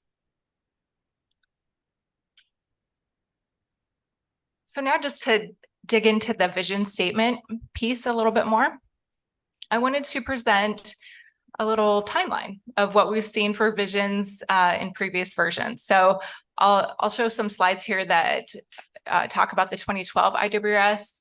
We'll look at the 2017 IWRS vision, and then we'll look at that 100-year water vision, the original one. So looking at this 2012 vision here, the document had two separate visions. So one that was put together or put forward by the Water Resources Commission at that time, and then a second one that was presented by the Policy Advisory Group. So the 2010 Policy Advisory Group. You'll see from that first one there, the Water Resources Commission, there's really an emphasis on bringing a lot of people to the table and focusing on people and the environment. So water needs for the people and the environment. And then there's a little shift for what the Policy Advisory Group is looking at. They were offering more of a vision. So they did include even a timeline there. So 50 years from now, they were hoping to see enough clean water for all of those individual needs listed: economy, environment, cultures, and communities. So then moving to the 2017 vision, I think this shows a really interesting transition in thought and water concerns on everyone's mind. So 2015 was a very difficult year for drought, just becoming very extreme for folks. I think at this point we're almost, seasoned professionals at drought, but back then in 2015, it was a very significant change and a very serious drought that hit that year that brought this, I think, the fact that water is finite and we're dealing with water scarcity, that came to the front at that last IWRS vision. So just really interesting to see that wholesale change there, I think, from 2012, where there was some more optimism, I think, in that version, and a little bit more urgency now that we're seeing in this 2017 version. So moving on to the 100-year water vision. So I had mentioned that this was the one that we were looking at modifying and considering perhaps carrying forward for the 2023 IWRS. I'm showing here the full 100-year water vision statement, and the blue text there are the words that I'm proposing to modify. So we're able to see here that this vision starts out with addressing climate and population change. Those are significant drivers, and talking about the full range of water needs. So people and environment and economy show up in this vision. And really there's kind of the second half of this is stressing the importance of investing in these things. So now I'll just show kind of a zoomed in version. So this is what shows up on that graphic, that 11:17 graphic that I was talking through. Where that blue text there that I'm showing is the proposed change, something to reflect more of what we've been talking about with the 2023 IWRS. So shifting out those other two words and replacing them with the different categories of topics that we're looking at covering in the IWRS. So partnerships and planning, data and research, water management and stewardship, and also emphasizing that this is really for in-stream and out-of-stream needs, the fact that those two pieces are very important. So we'll come back to the vision and have a discussion on that at the end. Now let's move on to discussing the framework. So the 2023 draft framework that we're working on. So this is a graphic we've all looked at several times. This is the 2017 IWRS framework showing all of the content of the strategy, and it's showing it in relation to the strategy's objectives. That's how it's organized. So we've got 4 objectives here. Between the 2012 and the 2017 framework, they're very similar, but we have lost the alignment of goals here, just in terms of calling out. Goal number 1, just I'll remind folks, it's something that we want to carry forward still, but goal number 1 is understanding our resource needs. And so those are proposed to be met with objective 1, 2, and 3, according to the 2017 strategy. And goal number 2 is meeting our in-stream and out-of-stream needs, and that is proposed to be met by objective number 4. So all of those actions under each box is associated with its relevant objective. And I do just want to say as we start, I'm going to go through a few slides and talk through some thought processes that the Integrated Water Resources Strategy Interagency Project Team was talking through. I do want to just emphasize here the structure that we're looking at is highly integrated and also really impressive work that was done by so many people over so many years, because as I'll talk through later, all of the actions that we've identified here that we're seeing, there's 51 actions on this list. And it's impressive to see all of that public outreach and engagement that we did just recently. Those concerns that people have, they're usually covered somewhere. There are very few topics that it was difficult to find somewhere or some way that the Integrated Water Resources Strategy. So I think that just speaks very highly to the balanced approach that was done, and just having so many people work on this strategy over so many years. So taking a look at just really kind of analyzing essentially the current structure and considering what's there, an easy way to think about the content, I think, beyond just the objectives, is what's really the meat of the Integrated Water Resources Strategy. What is the content that we're dealing with? So chapter 1 fully is focused on water, more of the physical water supplies that we have, and calling out a lot of data needs associated with that. Chapter 2 is focused more on the water demand side of things. So our in-stream, identifying our in-stream and out-of-stream needs. Those actions are really calling for understanding those a bit more. And chapter 3 is focused on coming pressures. So it's got a lot of different categories in there that are intended to reflect things that we need to be thinking about to avoid water scarcity issues. And finally, chapter 4 is really more about, if you'll remember, objective-wise, that's really meeting the in-stream and out-of-stream needs. So it's more of a solutions-oriented. So the first 3 chapters are very much more data driven and trying to understand things. And the final one being, these are the solutions that we're putting forward as the solutions to the strategy. So to just talk through a little bit more here, just in terms of thinking about I've mentioned that the number of actions, the diversity of actions that we're seeing in this strategy are very wide ranging and very thoughtful and covering a lot of different water concerns. But what we're starting to look at is, how can we evolve this framework? Is there a need to evolve it? Is it still meeting its need?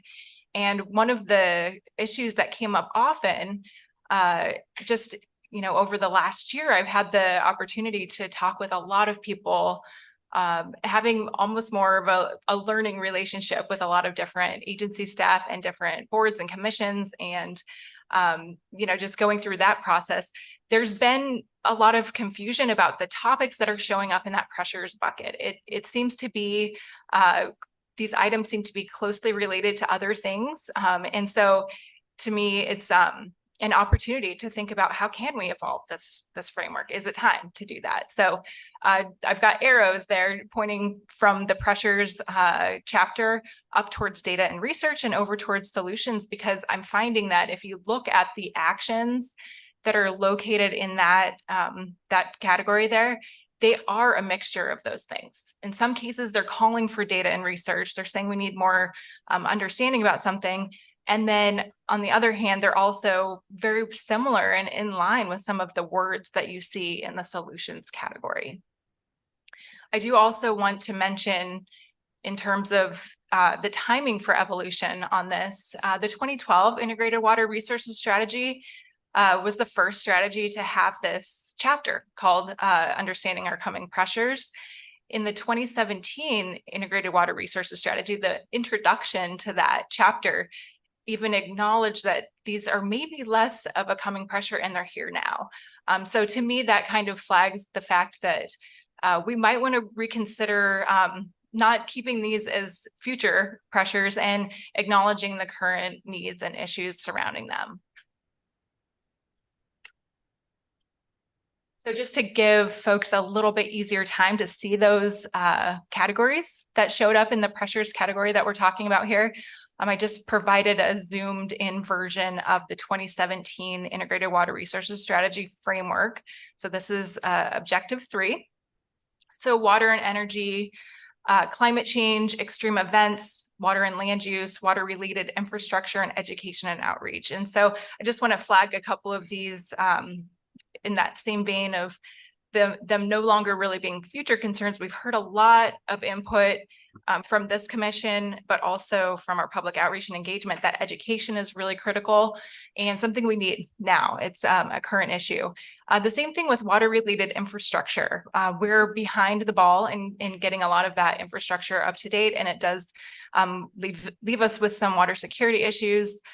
Climate change is also here, and it needs to be integrated more into all of our other actions that we're talking about. So those are just some examples of how we're looking at this pressures category and thinking, how can we maybe evolve the thinking here and grow the 2017 Integrated Water Resources Strategy Framework into the next generation, the 2023 IWRS. So calling out a few of the questions that we wrestled with. So this is the Integrated Water Resource, or sorry, the IWRS project team, the interagency team. We had a lot of conversations, specifically back in August, about that pressures category. Are the issues really future concerns? Can agencies and the public easily find actions that they care about? I think that's a really important element about the strategy that I don't want to skip over, because we really have also been talking a lot about getting more people engaged in the strategy. And so I think a way that we can do that is make it accessible to folks and listen to how they're talking about their water concerns, how they're thinking about their water challenges, and compare that with what the strategy and the framework looks like and see if there's some opportunities for overlap there. And again, funding, this item keeps coming up. It's been acknowledged by a lot of different groups. Funding is just a critical piece that's underscoring everything having to do with water. And I think that's part of, again, bringing forward some really helpful pieces from the 100-year water vision was acknowledging the investment that's needed to secure our water future. Funding is, in my mind, so important and has been brought up by so many different people that I think it deserves a special place in the document. And so at this point in time, we've moved that to the very beginning. It is the first recommended action, series of recommended actions that you see in the document. And I would say that that is also something that is not just state agency, that is also from some of our stakeholder partners as well. That funding is one of the main pieces for them to be able to help to fully implement the IWRS. And finally, the last piece on this slide is, does organizing by objective still work? So acknowledging that the statute regarding the Integrated Water Resources Strategy does call for having objectives and describing how we're going to meet those objectives. And so that's a really important piece that I'm going to walk through a little bit more today. But just in terms of having these objectives, if we've retained all of the content of this and we're just moving things around, I think there's argument that we are still meeting all of the objectives, even if we're not organizing the document by those headings specifically. So what are some attributes of the draft 2023 framework here?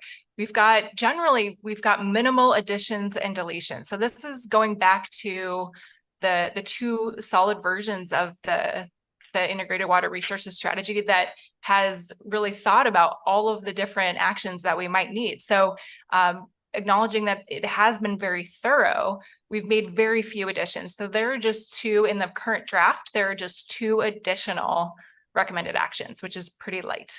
We have deleted some, which were specifically outlined in the staff report that the commission received. And the rationale for deleting some of those were that they were very single agency specific, so specifically to WRD, and maybe not at the same level as other actions should be. So in keeping in line with this being an integrated strategy, it would be, I think, helpful to have these actions speak to various things that different agencies do. So the few that we've deleted have been very minimal, and in some cases, really, they haven't gone away. They've just shifted over to be example actions and other actions to kind of match more of that level of scale that I'm talking about. So we're not losing anything there. We're just making some refinement really. And then the big move really is reorganizing all of these different actions by types of actions. So funding, I had mentioned, kind of gets its own bucket. It gets elevated and it gets brought to the front. And then partnerships and planning. I'll talk through, I'll show you where all of the different existing actions fit into these buckets in a couple slides here. But the other remaining categories are partnerships and planning. Again, something we heard a need for. Partnerships has been echoed both again from the agency perspective, but also strongly heard from the public input as well. And planning, we have a lot of planning actions in the document. And so right now I just, I'll show how we've grouped them together because it makes sense to maybe explore how we can partner up all the planning items in one location to make it easier to see what those steps are.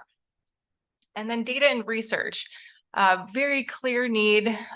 This has been a very clear and consistent need along the whole entire time we've had an integrated water resources strategy. So the 2012 integrated water resources strategy was really led with a strong call for data and research. And that call was answered with a lot of initiatives that were undertaken.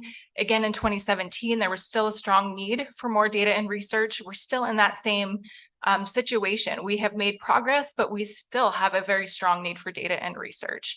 I think it helps to call that out specifically. We have a lot of agencies that are performing very specific tasks related to data and research. And I think it's helpful for them to see where they fit in the strategy from that perspective. And the last category that we've summarized here is management and stewardship.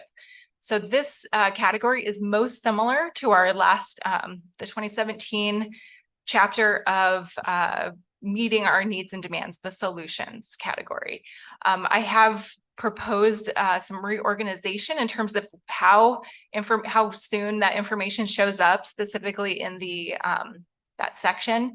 So for example, healthy ecosystems is something that showed up in that category in the past. And it just really was so clear from our public outreach and engagement and also conversations back in June with the commission that the environmental side of water is very critical. And we've also talked a lot about how natural infrastructure is an important piece to climate change. And it's really the foundation of a lot of other pieces regarding our water. So I think it makes a lot of sense there to lump together and keep the ecosystem, healthy ecosystems in that category, but elevate it and bring it to the front in that category. So I'll show a little bit more detail in a minute here. And then finally, I'll just mention a few other things. So we have spent some time looking at locating items that are similar to one another. There hasn't been a lot of fully, taking apart a lot of the different pieces. They're generally, if they were next to each other in the past, there still is a lot of that carryover. There's still a lot of things that are next to each other. But one specific example that I can point out is that the water infrastructure category that was in the coming pressures, we've now moved much closer to the water management section because the topics are very similar and very related to one another. And then the whole purpose, I just want to emphasize in doing any of this reorganization is to make it easier to find actions. I think that's really helpful when we're talking now at this point, the current draft has 47 recommended actions in it. That's a lot for any individual to hold in their head. And I think it's just, if there's something that we can do to help kind of funnel people to a certain part of the document that resonates with them, I think that would be a great idea. So was really another driver behind some reorganization. And finally, I'll just add a new category that some new words that we're using. So at the same level of critical issue, we've now created a new one called coordination and collaboration. And what's interesting about this one is it's got 4 actions under it and only one of them are new. And the new one is very equity associated. It's actually taken from the statewide equity blueprint, talking about having meaningful engagement. The other 3 actions underneath that section there are all actions that were found elsewhere, but we really wanted to put them together and elevate the coordination piece because we've heard so much discussion about we need better coordination with state agencies. What about the federal and state interagency collaboration, and just making sure that we're talking through all those different levels of government. And so that's really what's in that category. So now I'm just going to show graphically how all of these pieces come together. And so we can see that all the pieces are retained and we're not losing anything. So this slide here is showing the funding, where it shows up on the 2017 version. And just you can see there's just one category. And the change here that we are proposing is just condensing some of the last three actions there into one, just to be more concise. It's rather repetitive, the concept of having this funding category, because in truth, we need funding for almost all of these other elements. But I think when we started digging into the individual actions, it does make sense to keep them so that we can call out some specific types of funding. So for example, one of the first ones in that category is funding implementation and development of the IWRS. So the second new category that we're talking about here is the partnerships and planning. So again, emphasizing that we're not creating new planning concepts here. They exist previously. We are taking the place-based efforts from the solutions category and combining it with the other planning elements. So water and land use planning existed in the 2017 version. We're carrying that forward and expanding that narrative there. Education and outreach, again, we've heard a lot. We know we still need that element. And then extreme events, that is essentially a series of planning actions. The actions start themselves by saying plan and prepare for, event X, Y, and Z. So those are the existing planning ones. We're proposing lumping those together. The third category, so data and research, this is where all of the data and research needs show up. So again, chapters 1 and 2 that we had talked through, the supplies and the demands, understanding the data and research needs there. And then in that third bucket, we've got some energy actions that are talking about analyzing some effects on water quality and quantity on energy projects. So I think a very applicable data and research need. And of course, climate change. We also have an action in there that's specifically calling for a data and research need there.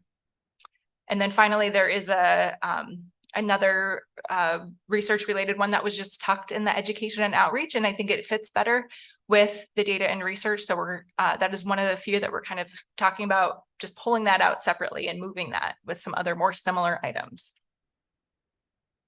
So the last category here that we're talking about is the management and stewardship. So as you can see, we've just got a little portion of one of those action items up in chapter 2 that we're talking about moving. We've got water and energy and water related infrastructure that were a coming pressure. We think those are current pressures and we want to move them over with their more similar items. So water management and development is still remaining, and healthy ecosystems and public health. All of those action items still relevant, keeping all of those. And then this is the attachment 2 in the material that the commission received. This is the current framework draft that shows all of those different pieces I just talked through. So we've got funding, actions 1A through 1C as the foundation of the strategy. We've got partnerships and planning with all of those different categories that I talked through. It's also helpful to see that on this graphic, kind of hard to see from the screen, but on your individual copies, hopefully you can see it better. The purple is highlighting the new things, which are very scarce. So we do have a new category. That coordination and collaboration has a new tag on it, but the actions, 3 of the 4 were existing actions. We just got one new one there. And then the other place that a new action shows up is under the infrastructure section. And we're calling out specifically natural infrastructure because there has been so much of a call from the public and from agencies about that. And even though there could be a place for it to fit under healthy ecosystems, we felt that if people are already focused on reading through the infrastructure components, that it made sense to place it there. So that's where we have it right now. And I also just want to call out as well that we have included that tan box at the top. That lists the goals. So goals 1 and 2 still carried forward from the 2012 and the 2017 IWRS. So we're not proposing to get rid of those. It makes sense that all of these actions, we've retained all of them. So we're still meeting all of those needs there, the goals and the objectives listed underneath. So now I just have 2 slides showing the statute that reflects the requirements of the IWRS. And so I just wanted to show those as a kind of a cap on the discussion about changing the organization, proposing a change to the organization of the information. So just some key pieces here. The requirements, we're talking about needing to have in-stream and out-of-stream water needs recognized. Also, who needs to be coordinating. And this has been updated slightly. So in the next, because of the 2023 legislature, there are more agencies called out, which is great. So that will be changing. And then also just the cooperation and then the forecasting needs. So again, still all of these things are still showing up in the strategy based on the actions that we're seeing. And then finally here, this is the list, essentially the bullet list of things that need to show up. So the statute said that the IWRS shall describe the following.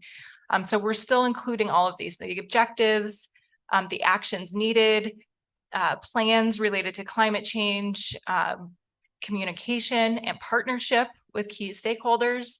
And I will add there that we're also doing that just in terms of, interagency. We're showing how partnerships and communication can happen with agencies and, at different levels of government. And then function of different roles. This is something that I'll be talking through on the 1-pagers here. I think that we've really made a drastic improvement in this particular bullet item here. So the specific functions and roles of the various agencies in the IWRS, there was not a very clear way in the 2012 or 2017 version for an agency to necessarily know, oh, this action applies to me. And so we've taken an effort to remedy that, where we're showing the action and then lead and supporting agencies and calling those out, because we think it's helpful for agencies to recognize themselves in those and really show how their existing work is aligning with some of these actions.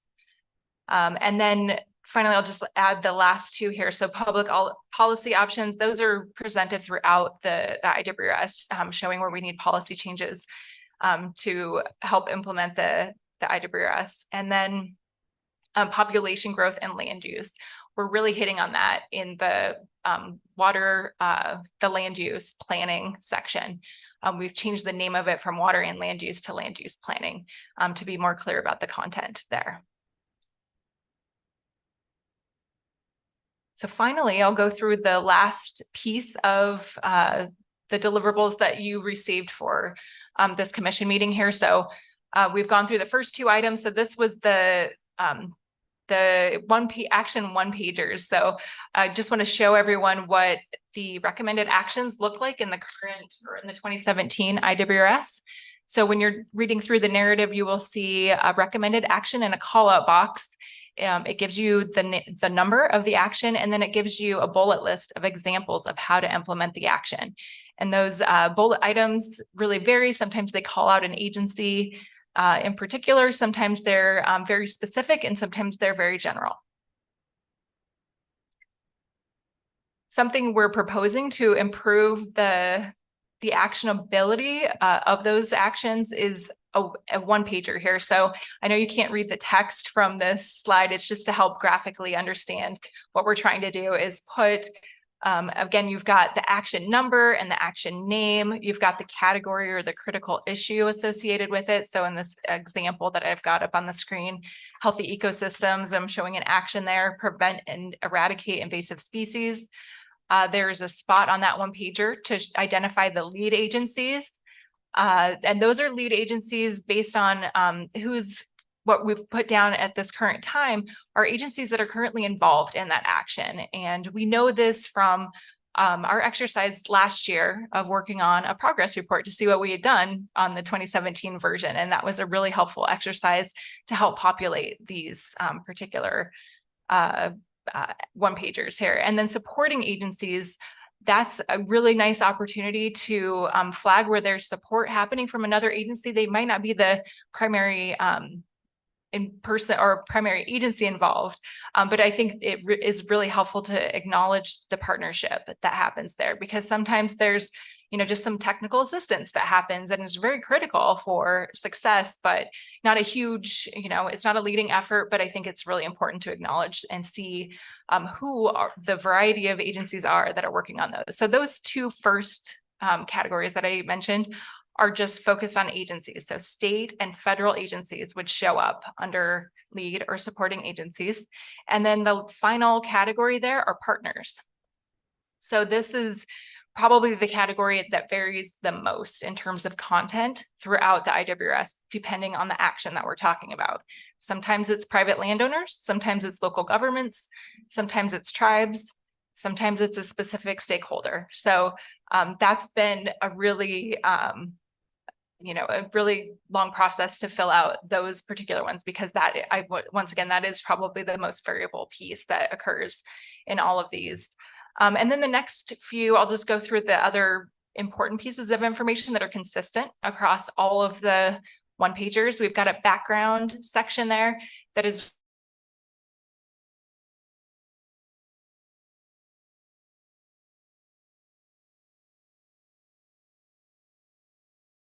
just trying to give you with what shows up in the narrative, but it's not so it's not telling you everything, the entire story, the background that you need.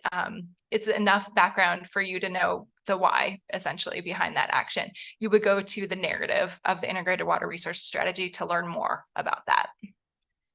And then the next category of information is example actions. So this is carrying forward that exact concept that has been done in all of the other versions. The example actions that we're showing on these sheets in the current draft that you're looking at, if it's black text, it is exactly what appeared in the 2017 version. If it's red text, it's a new proposed change that the Integrated Water Resources Strategy interagency team is putting forward. And if there's a strike through, we're proposing getting rid of it because it may be something that we've deleted or we replaced with another more thorough explanation, maybe something that's showing up in red. So that's just a little bit of the way that we're showing, the change essentially that we're proposing between the 2017 version and the current version. And I think that would be a really helpful thing for the public to see when we release something for public review, just for folks that are familiar with the 2017 version, if they want to quickly see what we're proposing is changed. So then running through the other remaining items there, the equity and justice considerations and actions is a category that we filled out on every action.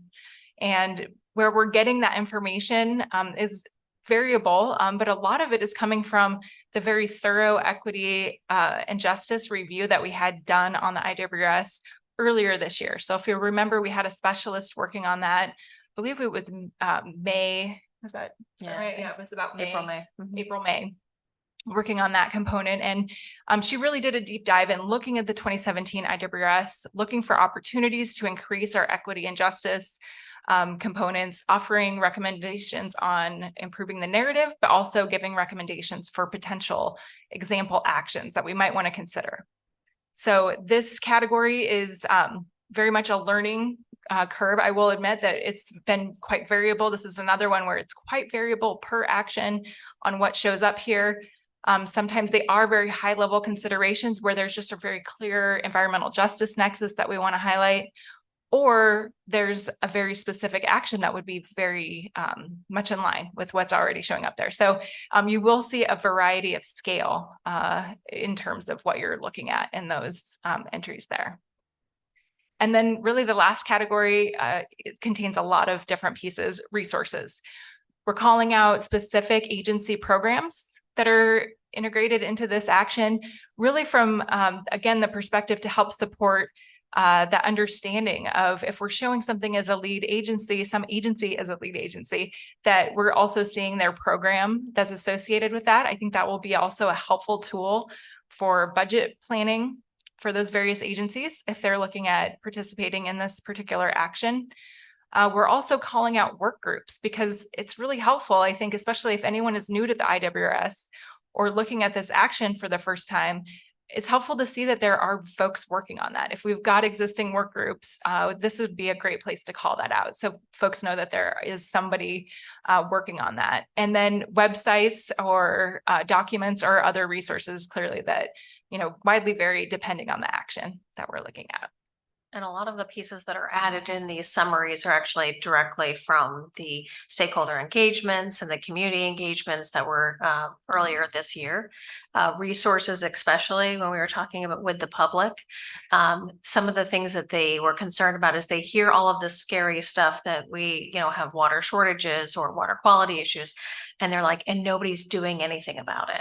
And so this is actually a direct reflection of us being able to show that here's all of the entities that are actually trying to do something about it. And this is how you can engage. I just want to add one clarification on the equity and justice considerations category that we have on the those one pagers. So in line with the example actions, you're going to see red text on some of those. So I just want to flag that the red text, when that shows up, we're thinking that those could be example actions. If it shows up as black text, it's more of a general consideration, a concept that we're throwing out there. So that red text, again, is, something to just kind of cue in on, do we want to accept this or promote this as an example action? And so in the future, I'm not sure if this is something that we would carry forward as continuing to have a separate category. So does it make sense on the one pagers to keep a separate section called equity and justice? It's really helpful at this stage in the game to have it there for the integrated water resources interagency team so that we can quickly see what have we uncovered at this point that might align with that. But in the future, would it make more sense to just integrate it up above with the example actions? So again, I will also take the opportunity to just talk about some of the other things that we had been trying to focus on. So our focus areas for the next version of the integrated water resources strategy, and this being a helpful tool for that. So specifically climate, we had talked about trying to get that to be a little bit more holistic and weaving that throughout the strategy instead of it being a separate conversation or a separate set of actions. So this is a really helpful space for that as well. And we have been looking at the different example actions. Some of them already did reference climate change, which was great. And in other cases, we're still looking at being a little bit more thorough there and thinking about how we could add that in there and strengthen that a little bit. So that's a work in progress. But I think this just having so much more specific information associated with these actions gives us a very nice opportunity to really fold in the equity, justice issues, and the climate per action, as opposed to trying to make some blanket statements here and there. All right, that got us through the presentation and now to the questions and discussion. So the first item that I have is going all the way back to that vision and call to action that we saw. So your attachment 1 that you received in the packet, the question being, is the visualization helpful? Are there changes you want to see? Do you have feedback for the draft text? So again, just emphasizing that text right now as it stands is borrowed from the 100-year water vision with a very minor change. And I did just place that in the very nearby slide, just in case it would be easy to look at here. So it doesn't have the call to action, but this is just the vision component. So I'll open up the floor here to questions and discussion on the vision piece.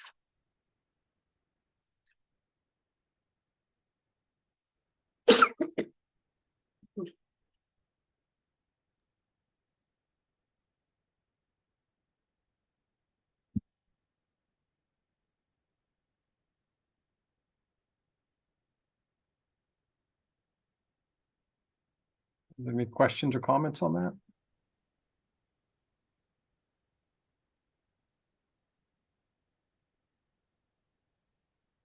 I like it.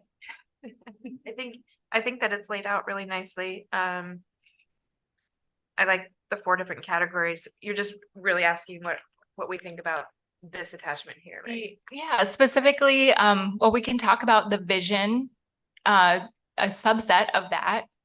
And also, yeah, the all of it together too. Does it make sense? Does it resonate? Is it clear? Chair Quemps and Commissioners, if I may, hi, Raquel Rancier, Deputy Director.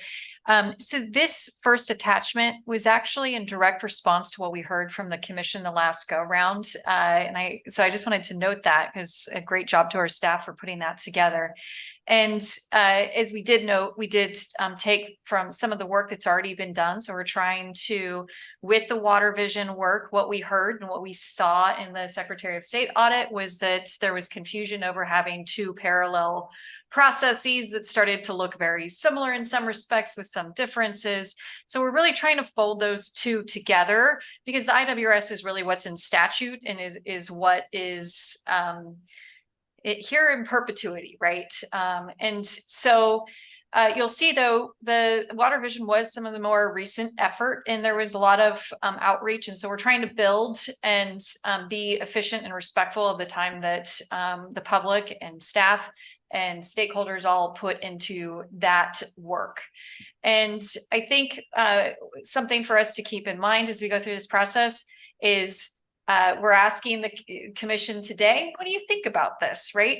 And we will have a public comment draft and then you will all get feedback and get to see the comments. And then we can come back and say, do you still think that this is good? So I do want to just note that, you know, we're looking for feedback today, but this is an iterative process and it's not the last time for the commission to weigh in and this is what's going forward. So just something to be mindful as we go along this process is we have these checkpoints here and we'll be looking to continue to integrate whatever feedback we do get from the public as well as the commission as we go along in this process. So thank you.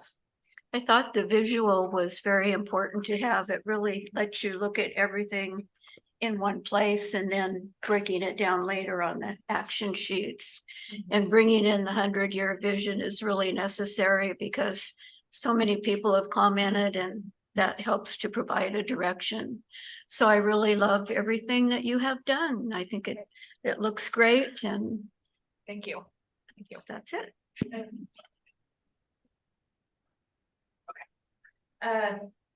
I agree with Jan. I do really like it. And at first I thought, oh, having the funding first maybe throws it off a little bit. But as you said, funding, we need the funding in order to do all of the things below that. And then over on the left, the importance of water. Thinking about water and infrastructure. I don't know if that would be a good addition to add in there because that is something that we need the state and everyone in the state to understand is that we have some large infrastructure needs, which requires dollars to do that. And so it's not only why water is important, but also why water infrastructure is important. But no, I really like it. Thank you. Thank you. Thank you.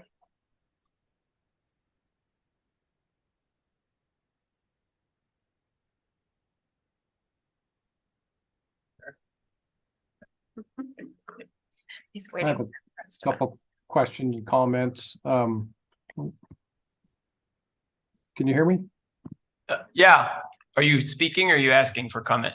I'm speaking. I'm curious if there was a public request to kind of import the some of the vision language from the 100-year vision, or if that was from the audit that you mentioned. I think this is an improvement over what we saw last time, and thank you. Last time I was concerned about us different, going away from talking about the goals and some of the, what you've kept front and center on this about in-stream needs and out-of-stream needs. And and going away from goals and going to the means to the goals in order to make it more tractable to the public. And I've been thinking since then that there's a way to do both. To talk about what, why we're doing this, what we need to do, and how we're going to do it. And if the how is the most relatable way for the general public, I think there's a way to make this more accessible to them. And I don't see a section on reporting. I think I brought this up last time. I'm just forgetting where it is, but I think that could be more explicit in the graphics where there's progress reporting about achieving making progress on the strategy. So thank you. Thank you, Chair Krimps. I will just respond to that first piece that you had about if the 100-year water vision, using the 100-year water vision was a request. And no, there was not a specific call from anyone to do that. The interest came about in just the fact that there was an understanding and a statement made in the document itself. So in the 100-year water vision, all that outreach and engagement, there is a statement in there saying that that information, that effort would be used in the next draft of the integrated water resources strategy. So just responding to that, essentially that work is relevant, and it's up to us to figure out how to fold that in. And then also just timing wise, acknowledging that the 100-year water vision isn't something that we can carry forward as a special separate effort. And so how can we really fold them together? And it's just really interesting to look at the words used on the vision and how much those aligned with what we were hearing during the public outreach and engagement. So that's just, I think maybe it's of the time, just the proximity to when the outreach and engagement happened in current day, but it seems like it's very relevant. And I think that was just kind of the other reason to pull that forward, is it is talking about all the things that we've been talking about over the last year here, just that critical climate piece and the need for investment. I do also want to follow up on another thing you said, which is just the accessibility and trying to do two things, and rethinking the only way that this information can be presented is strictly by the objective format. And so I will say that I've had a lot of interaction with state agency staff over the last year. And again, going back to that effort of producing a progress report when I first started at WRD about a year and a half ago, that was my first task, was figuring out what we had done on the 2017 integrated water resources strategy. And that was a really interesting learning experience in uncovering how agencies are thinking about the integrated water resources strategy, how they're talking about it, how they're folding it into their everyday work.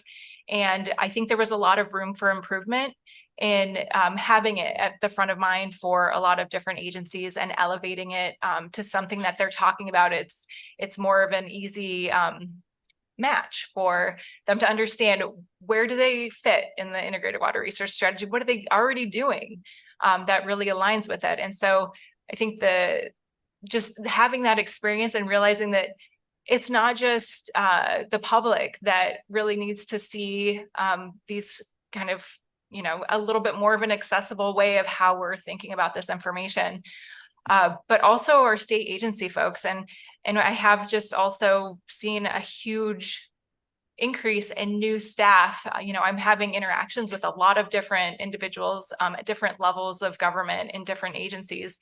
And there's just a lot of new folks all over the board. And so anything we can do to make this be a more digestible and more accessible document, I think is just really going to benefit everyone. So if there's just a really more of an approachable element to it, I think it's going to benefit the strategy in the long run. I think it's going to increase how people are including it in their regular thoughts about how they function and what they do. Thank you. Yeah, I thought it was much more approachable this go round. One thing that I might suggest is a 2 to 10 page explanation of what all the Acronyms are.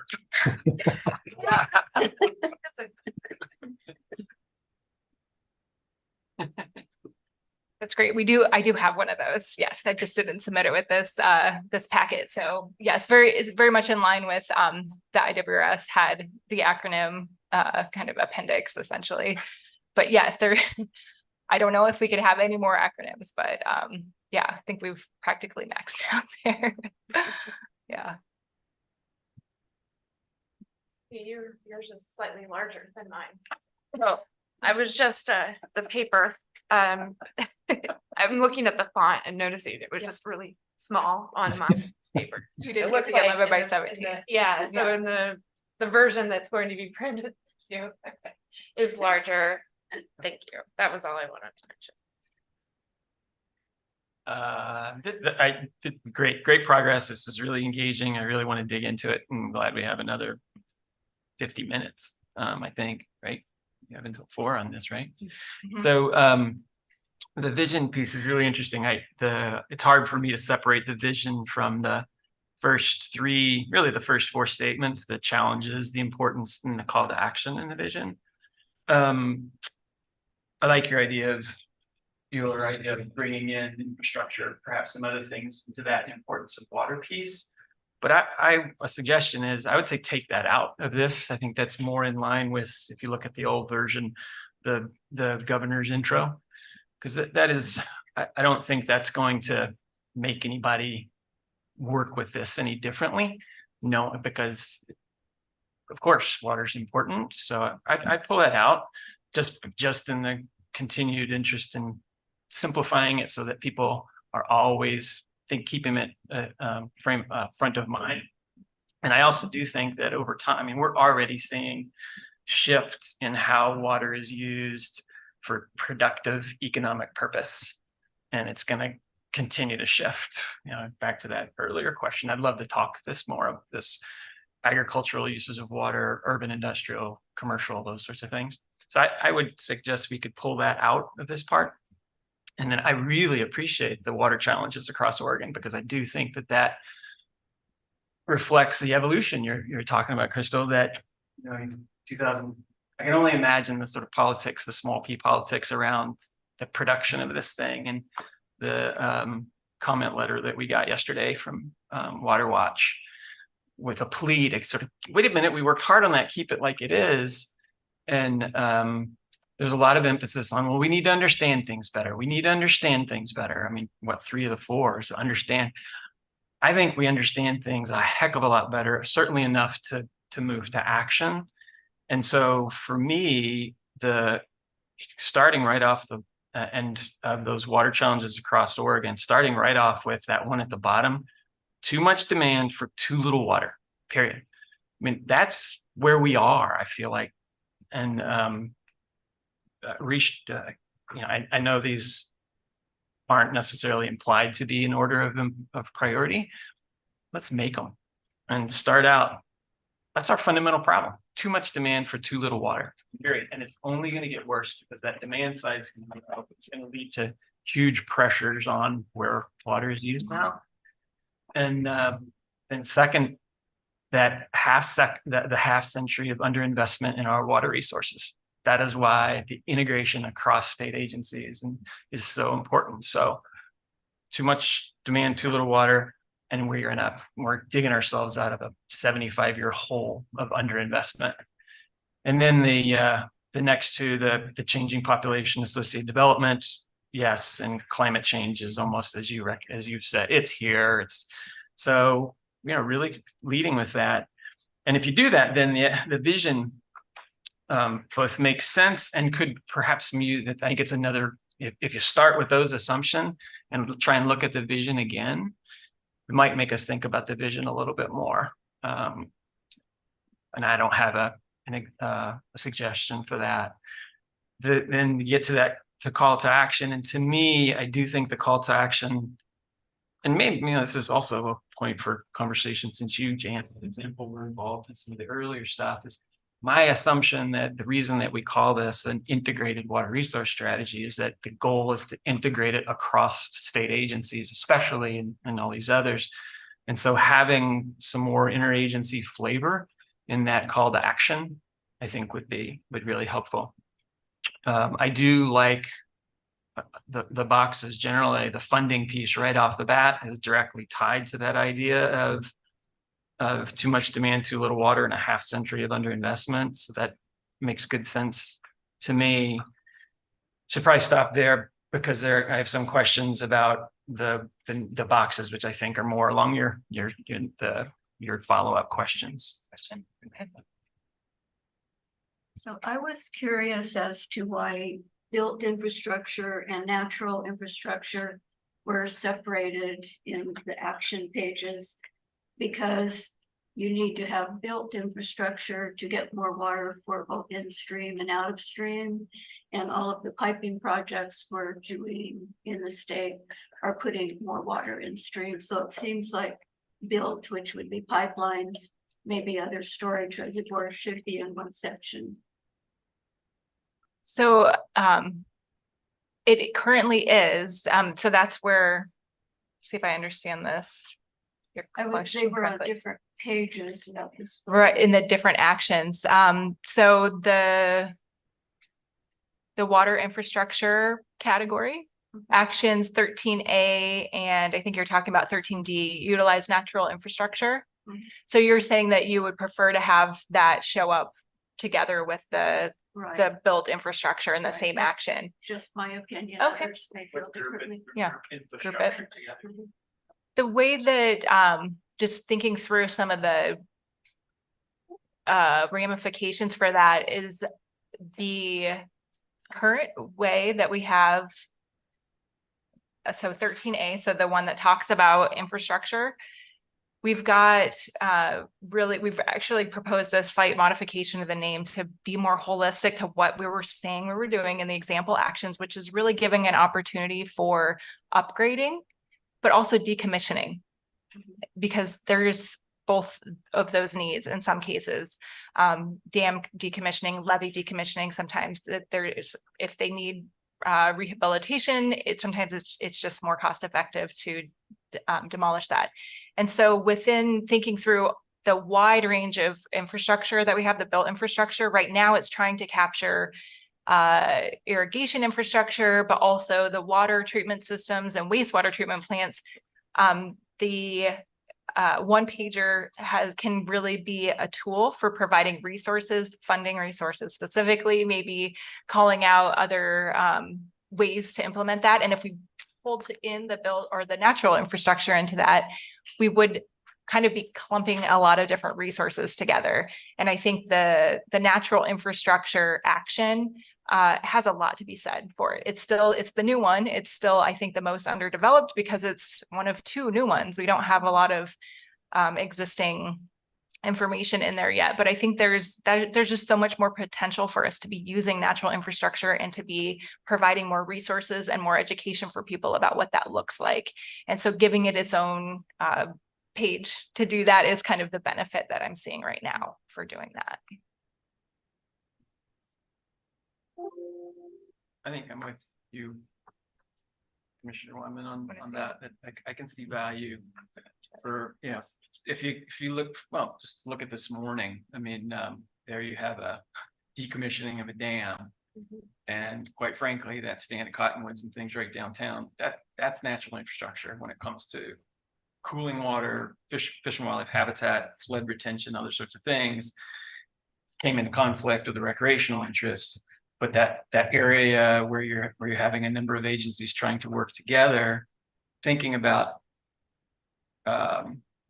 what is it? Gray, hard, non-natural, built. Thank you. Built infrastructure and natural infrastructure at the same time allows you to bring them at the same time to that conversation. So coordinated. So I think I second that. Let's look at keep them as one action. Just think about ways to think about infrastructure. I mean, it as you have. Again, I really do like the shift that you're making, and fast forward, I love the one pager approach to things. But if we think about how this plays out on the ground, we got an area of infrastructure consideration, and being able to have built and natural in that same discussion, I think is a more natural, functional way to to do it. Okay, thank you.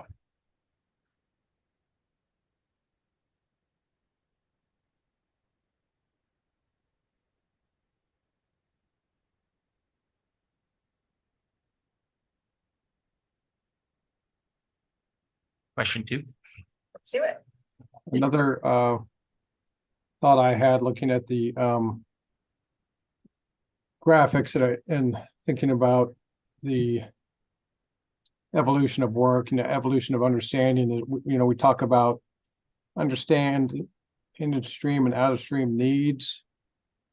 And I wonder if that might be better to move to something like understand in-stream and in aquifer needs and consumptive use needs, so that we generalize those consumptive use needs and we're acknowledging the groundwater piece. Doing a quick search through the document, I think the term groundwater shows up over 70 times, something like 75 times. Aquifer several times, but you know, we've learned a lot since the original IWRS. We have a much better understanding of the links between surface and groundwater. And so I wonder if it's worth calling attention to that and reflecting it like that, or with similar language. And it's just something for you and the commissioners to think about. Thanks. Thank you. Yeah, it'd be it'd be a lot of fun just to talk about needs and wants. I think we're at a place where need is sort of the default assumption. Well, again, back to the limits that we've got, it's kind of a want. Sorry, you may not be able to do that. That further down, maybe. Chair Quems, if we could maybe dig in a little bit on your comments. I've heard this from you. I probably heard that comment from you, I don't know, 8 years ago. So you're very consistent in terms of the discussion around in-stream and out-of-stream not seemingly capturing groundwater. To provide a little more context, what we also hear from some stakeholders is that the in-stream and out-of-stream needs has been highly negotiated and is very important to certain stakeholders, and that it's reflected in the statute. Correct. And so I guess I wonder, how do we balance that, or how do we create clearer language for folks, knowing that I was intrigued by your suggestion, and then I was thinking how much of the public thinks of consumptive, for example, to me is a very water world jargon, right? But I think the general public probably doesn't think about that. I've certainly heard from other folks that say, what does in-stream and out-of-stream needs mean? And so it does just get to that question of how do we really articulate what we're trying to do here, recognizing that when we talk about these things, that we're talking about both consumptive uses and non-consumptive uses, and we're also talking about surface water and groundwater. And I don't know that we have threaded the needle on that yet to date. I do know that we'll probably hear more comments on that, given that it does reflect what's in the statute and what's been really highly negotiated over the years. But certainly I would love to hear from the commission if you all have a way to resolve that question for us, because it's been going on for almost a decade now, based on Chair Quems bringing it up to me years ago. So thank you. And I would love to hear more about that if any of you have thoughts on how to resolve that issue for us. And again, given that this is an iterative process, and as I said, I think our understanding is evolving, but many basins are over allocated. Many people have switched to groundwater. We're now spending more time trying to manage aquifers and manage for the future. So similar to the climate change issue, I think, it's here. We're doing it. Is there a way with language in this document to acknowledge that without throwing out what's in the statute or without contradicting it? And I suspect there probably is. The one place that they all fit together is under beneficial uses. And not breaking them out maybe by in-stream, out-of-stream groundwater. And Chair Quamson, commissioners, I know that there has been a long history over at least, we know that the benefit out of stream beneficial uses were under the water code, at least historically, all that was really focused on for a period of time. And that over time, the state has issued more recognition of the other side of that coin of beneficial uses. I think that there is still a desire, though, to make sure that as we talk about it's integrated, right? And so we're trying to make sure that we're addressing both and through this strategy and not just one or the other. And so we will, I think if we take it out and just lump it together, that you all will hear quite a bit about that in the future. So. Yeah, I mean, one concept that's used more and more these days, I guess it's ebbed and flowed a little bit, is the one water concept. And, you know, we've got, this is primarily on water, provision of water,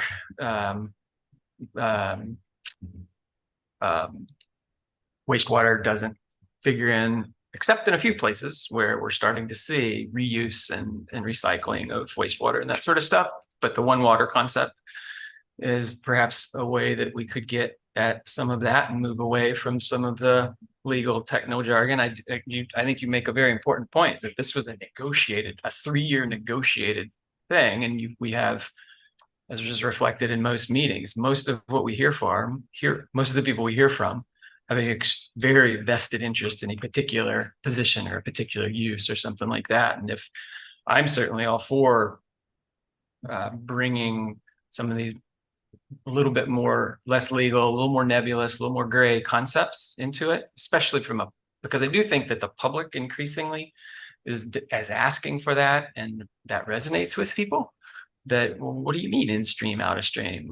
Tell me more. And you know, from a one water perspective, I think that it does allow a lot. I think there's a lot of parallel with tribal perceptions and cultural traditions around water. I think that was also pointed out in Alegre Santos equity study. So if there's room for it, I think it'd be great to explore some of those things.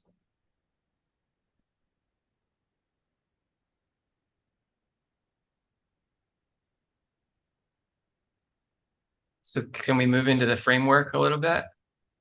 Can I start with a question? And can you all describe for me the distinction between water management and water stewardship? Yes. So really the term has been used. It was very frequently seen in our public outreach and engagement,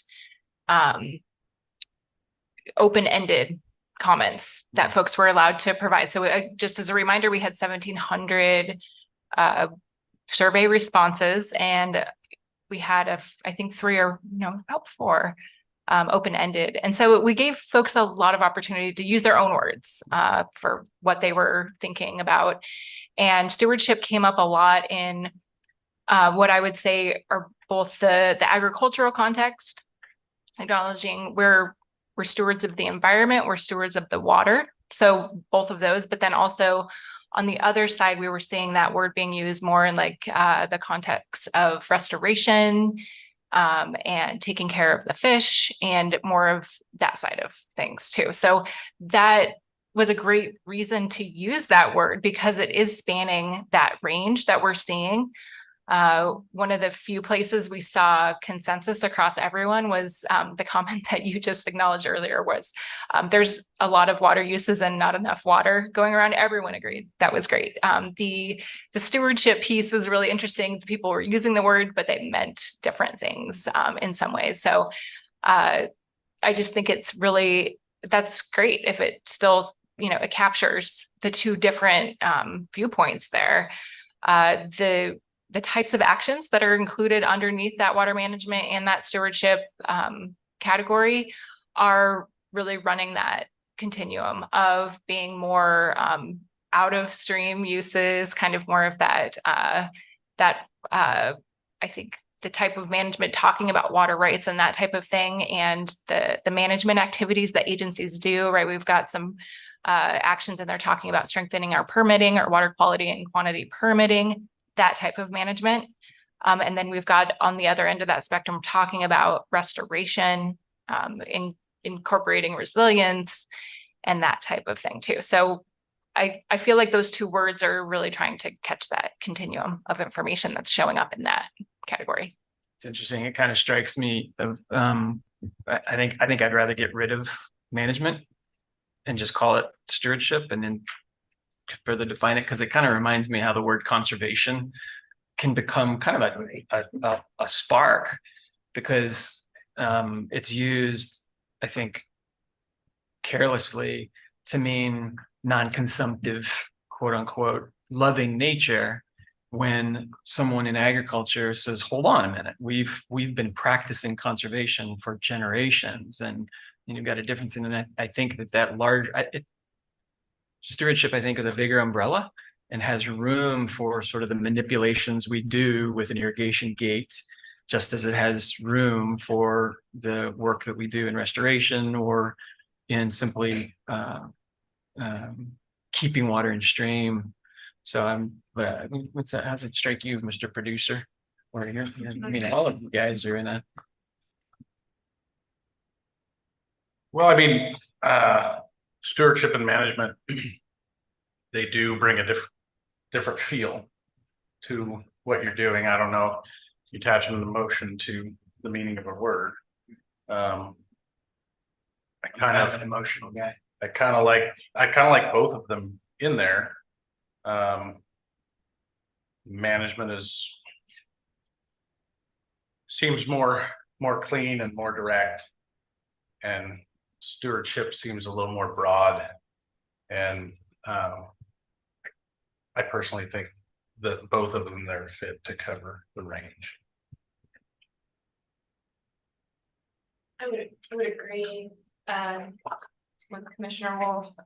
Coming from a municipality and agency perspective, yeah, we do a lot of stewardship, restoration type of work, but there is a lot of management that happens in that as well, determining what sources to use at what time to use it, how much flow from one source or the other. So to me, management seems like it has a place in this plan as well as stewardship. But I understand what you're saying, that stewardship could encompass all of that. But from my perspective, in a municipality, we definitely would use management as well as stewardship. So. Well, I've always heard the department referred to as the steward of our water, so I do like the broad stewardship view. And actually, the tools the department uses to affirm stewardship is management. So I see it more as something under stewardship, but I could go either way. Yeah, I mean, maybe it's a chance to look back in the document and see if there's a way, either in its organization or just with just a little more explanation. What do you mean by the difference? When does management cross into stewardship? Or if as you described it, still it's two ends or parts of a continuum. Well, what's on that continuum? Chair Quems and Commissioner Mall, I would say that we would want to definitely communicate that with our interagency team, because management to them might mean something very, very different than, say, our supply side. So we would want to make sure that, part of the whole purpose of an integrated water resources strategy is to make sure it's all represented across all of the water related agencies or water adjacent agencies. Okay. I do think they're on a continuum where you could have you might steward a river towards a certain recovery state, acknowledging there's a lot of things you can't control about that river or the hydrologic cycle. Whereas in a municipal system, you might manage built infrastructure, water systems with very finite controls, meters and all of that. And so I think there needs to be room for both in this document. And we could always, you know, consult dictionaries and use definitions in a terms and definitions section. When I remember talking to Tom Byler when when I was asked to consider coming on, and one of the things he pointed out is that the department has I don't know, in one way to simplify it is we've got sort of a black hat, white hat side of sort of history that we're charged with stewarding and supporting and being encouraging and helping. At the same time, we're no or yes. And so I think that you know, there's something in there again, in continuing to structure this plan along those lines. You know, if there are sections that are geared more towards what we have heard from the public, which is you need to do a better job of regulating. The groundwater has gone too far, and that to me implies sort of management level approaches versus some of these longer term. We promise the future that they're going to be able to enjoy what we enjoy today, and yet I think the future is looking and saying, "Hey, you're not. We don't think so. I don't think you're going to get there." So I don't know. Maybe working with a little bit like that. When I think about that, also structurally in here, when I think of land use planning and the integration of land use planning, that starts to come more onto the management side of things. And so this difference between what's in the planning versus, you know, maybe that land use planning should be in the management section. I don't know, just because that becomes a bit more of a restriction against what people want as much as what they need. It starts to get into that. I do love the one pagers, the action oriented one pagers, but if we are thinking constantly to, well, what are we doing this for? What are in the earlier one, we had these critical issues. You know, if we think about it in those terms, you know, what critical issues are we trying to deal with? Well, certainly the groundwater surface water interface is a critical issue that is here today. And I would argue that is so tied to land use planning that really needs to be, as it has been, elevated more and more. So is that the section? Does it become a management section and include that in there too? Or is that something really different? What was the only, yeah.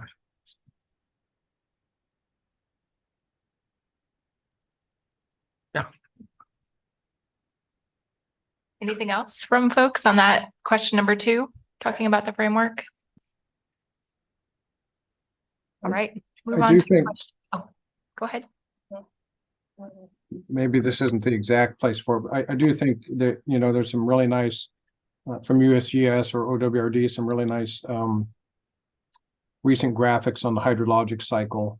And I think that would be nice to have up front, and maybe, I don't know if it has to be next to the framework or in that section, but, you know, we tend to focus on the very, just a couple portions of that, the in-stream and the in-ground, but there's an entire cycle that's being undergoing change, you know, climate change. And so it relates well to that topic as well as to the other challenges we have. And I just want to make sure that I make that comment before I forget. So thank you. Thank you. All right, so let's look at question number 3. So this one really focuses on more of those one-pagers that we keep referencing. So the future of the IWRS narrative and those action summaries. So currently the way the interagency team has been thinking about this is that the document itself would no longer have those little call out boxes that just have the bullet list of example actions. And instead you would be reading through narrative and then you would see this full one-pager right there. And so you would have all that information with you. I think we could also easily make a supplement guide that has all of those just in one PDF too, for people to quickly just grab all of those. But the vision right now is that these would be in the document And so, and they would just show up right after that narrative that's giving you more context about why we need that action. So acknowledging that that little 1 or 2 paragraphs that you're seeing on the one pager, that background isn't all that we need to know. It's just the most critical information that we feel like needs to be included. So looking for any feedback that you have on, you know, that potential approach there of having these one pagers inserted into the document, and just the format. If you've had thoughts about how you pictured the format of the next IWRS, and anything that you'd like to add on the one pagers too. I like seeing the action items. I love these one pagers. I think this will be really helpful. The previous version, you know, that was helpful too, but this is written out a lot more in detail. One thought is, most recently I've been involved with spill response along our source waters, and wondering if there is a place for something like that within this plan. There's been a lot of efforts to put together spill response plans. In Oregon, one in particular on the McKenzie River is a really collaborative group that have come together with emergency responders, working together with all different agencies, how to coordinate something like that, and then actually implement exercises. And hopefully, you know, these spills aren't going to happen all the time, but at least it will happen at some point, and we need to be prepared for that. So I don't know if that would fit under water quality, where exactly that would fit in this, but just something that has been close to home for me, and something we've been working on to develop something similar to what they're doing on the McKenzie River down in the Rogue. Action 11B comes to mind. I think that would be the right place for that. Got it. On the top of your head. 11B. I'll be the encyclopedia of the IWRS. It's funny, for it looks like next few years. it looks like spills only shows up on 10B. So adding that, 10E is the only. so adding the 11A is ensure drinking, safe drinking water. 11B is reducing the exposure to toxins and pollutants. That to me is a great spot for it, and a specific example action could be added there. Yeah. I think there's some great things to point to in other agencies that have done a lot of work. And if someone or groups are looking to do something similar, they could reach out to those organizations. Right. Yeah, I think that goes to another highlight, I think, of being able to have that resources portion of the one pager.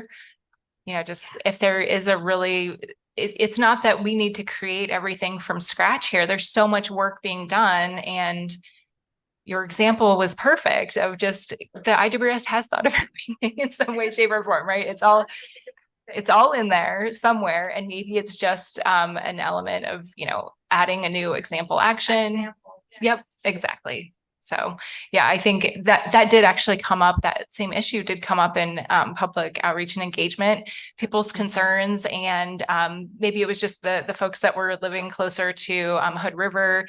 They were talking about the train spill, and like they were recalling that as a significant issue, and they don't want that to happen again, kind of a concern. Like there were several train derailments all at the same time. So I think maybe a lot of people were talking about that, and just another reason why, you know, we need to be on our toes and prepared for something like that.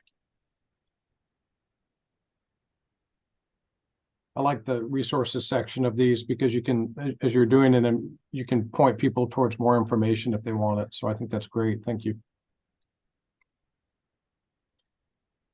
And again, it's that way of showing what's already being done out there. Just like you said, we don't have to reinvent the wheel. And in the water world, to me, we generally try to work collaboratively and help each other and share information. So having that resources there, I think, is important.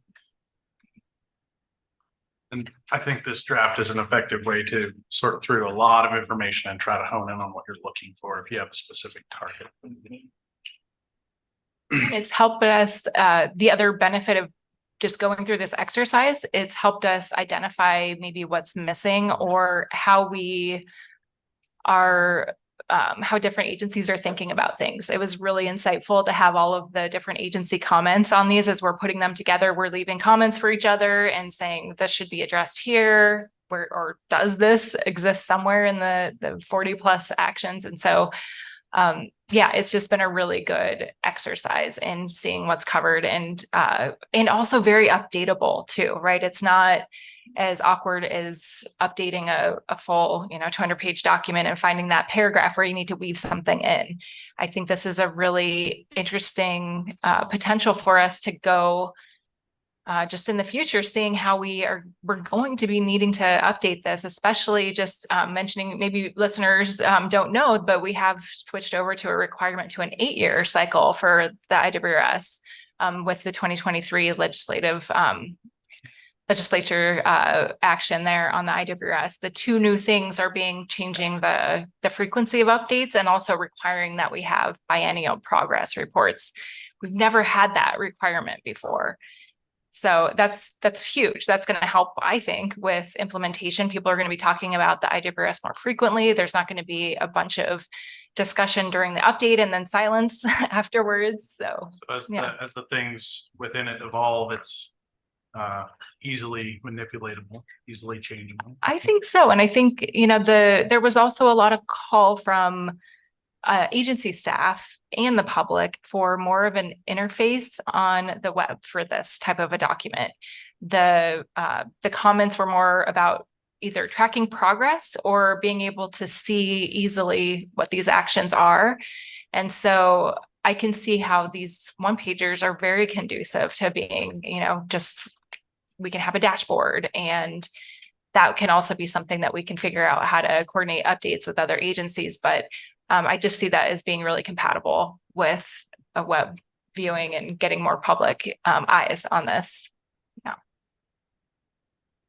I don't know if there's room for it. There's a lot of information even on the one pagers, but if there was a way to do example actions and projects, and maybe you point people towards 1 to 3 projects that show, that are an example of having made progress or achieving the goals associated with this action.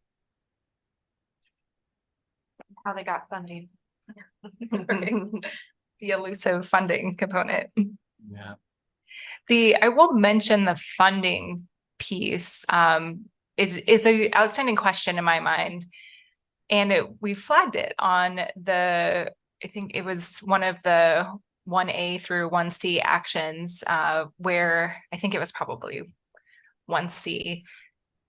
That action is calling for supporting planning and feasibility studies and implementation of water resources projects, right? Like that action is great. It just covers all the things we're trying to fund in terms of projects. And so that all of the other actions generally have a shorter list of funding sources that we generally know about. Business Oregon has a program, we know about it. OWEB has a program, we know about it.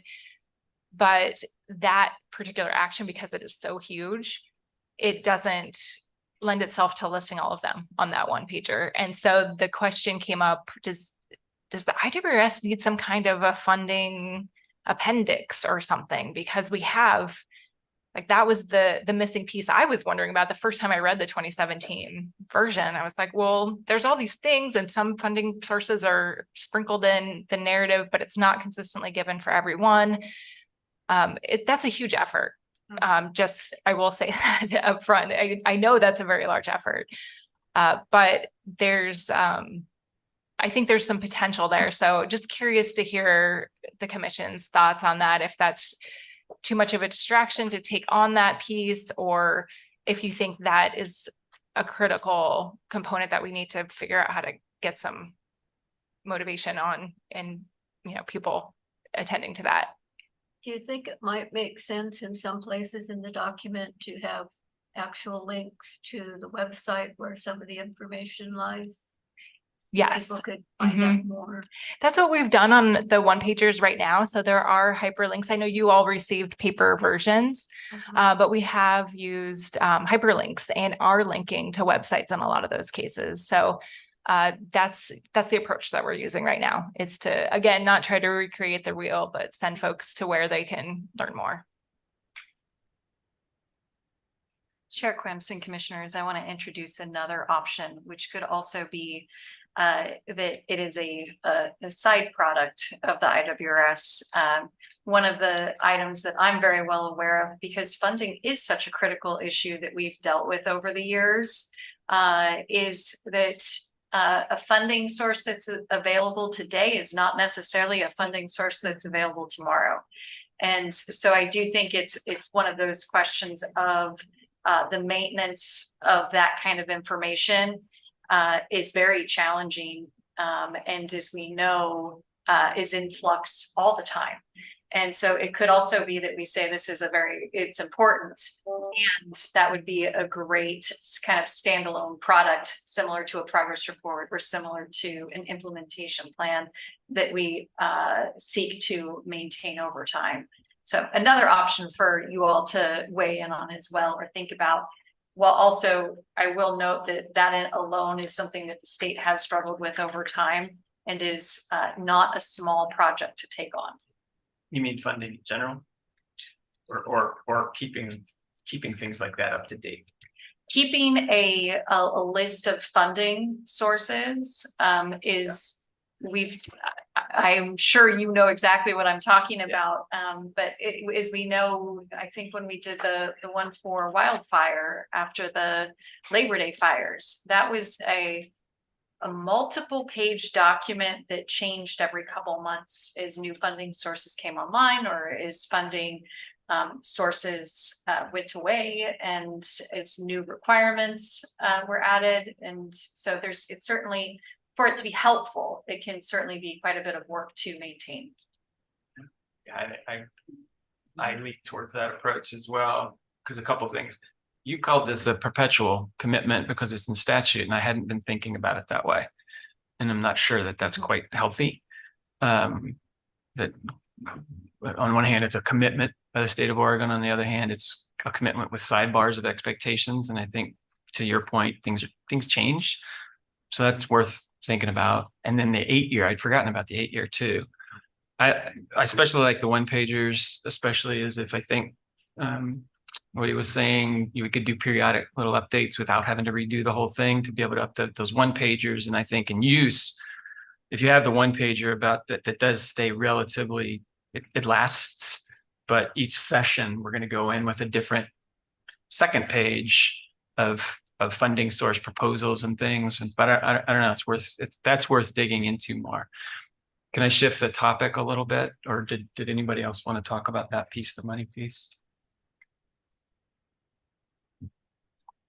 If not, with those same sort of time frame and perpetual things in mind, I feel some tension on one hand, just exactly what you said, Crystal, about the equity, inclusion, justice sorts of issues, that recognizing that now it's helpful because it just reminds us that in everything we do, there's room to ask the question, is this a place where there has been disparity that is structural and we need to address it? But considering the time frame for this, I feel like having them as separate call outs is going to get old really quickly. And the thing that comes to mind that's parallel is, for the last, 3 years, especially, was this flurry of activity to always do a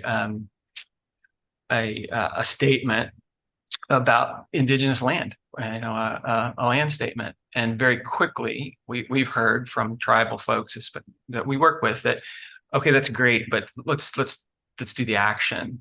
And so part of me feels like, yeah, I don't know. I think I would lean a little harder towards look really hard, because I looked at a lot of these statements, and a lot of the statements that are in there are good intention, but they're not necessarily actionable.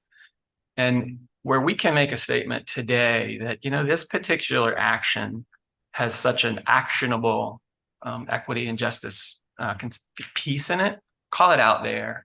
But on the other ones where we just can say nothing more than think about it, I'd leave it out. And then that will do is help us prioritize. Okay, these are actionable places. But I recognize that just having it visible, because it is new habit. It's absolutely new habit. It was not in the 2017. I can see it both ways, but I would lean towards not having each feeling like you were required on each page to have that section. Chair Clemson, commissioners, I appreciate you coming back to that one, because when we initially did it, it was because we are trying to make sure that we're actively thinking. Yeah. And then we looked at it like, gosh, some of them are already in the example actions, and as a result, they're not in that section. And so you will see that if you look at some of them, you're like, but that one's also an equity action, but we don't have it highlighted because we don't want to write it twice, for example, right? So there's a little bit of awkwardness there. In addition, then there's the question of, well, what's a actual example recommended action, right, to implement the full action? Or what is something that we just need to be mindful of? Right. And that's why we ended up highlighting them in red, to say, well, maybe this one could actually be lifted up into that example action section. And so while we started down this path, I do think there is some complications that occur as a result of trying to have that separate call out versus just including the elements that are actual actions in the example actions. And maybe there's some way to denote through a little symbol or something that this is has an equity component to it, or that we've actively thought about it, just so we can continue to make sure we're showing that lens. But I do agree that it was something we did not anticipate until we got them all laid out, and they were like, oh, this might not actually work, even though it did have good intention. So I appreciate any other feedback on it. It is something that I know us three were grappling with as we were talking or getting your packets ready and going, oh, we didn't see that coming. So I mean, maybe it's the kind of thing that similar to the value of water that can be clearly stated, should be clearly stated in the introduction to the piece in the governor's statement, or whatever statements you get on this, that this is a state commitment to this through all things, and you're going to see it highlighted in some areas where it is actionable or something like that.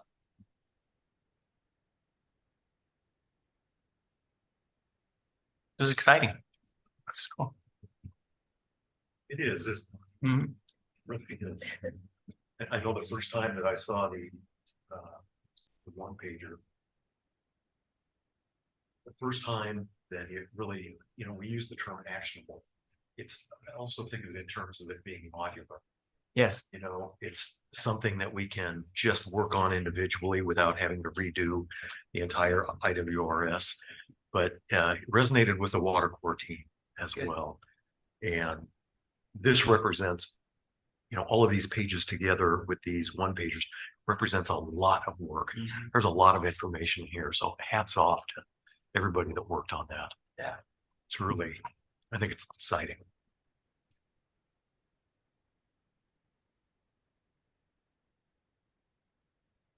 Chair Clemson, commissioners, I do want to note that while we have 3 questions up here for all of you to discuss, this really is your time. And so if there are other items related to the IWRS that you do want to bring up, we are intentionally setting aside quite a bit of time because we all want you all to be able to engage in this process in a meaningful way.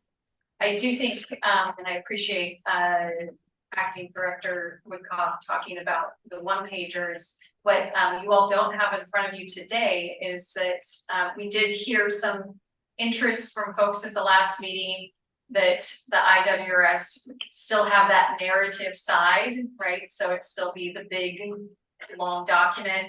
The one pagers, I think everyone's seen the value of those. And so what the only element really that you're missing is, well, that appendice of acronyms for you, as well as of course then this bigger narrative.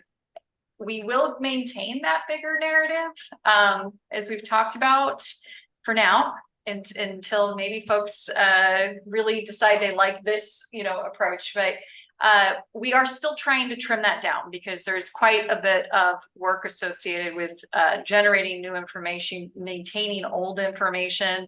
How long do you keep something in the strategy? Is it 10 years? Is it 5 years?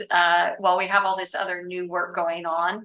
But that is something that Crystal is certainly working with to try to trim it down. So that way folks can, even if they want a little more depth, they're not reading through a 400-page document. Okay, it hasn't been 400 pages, but we do want to maintain, as we add new things, it does mean we have to trim down to make it continue to be digestible to the extent possible.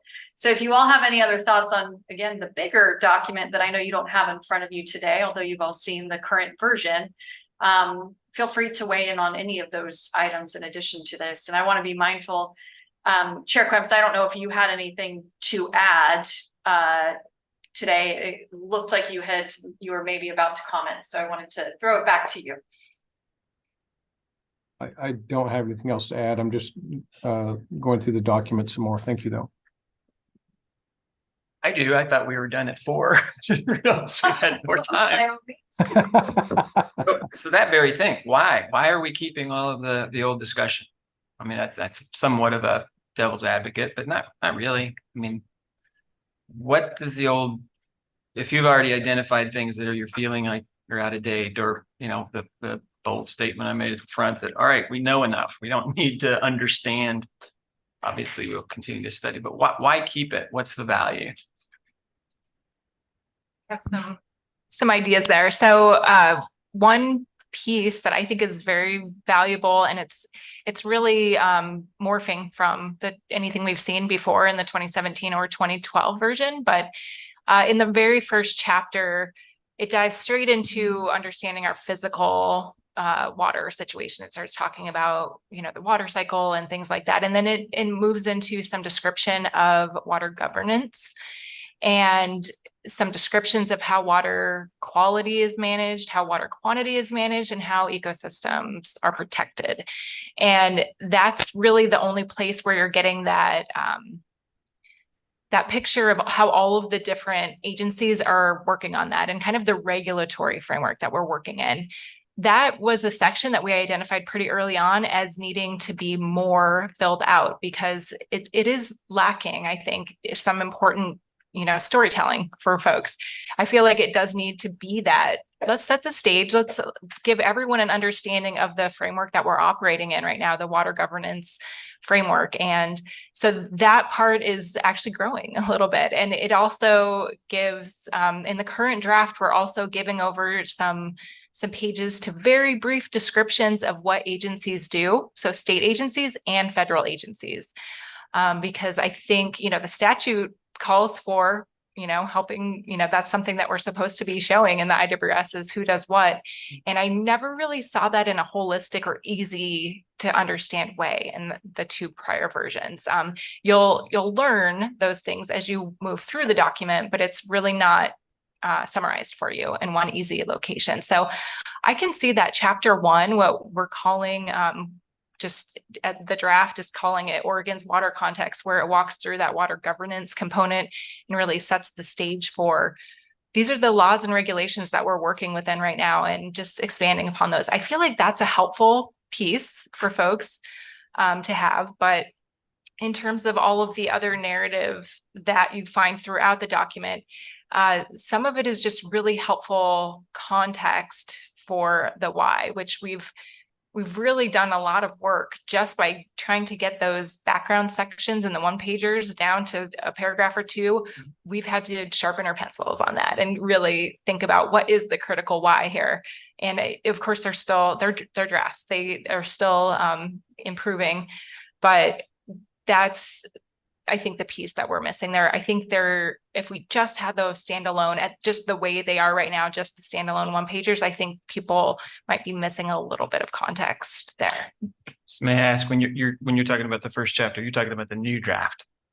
Yes, correct. Okay. It is using the 2017 narrative. It's reusing that and improving, expanding upon it. We talked about this at the last meeting, potentially bifurcating, having the actionable steps in one document and then that context in another document or an appendix. And I mean, I guess since most of it's online, it's all interchangeable anyway, but I think I continue to encourage us to look at that, because I think one of the things that makes it hard for public or new agency employees or others is just, it's intimidating to pick up a several 100-page document. I don't care how good it is. It's just sort of psychologically overwhelming. And if we can especially thinking about hyperlinks and things.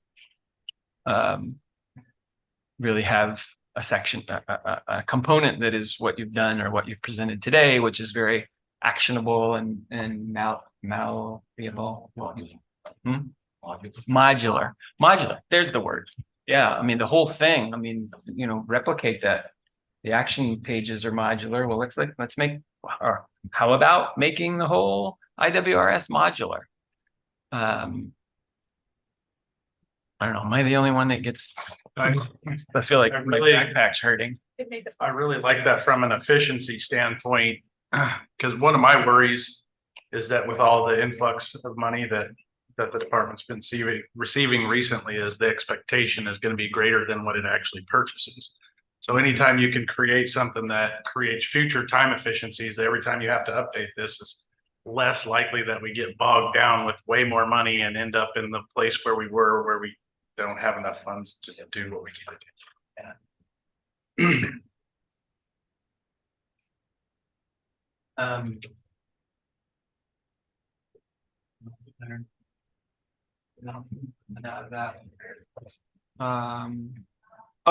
And let's talk about another devil's advocate question. So in this process, as both the public and different agencies are learning more about each other, so to speak, I mean, at times, frequently, we get contrasted with the state of Washington in natural resources, where the Department of Ecology handles a number of different functions. And I know at times there was quite the tussle, I think, on the creation of OWEB originally as a separate agency instead of being a program within existing agencies. And part of me feels like the strategy should be on an ongoing basis and a way to continue to ask that question. Are we as a state government organized functionally and efficiently? And I think that in some ways, if you always give the context that this is who's responsible for this, this is who's responsible for that, you lose that. You lose the sort of license to ask the question, well, should they be? Does it make sense that 5 different agencies are coming together on a dam from different perspectives? So I like historic context. It makes sense. But again, you scared me with saying this was in perpetuity, Raquel. So Chair Quimps, commissioners, maybe I shouldn't say in perpetuity, because it's a little bit different than, let's say, water rights, right? But the really probably the more proper way to say it is one is in statute and is a program of the state, and the other one was not. And so from a continuity and continuous investment until such time as there's a change to the statute or a change to funding, there's an expectation that the agency does that. So I don't want to get you too tripped up on perpetuity. My apologies. So over the years, I've seen this come up before the legislature, blending the agencies into a DNR or EQC, and it falls very badly every time. It's just like asking, should there be a statewide water fee? I don't know which one has the least popularity. A statewide water. What was it you said? Pardon? Statewide water. Fee. Oh, yeah, right. Yeah. Do you feel like when it comes up and it's discussed that we make progress in terms of getting clarity around responsibilities? No. People will take sides. I still would like to keep the door open for it. Yeah, Yes. it's a worthwhile discussion. Yeah.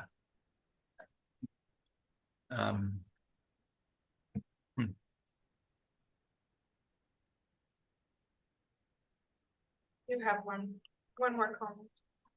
And I don't want to be critical at all because there's so much work that's gone on in this and to put this together, but I'm looking at attachment 1 and 2, and I'm having a bit of a hard time reading the black text on the green background. Maybe my eyes are not so good or they're tired today. I don't know. It's the color scheme's kind of off. The brown box up at the top really pops, and I don't know if there's something else to do there to make it pop out. Chair Quimps, commissioners, I would encourage you to be critical because it helps us do better, right? And we all see different things. And so this is how we actually create our best work, is when we hear from a lot of different folks of what you're seeing. And quite honestly, I don't think any of us have printed that out yet and taken a look at it off of a computer screen. So please, even if it's little details like that, we want to encourage you all to provide us with that input. We do have plenty of time, by the way. So This version was definitely better than this one. I was like, so. We could make this small. You want to look at it on my This is For phone? your book that we're gonna.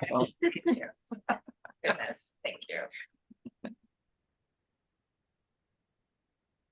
So I'm curious, what's the energy level from the non-WRD agency folks around this in your experience?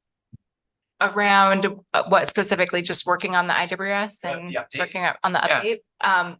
I have seen, just in terms of the different levels of agency leadership versus staff, I've seen a range. I've seen some attitudes that maybe the IWS isn't going to help much, and then I've seen a lot of excitement, and I feel like there's a lot of discussion that's happening, and I'm getting a lot of input and conversations and people reaching out to me to know more. We heard the IWS is being updated. Can you come talk to our group? Things like that. So that's giving me some optimism that folks are talking about it. It is a current issue, and people see the value in it. As far as my integrated water resources strategy project team, so just that small group of 8 folks from different agencies, they've been great. I mean, they're just swamped with other tasks, and the timelines that I'm giving them on things are really tight, and they're still coming through for me. So that's been great. That's cool. But yeah, Having champions is important for this kind of work, and I think it's telling. I think we heard in Harney County some concern about the pace and not giving some opinions that there hadn't been opportunities to participate in this enough, similar with groundwater sorts of things. But it's telling that when we have a 2-hour session, we don't have a lot of voices, whether it's just broad, generally supportive, or even issue specific people. Planning just doesn't get the attention. So I know, I remember that we're on a deadline. We have some hard deadlines from the legislature, but there were some concerns that, wait a minute, you're going too quickly. I don't think so. I think the progress that you're making collectively is admirable, and that reminds me, that it's been attributed to a bunch of different people, but plans are one thing. The planning is important. And so to have something and to move on, but then to have this modular approach to things moving on, I think it's great. It's just kind of disappointing, really, that we don't have a full audience here of people really wanting to get into it. I know you're getting a lot of feedback from a lot of different places, and I hope that continues. But I think that it's a good, in one ways you could say it's a good sign that people are like, yeah, let's pull this together and act on it.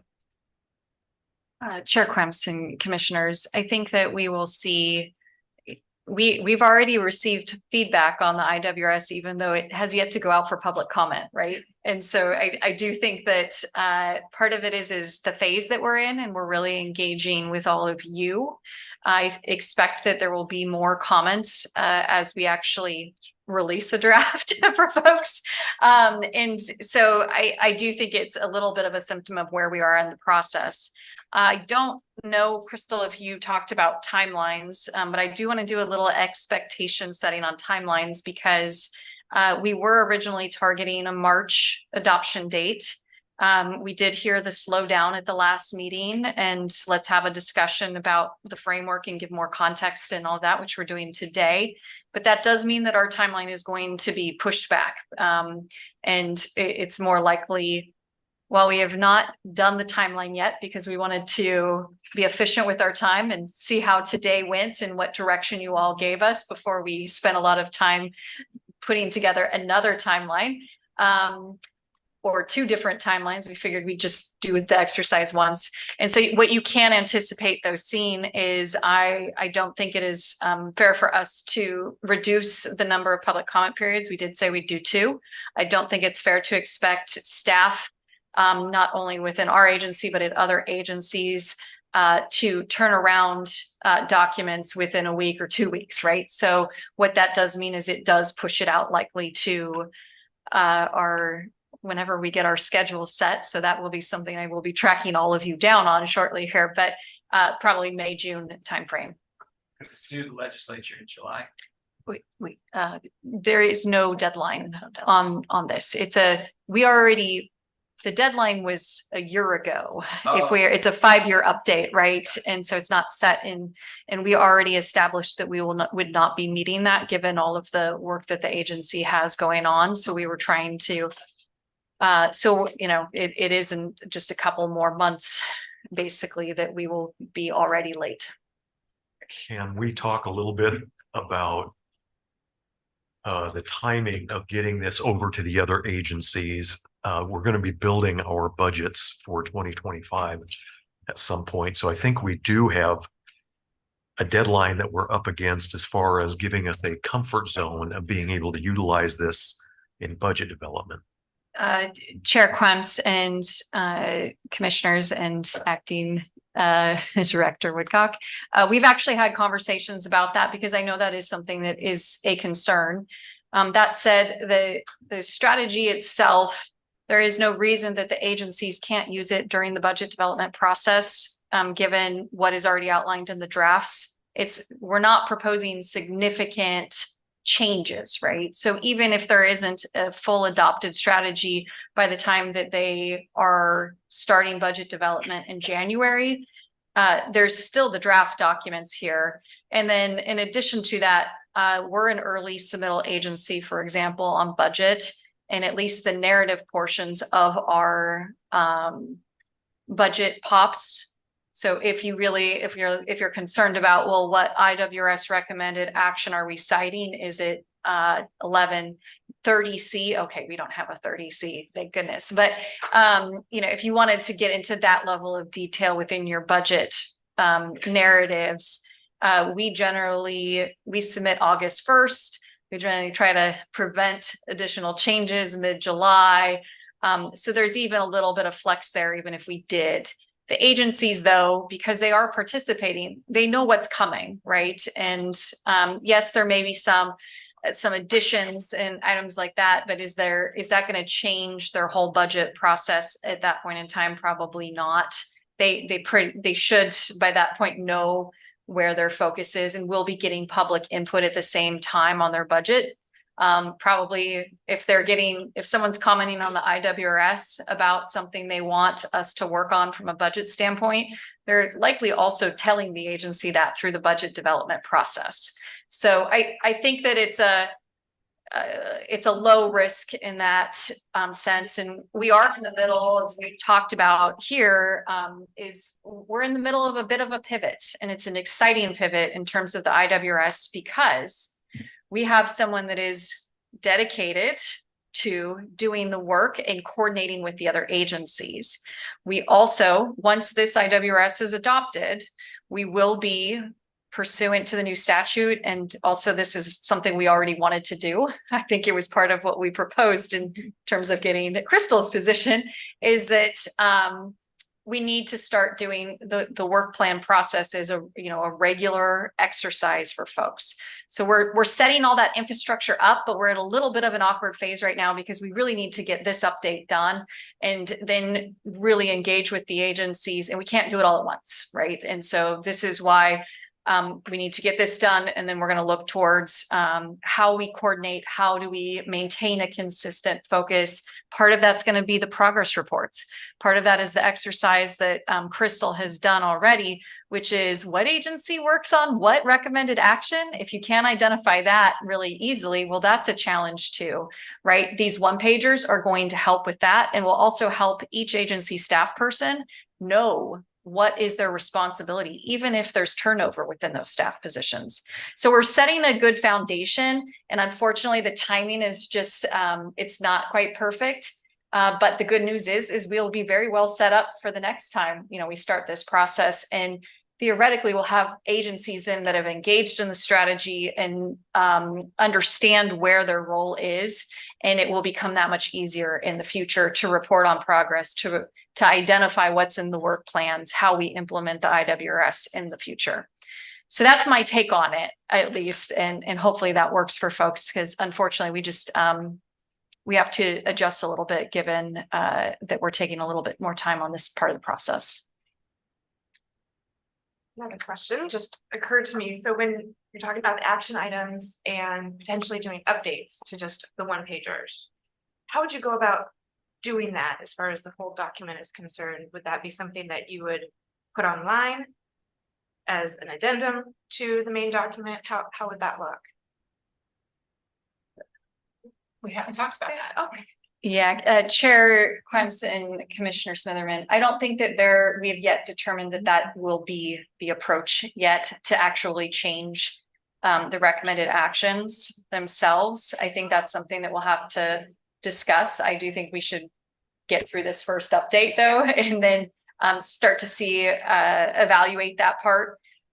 What I do think though is that these example one pagers that you have before you today, because we can pull those out and they can be in a sense standalone, and we were talking about the website part of that, they may become longer in the sense of you may have what you see on the one pager, and then you may also take the opportunity to say, and what's the progress, right? So you might have a 2-pager, right? That shows here's what the recommendations are, here's the resources, and here's what we've done to date. So that might be one way it gets updated. I would imagine that they're updated in the standalone portion that are pulled out, not in the full document at this point in time.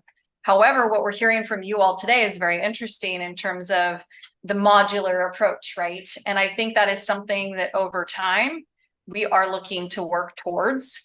And we're just trying to do that balance of I think there's an opportunity for us to really think about how we continue to maintain this document and keep it relevant, consider the statute, and the requirements that we have there, and the resources. And over time, one of the things that we are doing is trying to work towards that, right? And in what we were hearing today in terms of modular, that is why in part these one-pagers are something that we have been thinking about, is because in the future, it may be that folks say, you know what, this is really what we need, and we want to change from how we've been doing in the past. I don't know that we're there yet though. And so we're trying to manage that change over time. And I think that we'll have more discussions in the future about, okay, what now on this document? And we'll have a little bit more time to sort through that. Thank you.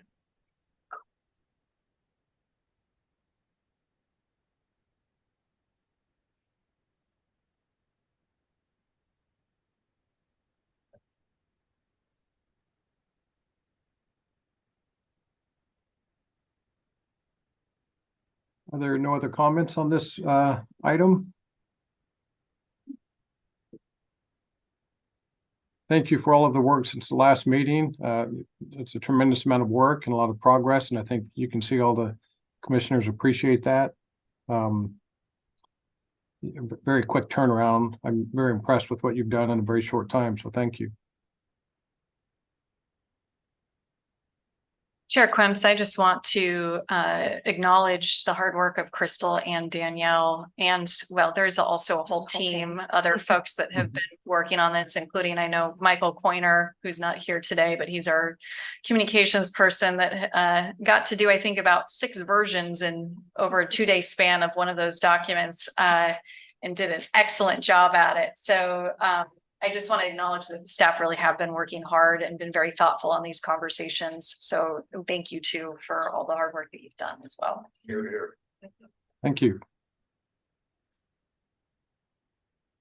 Well, and I want to thank all the staff for all of their reports today. And I think we can adjourn now, and we will reconvene tomorrow at 8 a.m. All right. Thank you all. Enjoy dinner. And I will see you tomorrow. Thank you, Chair Quims.